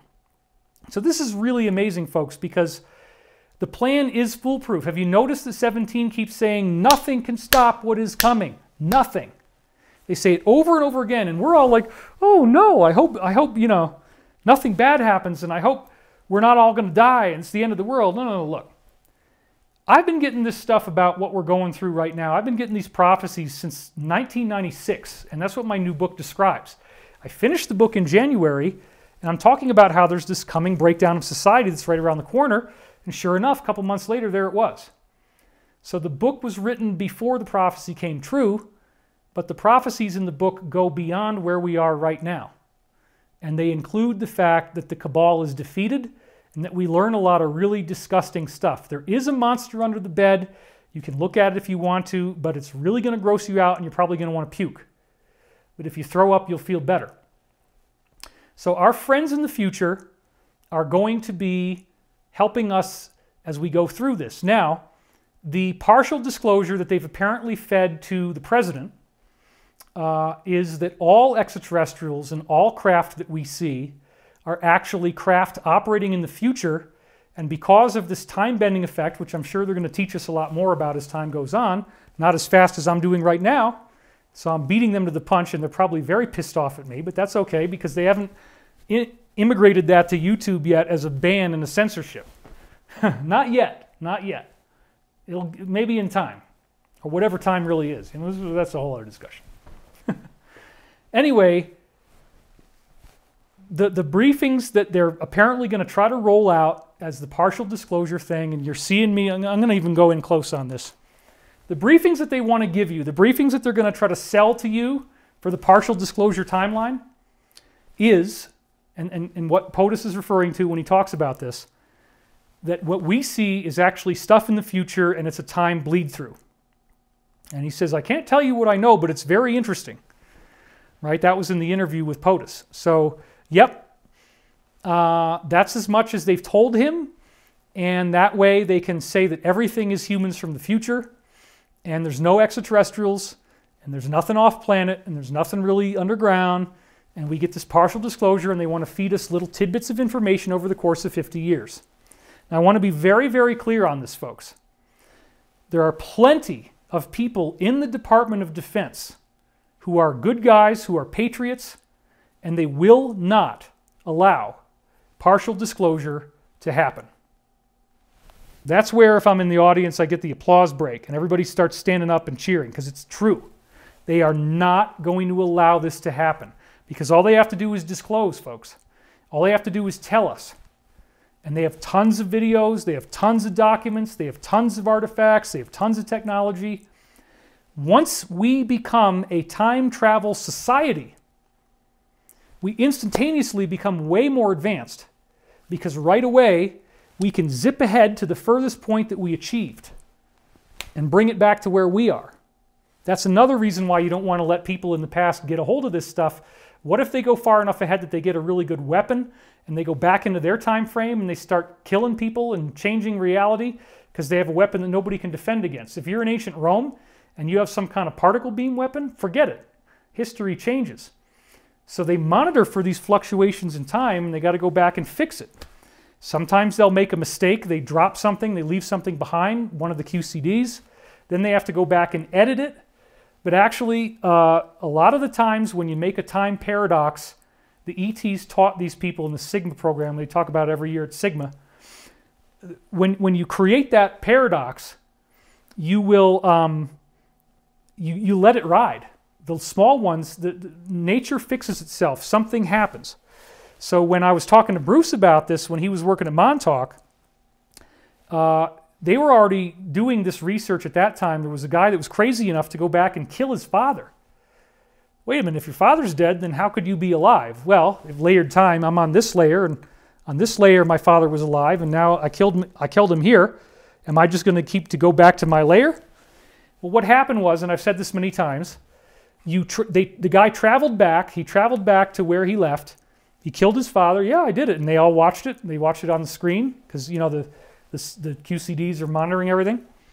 Yeah, you killed him. And then the next day or 2 days later, he steps out into traffic accidentally, and he gets hit by a car, and he dies. And they found that this happened over and over again.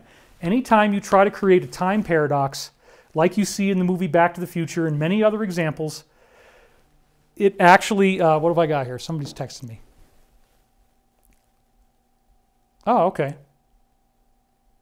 Oh, cool. All right. That's something else related to our other technological stuff I can't talk about. And believe me, I would, and I will as soon as I can. But I haven't used this time stuff, so please don't get into elaborate speculation. We're just trying to get some machines built, and none of it has to do with time travel. This is not what we're building. I hope that we will be able to do that, but then we're going to have to use it well, and then we're going to have to figure out how to transport this plan back in time so that the Cabal is appropriately defeated, I guess. It's a lot to take in. You see how complex this is? I mean, I'm not making this up. This is the result of many, many years of study, intense interviews with a lot of different insiders, and piecing all this stuff together. And that's why I wanted to make this all at once and get it all out there, so if I lose my channel, I know that I've done the best I could do to get this all out in one big piece and frickin' drive a stake into the heart of that vampire. Because we're not going to take partial disclosure, folks, and the DoD isn't going to allow it either. So we're a lot closer to major planetary healing than we think, which is great. All right, so moving on. They create a hub, they go back in time, they get rid of the time devices, that's usually what they're doing, or they bring somebody in to recruit them, or they might need to kill somebody if they do things out of line. Bruce was there at the beginning, the guy kills his father, he comes back, he gets hit by a car, and he dies. The time fabric corrects itself. They've had to stop allowing people to do time travel except for these very specific things because there were so many time paradoxes, they were very worried about whether our reality would even hold together. Because if you have a spaceship and if you don't have a buffer on time travel on it, people can go back and do all kinds of crazy stuff. So the time travel stuff is very highly regulated. It's very highly protected. But it totally makes sense that if the government is now telling us that crash retrievals are real and nobody really cares because there's all this other stuff to worry about, like your frickin' city is on fire, then yeah, you're not so concerned about partial disclosure. They're going to have to up the ante. They're going to have to do more. All right, so getting back to my slides now, because I don't want to go too much more than this.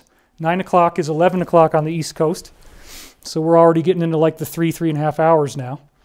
DARPA actually developed the IP addresses that we use on the internet from studying this gate network. So going back a couple slides, again, this is apparently our gate address, which is kind of similar to an IP address, although IP addresses are only 4 digits and they all are between 0 and 255. But apparently these guys in the classified programs developed the whole internet protocol that we're now using by studying this gate network. So the ancient gates were built for peaceful travel. You can't bring a weapon. Some guys tried, but it never worked. Some people lost dental work. If you've had recent dental work and it hasn't gotten your bio imprint, you might lose a filling in your teeth when you go through these old things. But the new stuff, the portals that we're talking about that are Montauk related, you don't go through a wormhole. You just walk in one side and out the other, and there's no big tube ride, which again makes you crazy. So that's the one you want to do. You want to do a modern portal. You don't want to do an ancient portal because you'll never come back, or if you do, you're all screwed up. So in the beginning, they were sending homeless people through, and they were dying, and then they eventually figured out how to get all this stuff to work and how to see where they were going, and learning about time paradoxes and how to prevent people from finding these ancient machines that could do this, of which there's apparently many of them all throughout time and space that people could find. And so now here we are, that they've transmitted this plan back to the 1950s, and we're seeing the plan get fulfilled. Well, I'm going back now to Stargate SG-1 to get back into my slides, and one of the most amazing things that Bruce ever showed me was this one episode of Stargate SG-1 called Wormhole Extreme. And this is actually a shot from the show in which they actually create a fake show. And notice the Stargate looks different. If you've seen the real show, the Stargate looks a little cheesier and cheaper. And then the people are, of course, different. And the guy that was Teal'c, the black guy, now he's all silver, which in reality he isn't. And it's very, very campy. And this guy is actually saying, what do you mean this isn't a real show? This is not a real show? You mean this isn't a real show? And so it's like they're really, really rubbing it in your face, teasing you by basically telling you like that it's actually real. Because you look at Stargate SG-1, you watch the credits, and they always say sponsored by the Department of Defense. So this is one of the things they put out there to get us acclimated to the truth. So the Wormhole Extreme episode is extremely weird because it's basically revealing that the show is not fiction, and that the people they're making fun of the people in the show. So the people in the show don't understand that everything that's going on is actually true. And I believe that the Stargate people, the real Stargate people, find out that the show was being made. And so there's this interesting crossover where it becomes pretty obvious, like they're almost like when a kid is lying, he covers his mouth. They're telling you that this is not fiction, but again, all of this will come out eventually when we get full disclosure. So getting back to the slides once more, we find out that time travel is routine. It's happening regularly for these specific purposes to stop paradoxes, and I only found out the details recently. That's one of the bulk of the things that I wanted to get through. If I had the time, I was going to do these extra slides with Pete Peterson, which I now will do. So we're going to pivot away from Montauk Daniel, because I've given you basically everything I got on him.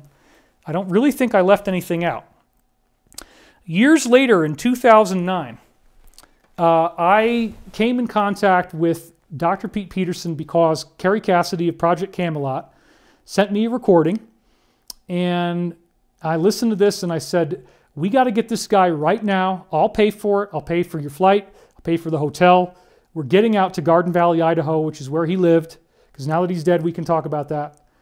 He lived in Garden Valley, Idaho. Beautiful, beautiful mountain country in a big valley. Lots of pine trees.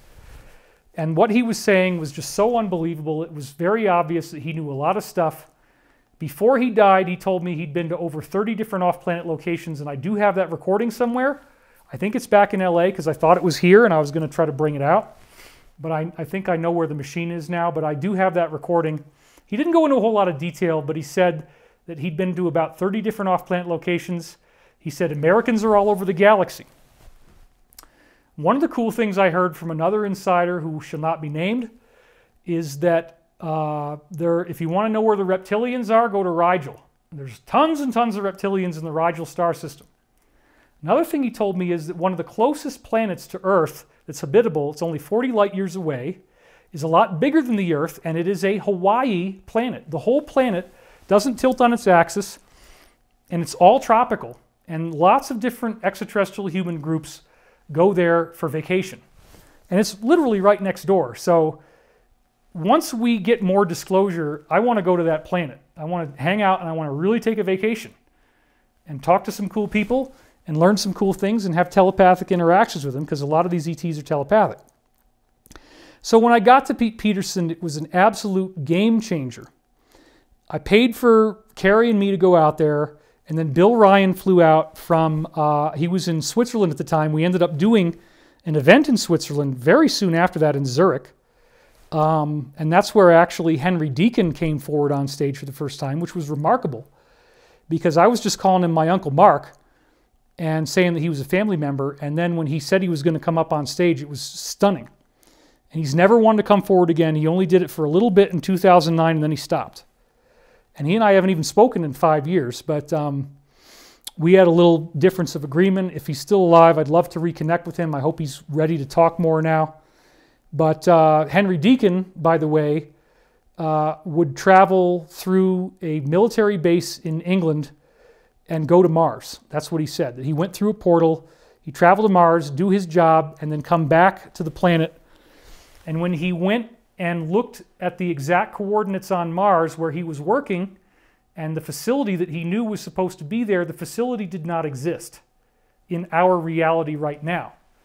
So he figured out that they were sending him to work on Mars in the future because, again, time doesn't really matter. So they can work far enough in the future, they build bases in the future that we don't see, and that's when they get the work done. And then the worker comes back and he doesn't even know that he was in a different time. Because as long as they shift your ZTR, which now they do it very automatically, it's no big deal, it's not dangerous. One of my insiders absolutely refuses to go through the portal. He'll only travel by a spaceship, which is really funny. So he's obviously not time traveled. But apparently it's very safe, and you know, you're not going to have any body parts get rearranged or anything like that. It's time honored. It's tested through many, many civilizations. I'll take it. I'll take the ride. I'll do it. And I'm sure you probably want to do it too. So anyway, when we got to Pete Peterson, it was stunning because he had so many pieces of information. And I'm way over time. I don't want to go too much longer here. It's already almost 11 o'clock over there, but I got to get through this before we end tonight. So check this out. In this original interview with Project Camelot, the video that we put out there in early, well, it was like July 2009, although I don't think they actually released it because there was a whole kerfuffle with Pete where he didn't want it to come out. They didn't actually publish it, I think, until August or September, even though the interview was in July. This is the link for the transcript. The video, of course, is still available, projectcamelot.org. Kerry Cassidy did give me permission to use excerpts from the video, but I have not done that yet. I just didn't have time, and it's also too dangerous to do it on a live stream for the Content ID stuff. So this is one of the things that Pete said that's very, very relevant to what's going on right now while he was interviewing with Bill Ryan, and Bill Ryan was asking him questions. He says, I'm in an area, this is Garden Valley, Idaho, that had two requirements for me and for some of the people who I do various things for that are not to be named. Isn't that intriguing? One of them is this area that he's living in is very secluded from man-made electromagnetic radiation, which again makes you more psychic, among other things. It's a deep valley with high mountains surrounding it in 360 degrees. The entrance to it is through a very narrow, long, winding canyon. So we don't really get radio here or television directly.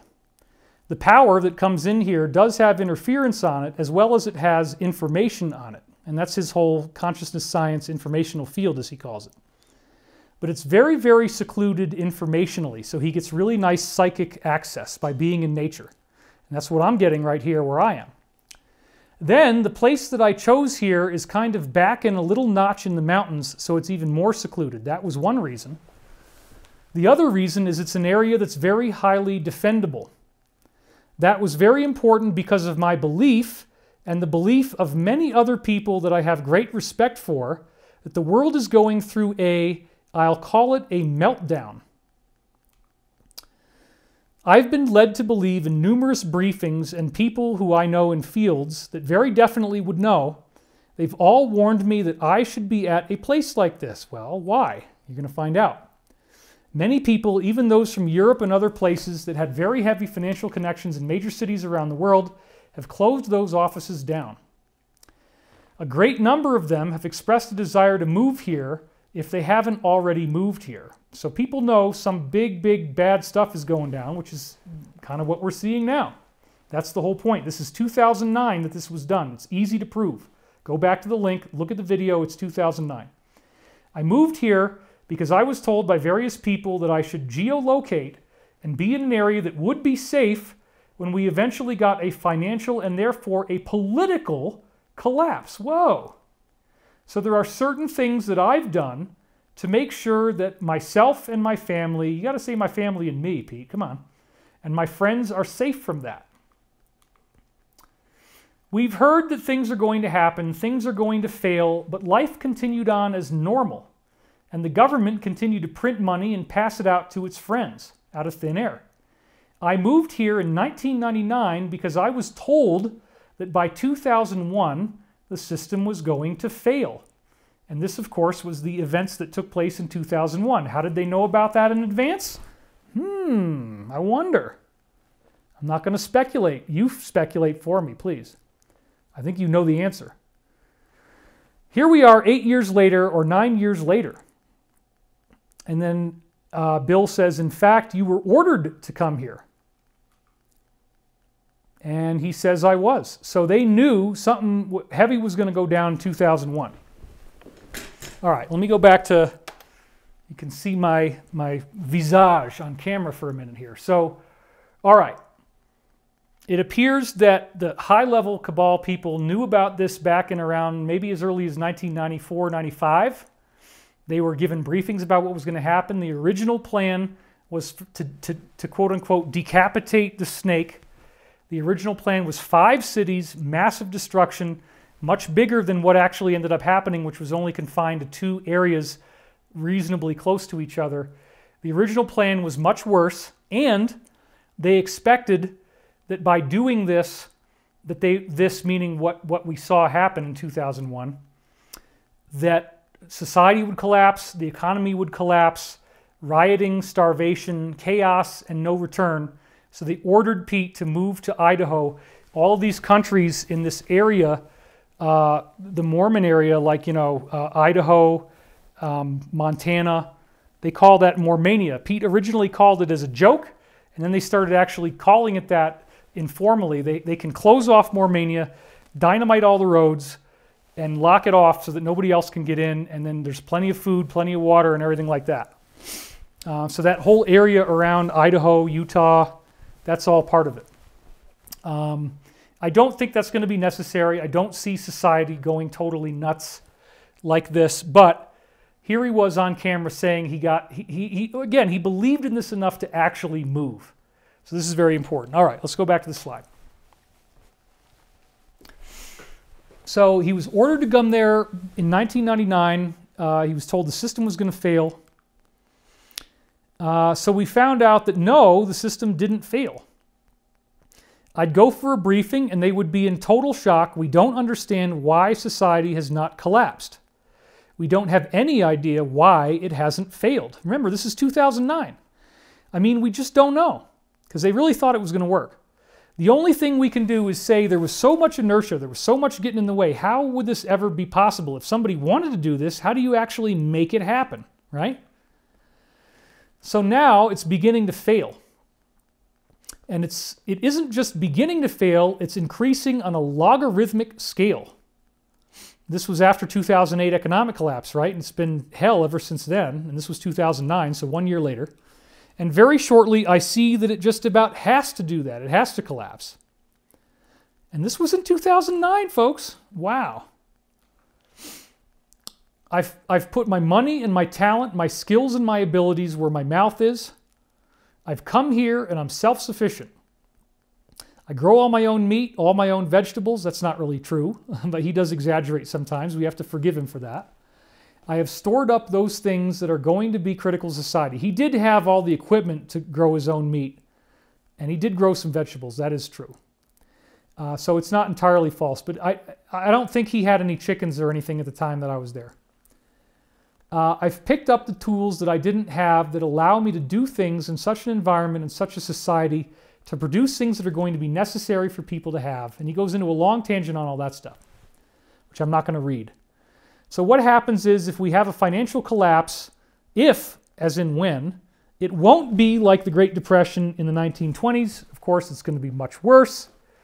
It's going to be like today, and they're expecting what they're probably hoping for, some people, some negative people, you're going to have anarchy and absolute chaos. Well, it sure looks like somebody's trying to push that on us right now, and that's why I say we need that meditation practice. You got to do this regularly in your life. The government knows that.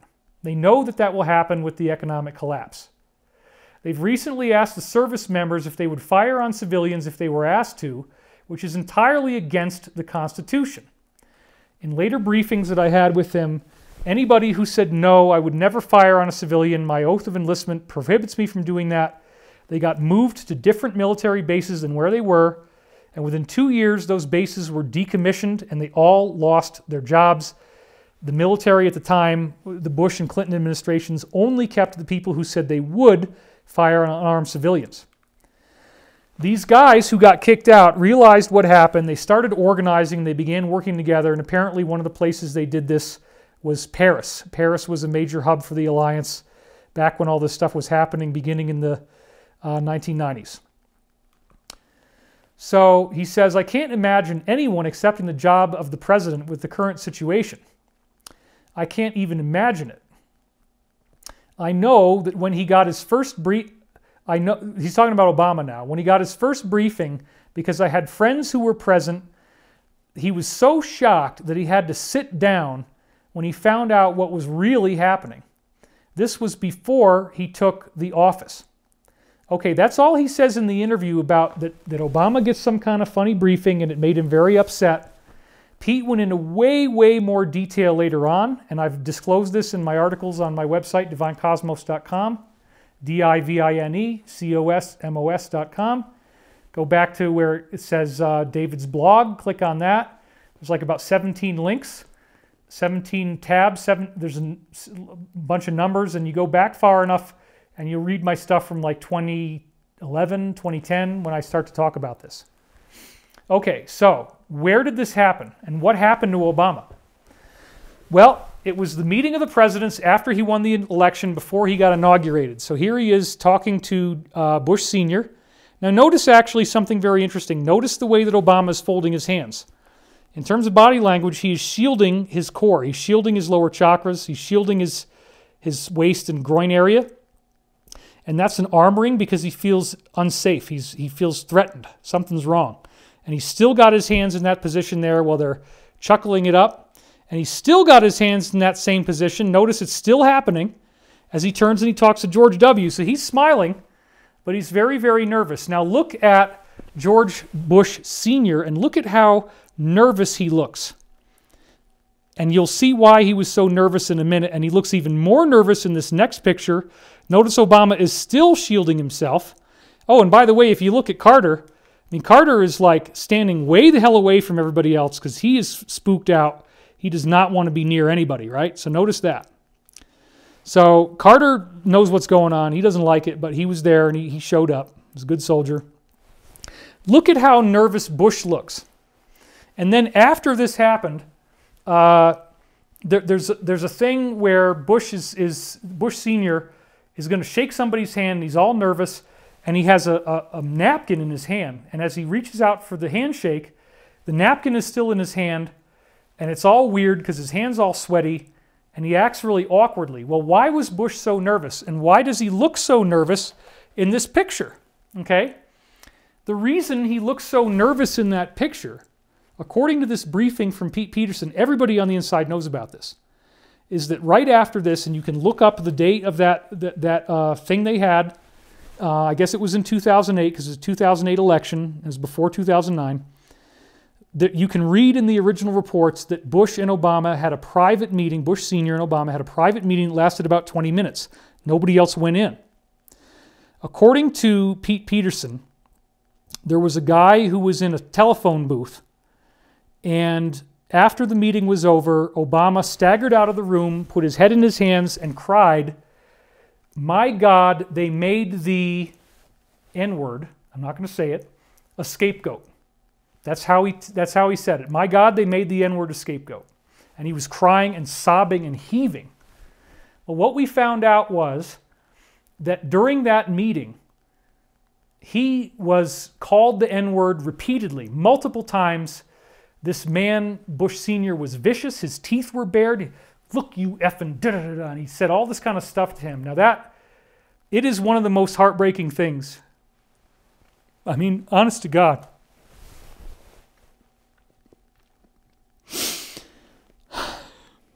I know this is true, folks.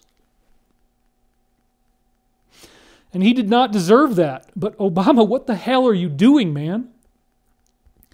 You need to stop this shit. If you study the letter that I'm talking about, you know what I'm talking about.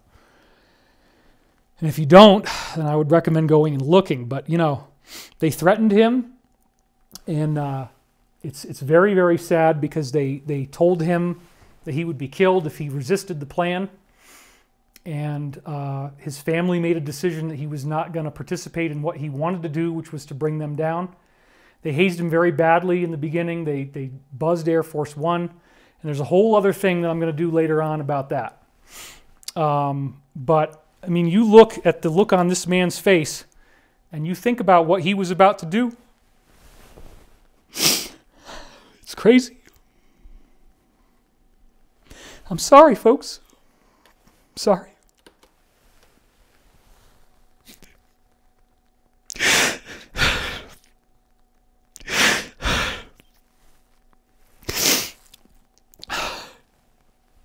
I don't like this. I don't like talking about this stuff. Some things I don't mind talking about. I don't like talking about this. What the hell are you doing, dude? You got to stop this. You can't. You got to make those calls, and you got to think about what you're doing. And you have to think about the steps that you people are taking and what you think is okay to get to the goal that you think you have. For God's sake, take the deal. Take the deal and stop this. There's a lot of people who are going to be able to get out of this, okay? But you have to take the deal and you have to cooperate. You're going to lose. You're not going to win. It's inevitable. We already know because the future timeline is fixed. This particular timeline that we're on leads to your defeat. There is no getting around that. And you are just sore losers and you are not being in integrity. But you don't care. And you're putting us all through hell, and it needs to stop. And we need to take a stand, because you might hate this guy, okay? You might hate the guy. And I get that. But if you don't do this, we are screwed, man. So you need to get out there, and you need to make that vote happen, because they have 80 million false ones. That's what we're seeing. Okay? It's going to be disputed. It's not going to be easy. And they have teams from Nicaragua, El Salvador, Mexico, they brought up here. All right? And they're in position. I don't know how bad it's going to get. They're going to make it so scary to go to a polling place that nobody wants to go to vote because you're going to get shot. That's what they're trying to do, folks. You think this is all natural? You think nobody's coordinating any of this stuff? You think I want to talk about this? You think I want to be up here on this fucking camera talking about this shit? I'm sorry. I didn't know it was going to get like this. I didn't know it was going to get this bad. And I'm the positive guy. I mean, I always try to make it positive. But this is just crazy. And if you can't see what's going on, I'm sorry. If you think this is all natural, I'm sorry for you. I'm sorry that you haven't been willing to take that step and feel like throwing up and go through this grief process that I'm going through right now. But you have to do it, okay? You have to go through this. You have to see who these people are and see what they would do, and they would call somebody those kind of things and threaten them like that, and threaten him that his daughters are going to be raped in front of him and killed. I don't support that kind of stuff, folks. I don't. You can't do that to people. But they do, okay? And it's part of the problem, is that this is all real. Okay? They are doing some very nasty stuff. I got to pull it together. I'm really sorry. I did not expect that this was going to happen. Holy crap. I'm good.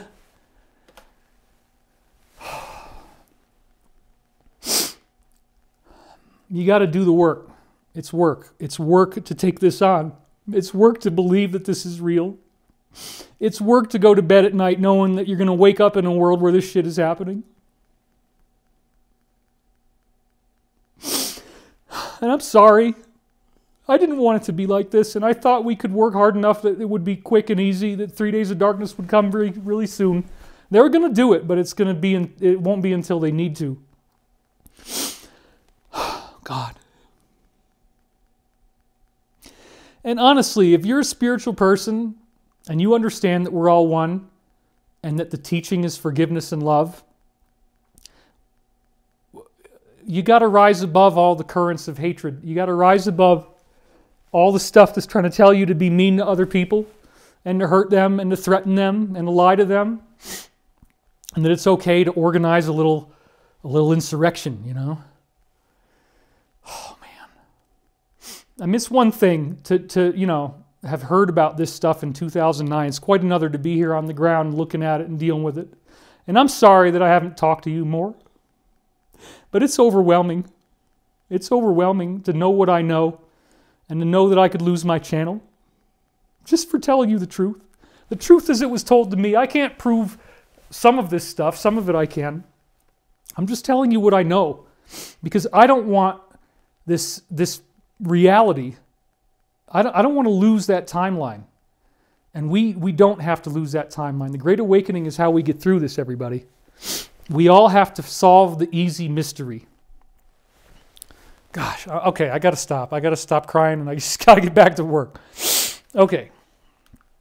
Anyway, you saw the picture. You saw the look on his face. That's because of what he was about to do, and he had the hanky in his hand. He was all sweaty, and he ruined that man's life. I mean, I really do. Barry, I'm sorry, buddy. I'm sorry that happened to you, man. I really am sorry. But you got to stop this crap. You got to stand down. We'll give you some breaks. We'll acknowledge what you went through at this point. I don't have the same view of you that some people do. I didn't hate you. I voted for you, man. But this is crazy. You got to stop. God, I'm sorry. I didn't expect to do that.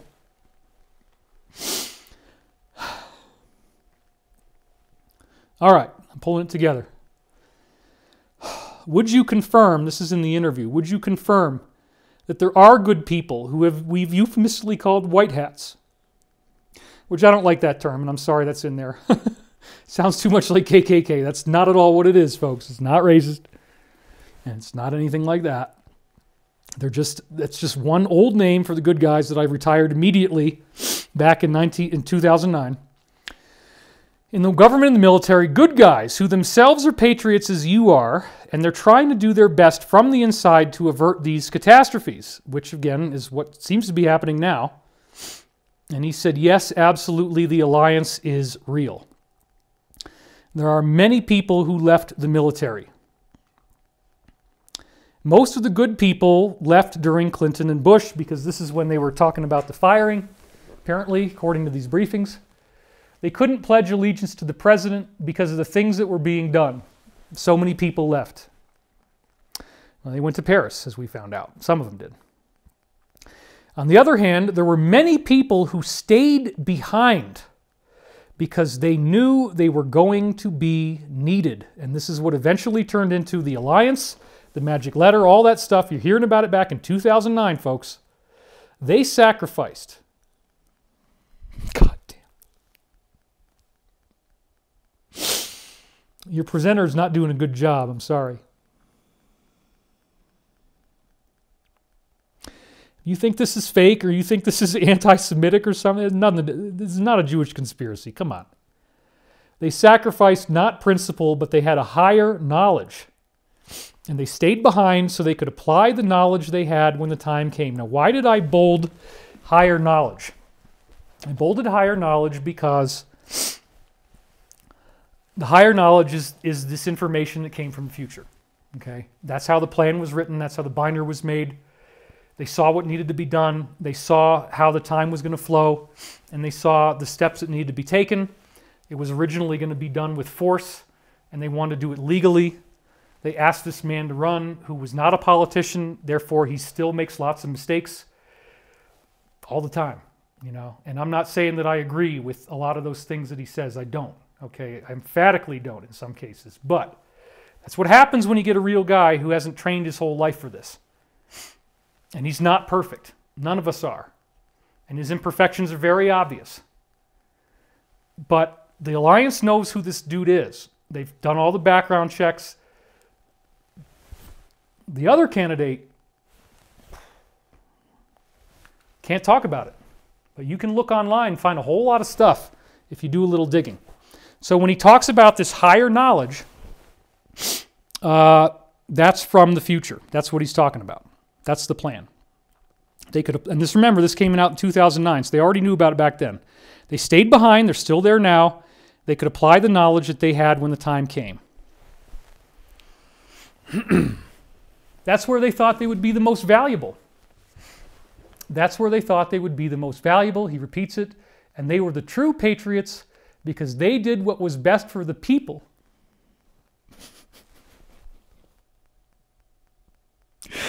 Rather than what was best for themselves. Boy, do I know that one. And these are the people who are keeping you informed sometimes, is that right? Some of those people are the people who are keeping me informed. And by the way, folks, speaking as David, they're the same people who I'm working with now and stuff that I'm not going to say just quite yet. Do you know anything or suspect anything about how once the financial system fails, if it does so, what would it be replaced by? Well, up until a few days ago, I would say it would have been replaced by a world currency. This is the briefings he got, okay? And I'm not saying it's going to be a world currency, by the way. But the basic idea of collateral I do agree with. Remember, the last 4 presidents have all been members of the Council on Foreign Relations, which is not necessarily very good. They have openly stated that they're moving toward a one-world government and believe we should have a one-world government. If we had a one-world government, which again I don't agree with, we'd probably have a one-world currency. Again, the financial reset is not this New World Order wet dream, so please don't think that's what we're really saying is going to happen. It's not. And it might even be they were smart enough to have a currency that was backed by something real like gold or silver or various metals. That's real collateral. I've always wanted to see commodity-backed currency. So you could have a currency that was worth so much corn or so much wheat or so much of something that was a real tangible thing.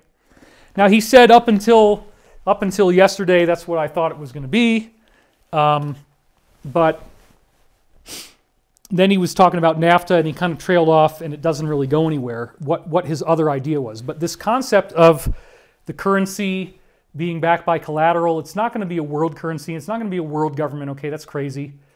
Unless it was something very peaceful and amazing and everybody still had their rights as individuals and states and countries.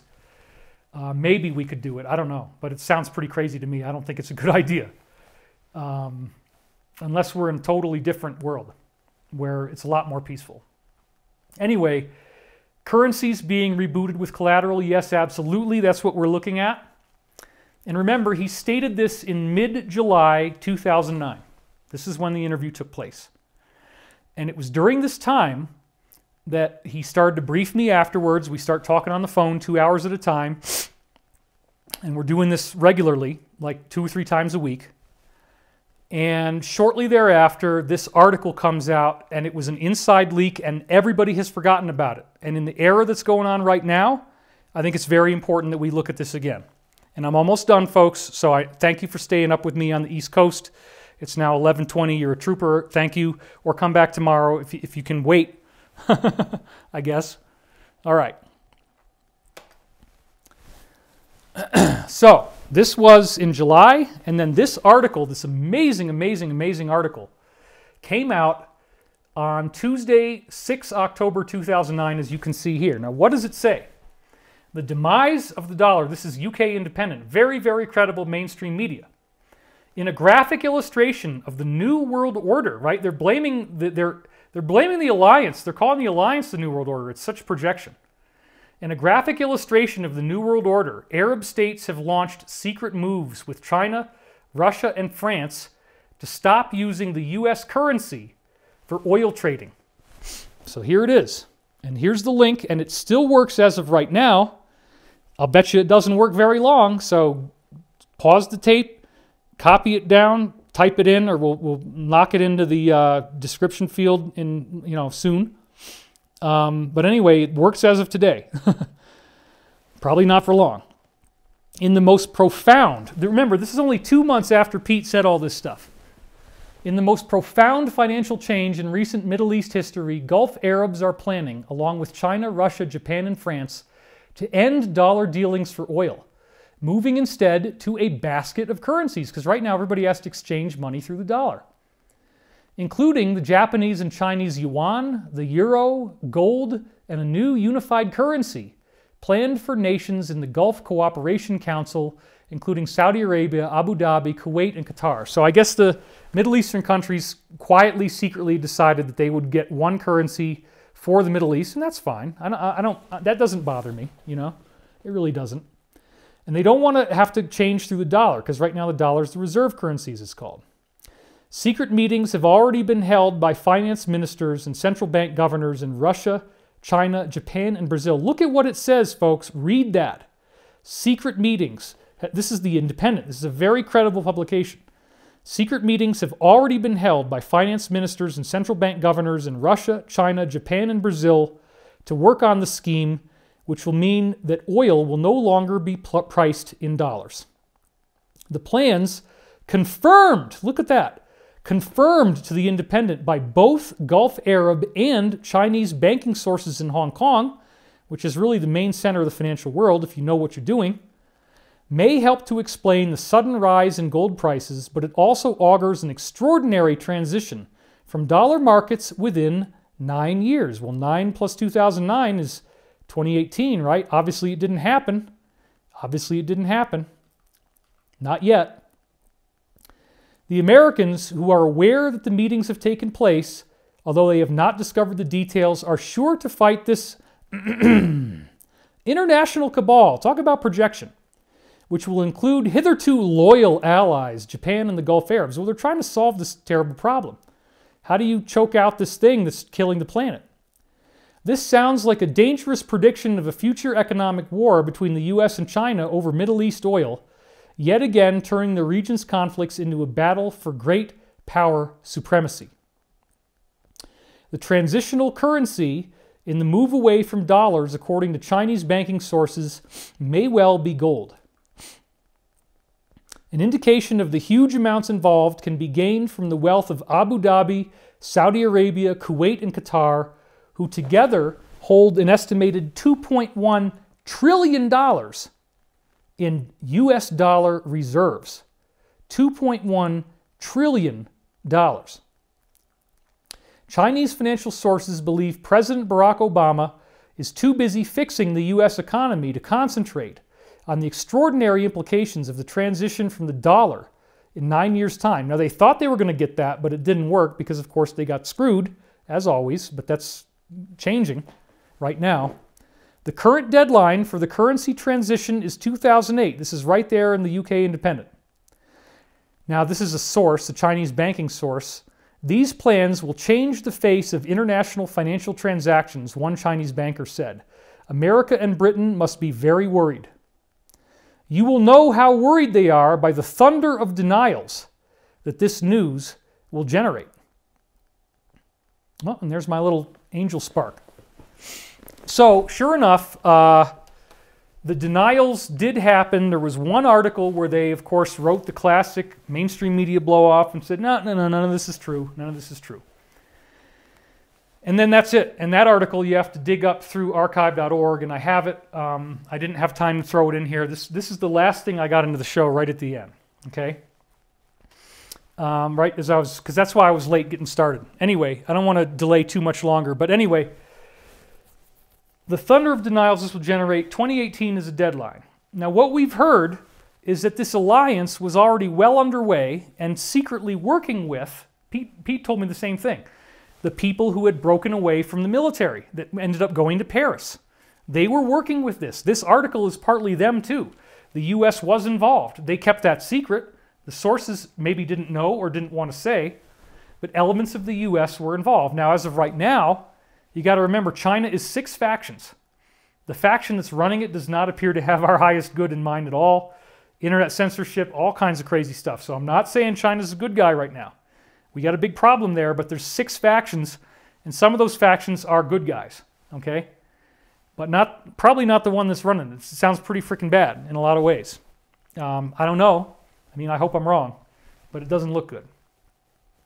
For several reasons, and if you dig up all this stuff and you read all this 17 stuff, you know what I'm talking about.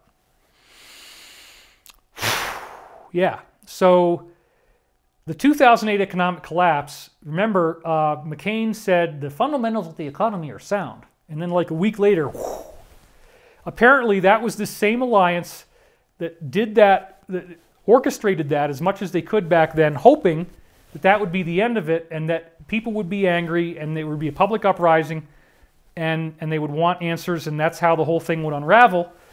Nobody expected a 26 or 29, if you talk to Ron Paul, $29 trillion bailout. That's half of all the money that exists in the entire world at the time, which is called the gross world product, is one of the names for it, GWP. Half of the GWP, which was about 60 trillion.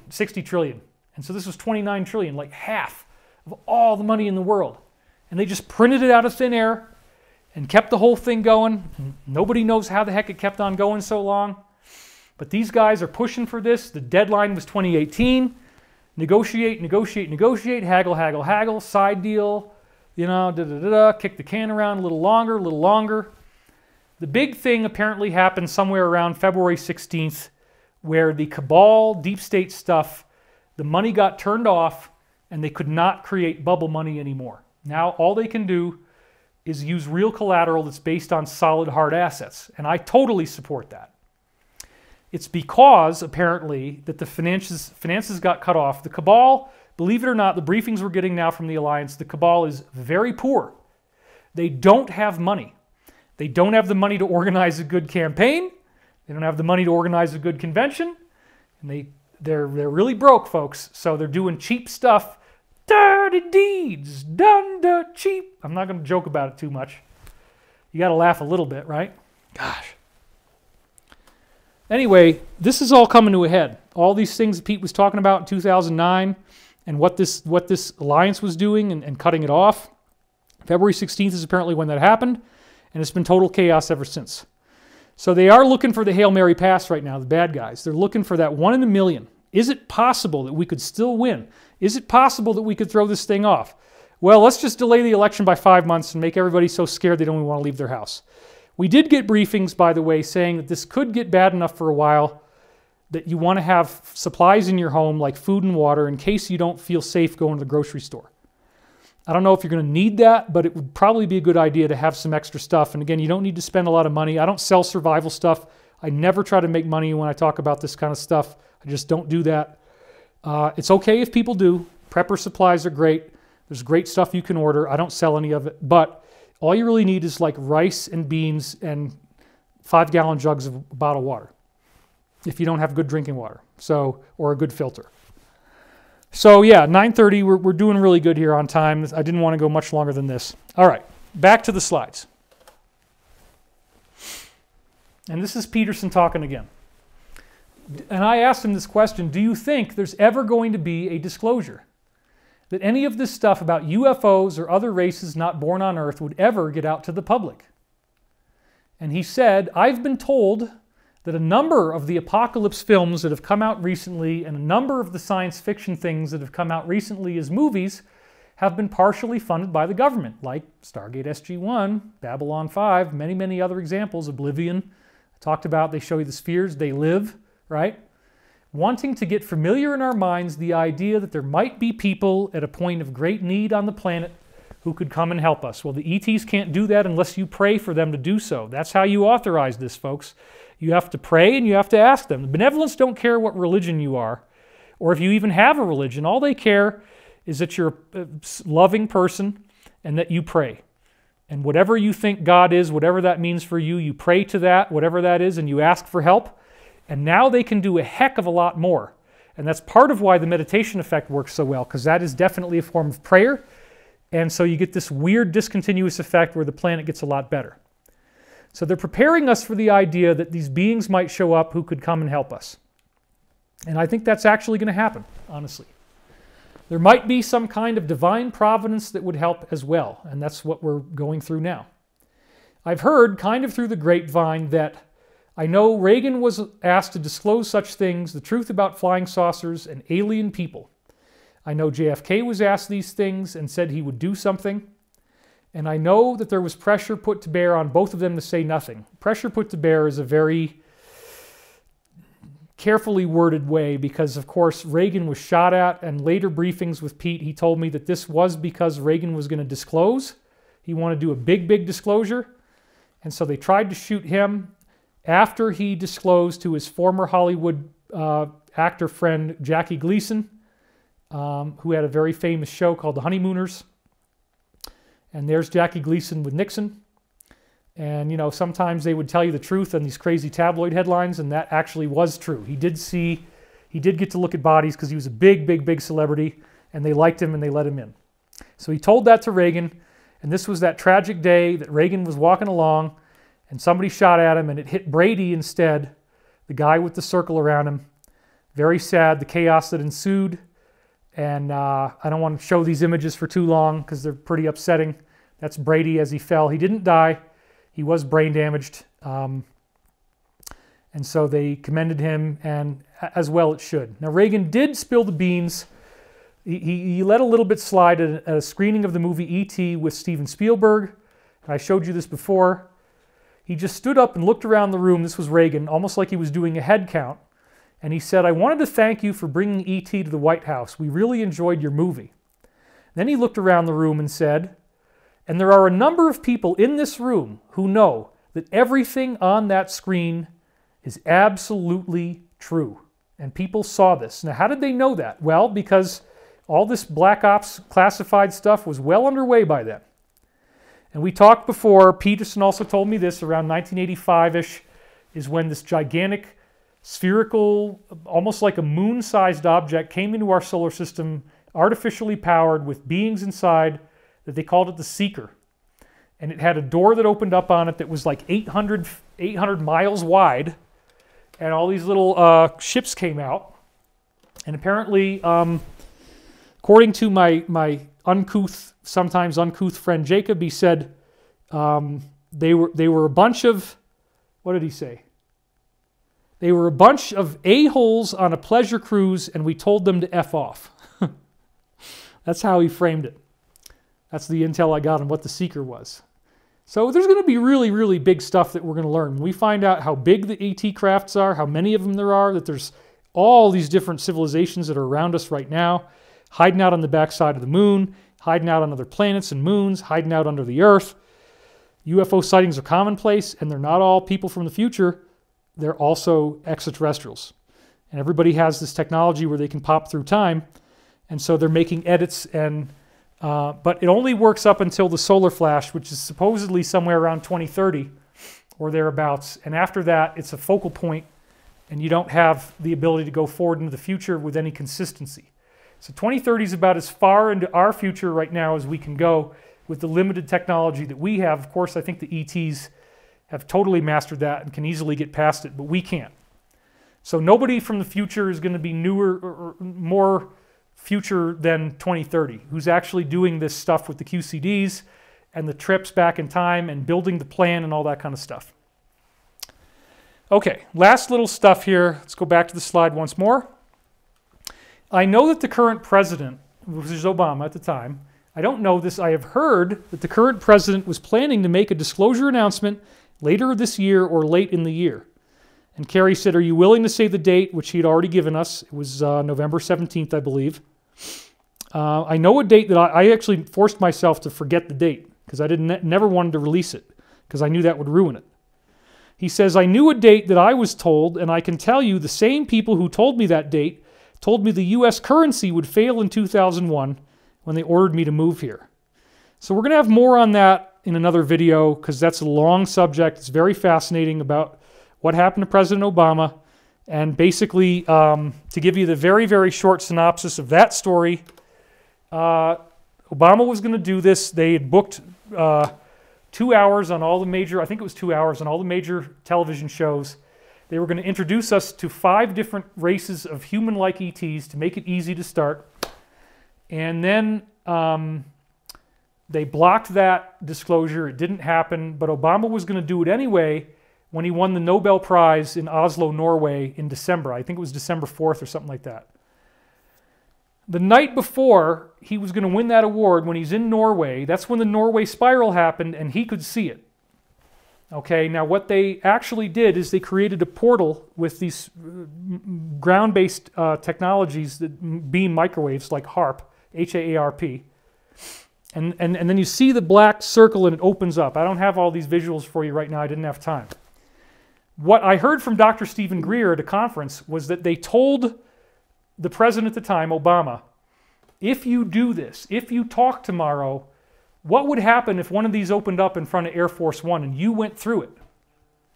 Then, the next morning, he took the award, he didn't talk, and they restored order. But that same time that they did the Norway spiral, there was a tetrahedral black thing that appeared over Russia, and that was also telling Russia that they could blow the hell out of them with one of these if they tried to talk and do disclosure. So that was a threat. That thing, by the way, it's like the TR-3B is a balloon. It's a triangular balloon, like an aircraft carrier. But then you can make it into a tetrahedron by knitting 4 of them together and filling it up with more air. And that's what that actually was. That's why it was kind of floating in the air, because they are balloons. But you can park a whole bunch of cool spaceships on them and stuff. That's one of the things we're going to learn about when we get disclosure, is these flying platforms. So they use that to threaten Russia, and there's some great footage of the Russian tetrahedron, and again, the Norway spiral. And then, about a year later, out comes this television show called The Event, where there's a black president. The first scene at the beginning of the show is that he's got this woman who's an extraterrestrial, and he's about to tell the whole world that she's extraterrestrial from another planet. And then in comes an airplane, and right as it's about to hit him, it goes through a wormhole. And it never hits him, and they run, and everybody's screaming. That was a direct allusion to the threat that they made the year before, as I heard about from Dr. Greer. I was amazed when I saw the show, and I wrote a whole bunch of articles about it on my website back in the day. We're almost done. I hear my phone going. It's probably my wife telling me to stop, but we're very close now. Okay, so this is the last thing I want to tell you because it's super, super important. My first disclosure, when I put it in writing of the things that Pete Peterson was telling me, came on September 11th, 2009. And it was in this article, and I took a picture of it on my website today. Awesome New Disclosure Videos, September 11th, 2009. So what I was doing is I was releasing stuff that Pete had told me. Here's the link if you want to go look it up. And boy, my phone is blowing up. Okay. The full sequence, this is me talking based on what Pete had told me in many, many other briefings. The full sequence of events may also include some form of official or semi-official public announcement of the reality of the UFO phenomenon, which is happening now, which would certainly be a tremendous event, probably the most substantial event in modern human history, at least since the founding of any of the major world religions. That's my opinion. Apparently a major, massive, this is 2009, I said this, folks, from the briefings of people that heard this from the future.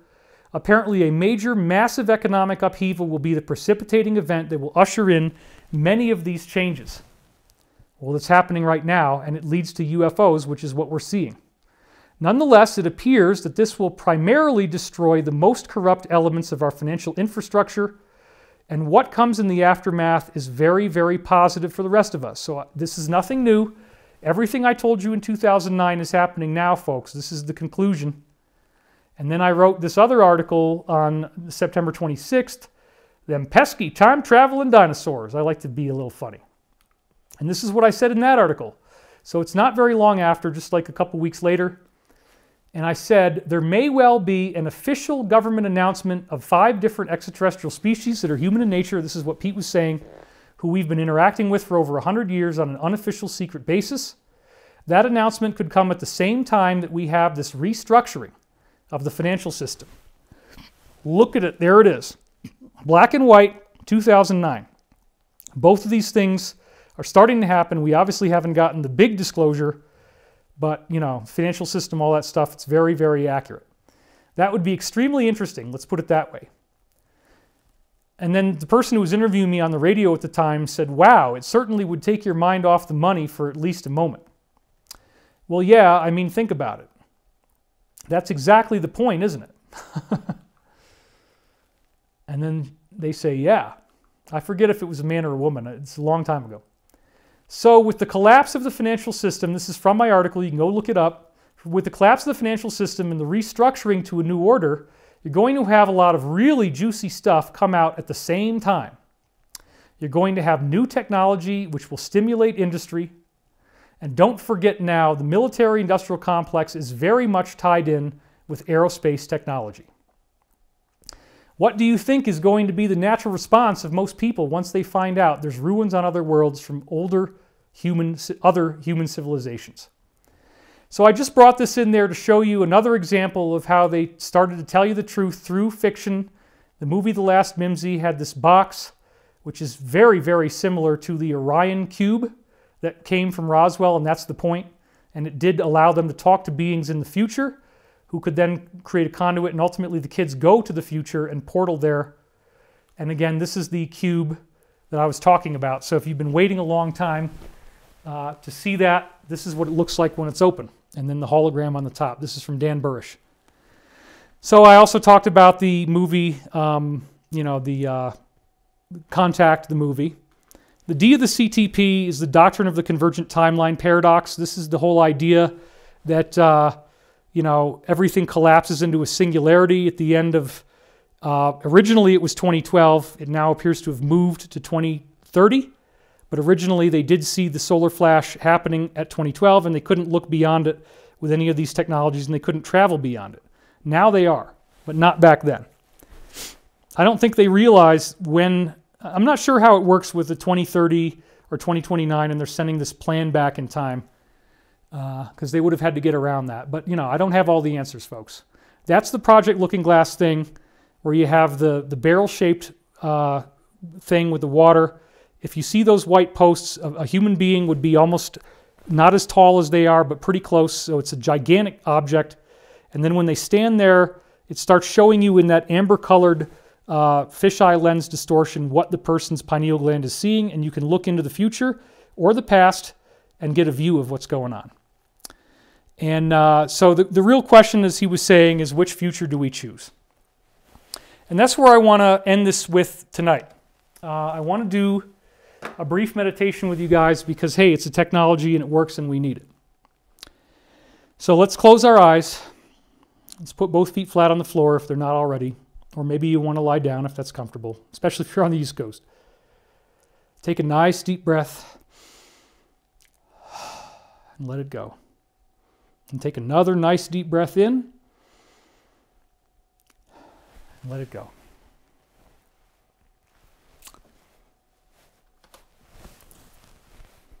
As you breathe deeply, imagine this feeling of perfect peace coming through you. Feel that sense of deep relaxation moving through every part of your body, relaxing every muscle, relaxing every nerve, calming yourself down. The plan is perfect. Nothing can stop what is coming. They just have been saying that again a lot recently. They know the future. They know this is going to be okay, folks. By breathing deeply right now, we're co-creating that. Coming into a deeper awareness. Releasing the stress, the tension, the fear.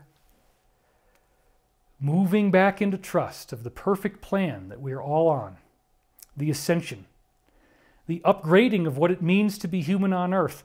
A new civilization with much, much greater technology. Getting to meet our galactic brothers and sisters. Going through this global wake-up call, this global initiation, global dark night of the soul that explodes our internal landscape and makes our souls so much more powerful. So that we have new things to see, new soul potentials to discover in ourselves. As you relax, as you breathe, as you stay calm, it's okay. It's okay to grieve about what's going on right now, as I did.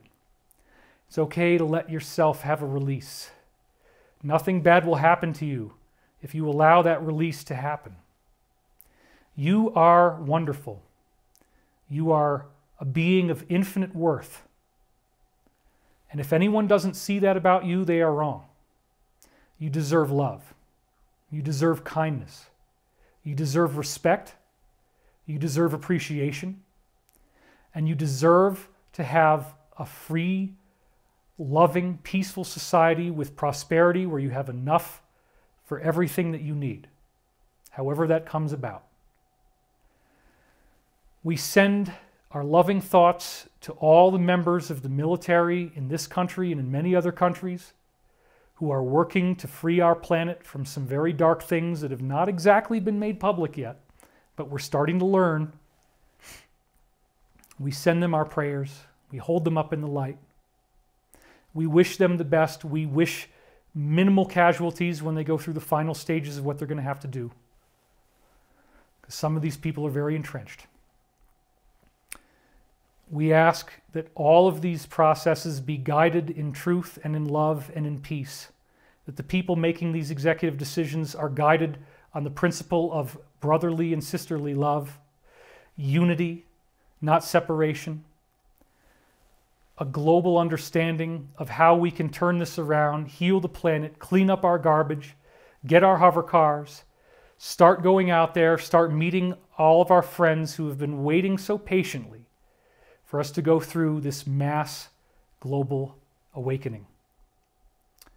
My name is David Wilcock, and I thank you for being here with me today and for participating in this meditation. I ask that you continue to meditate, and I ask that you pray whatever feels good to you. If you have any belief in a higher power, pray to that higher power for guidance and for protection and support for the earth. This will work. Every single person who does this is an exponential increase in what these beings are allowed to do. Together, we can co-create our planetary awakening. And so it is.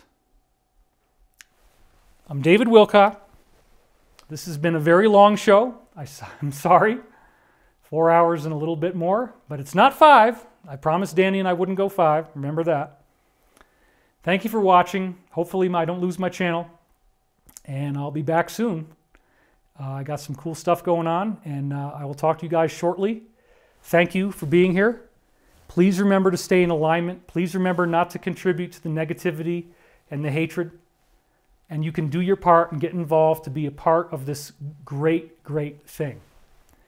Don't get your channel taken down. You know, be careful in how you do it. But there's a lot of things we can do.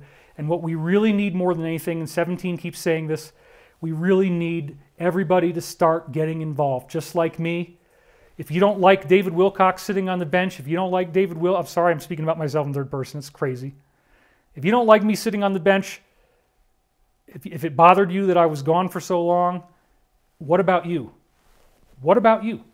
Are you going to do something? Or are you just going to get mad at me if I don't do something? We all have to participate in this together. It's not just me, it's not just the Alliance. Don't just sit there and wait. Spread this information however you can. Call the people who are living in fear. See if you can help them get a little bit more perspective and maybe just shine some love. Thank you all for watching, and I will see you next time.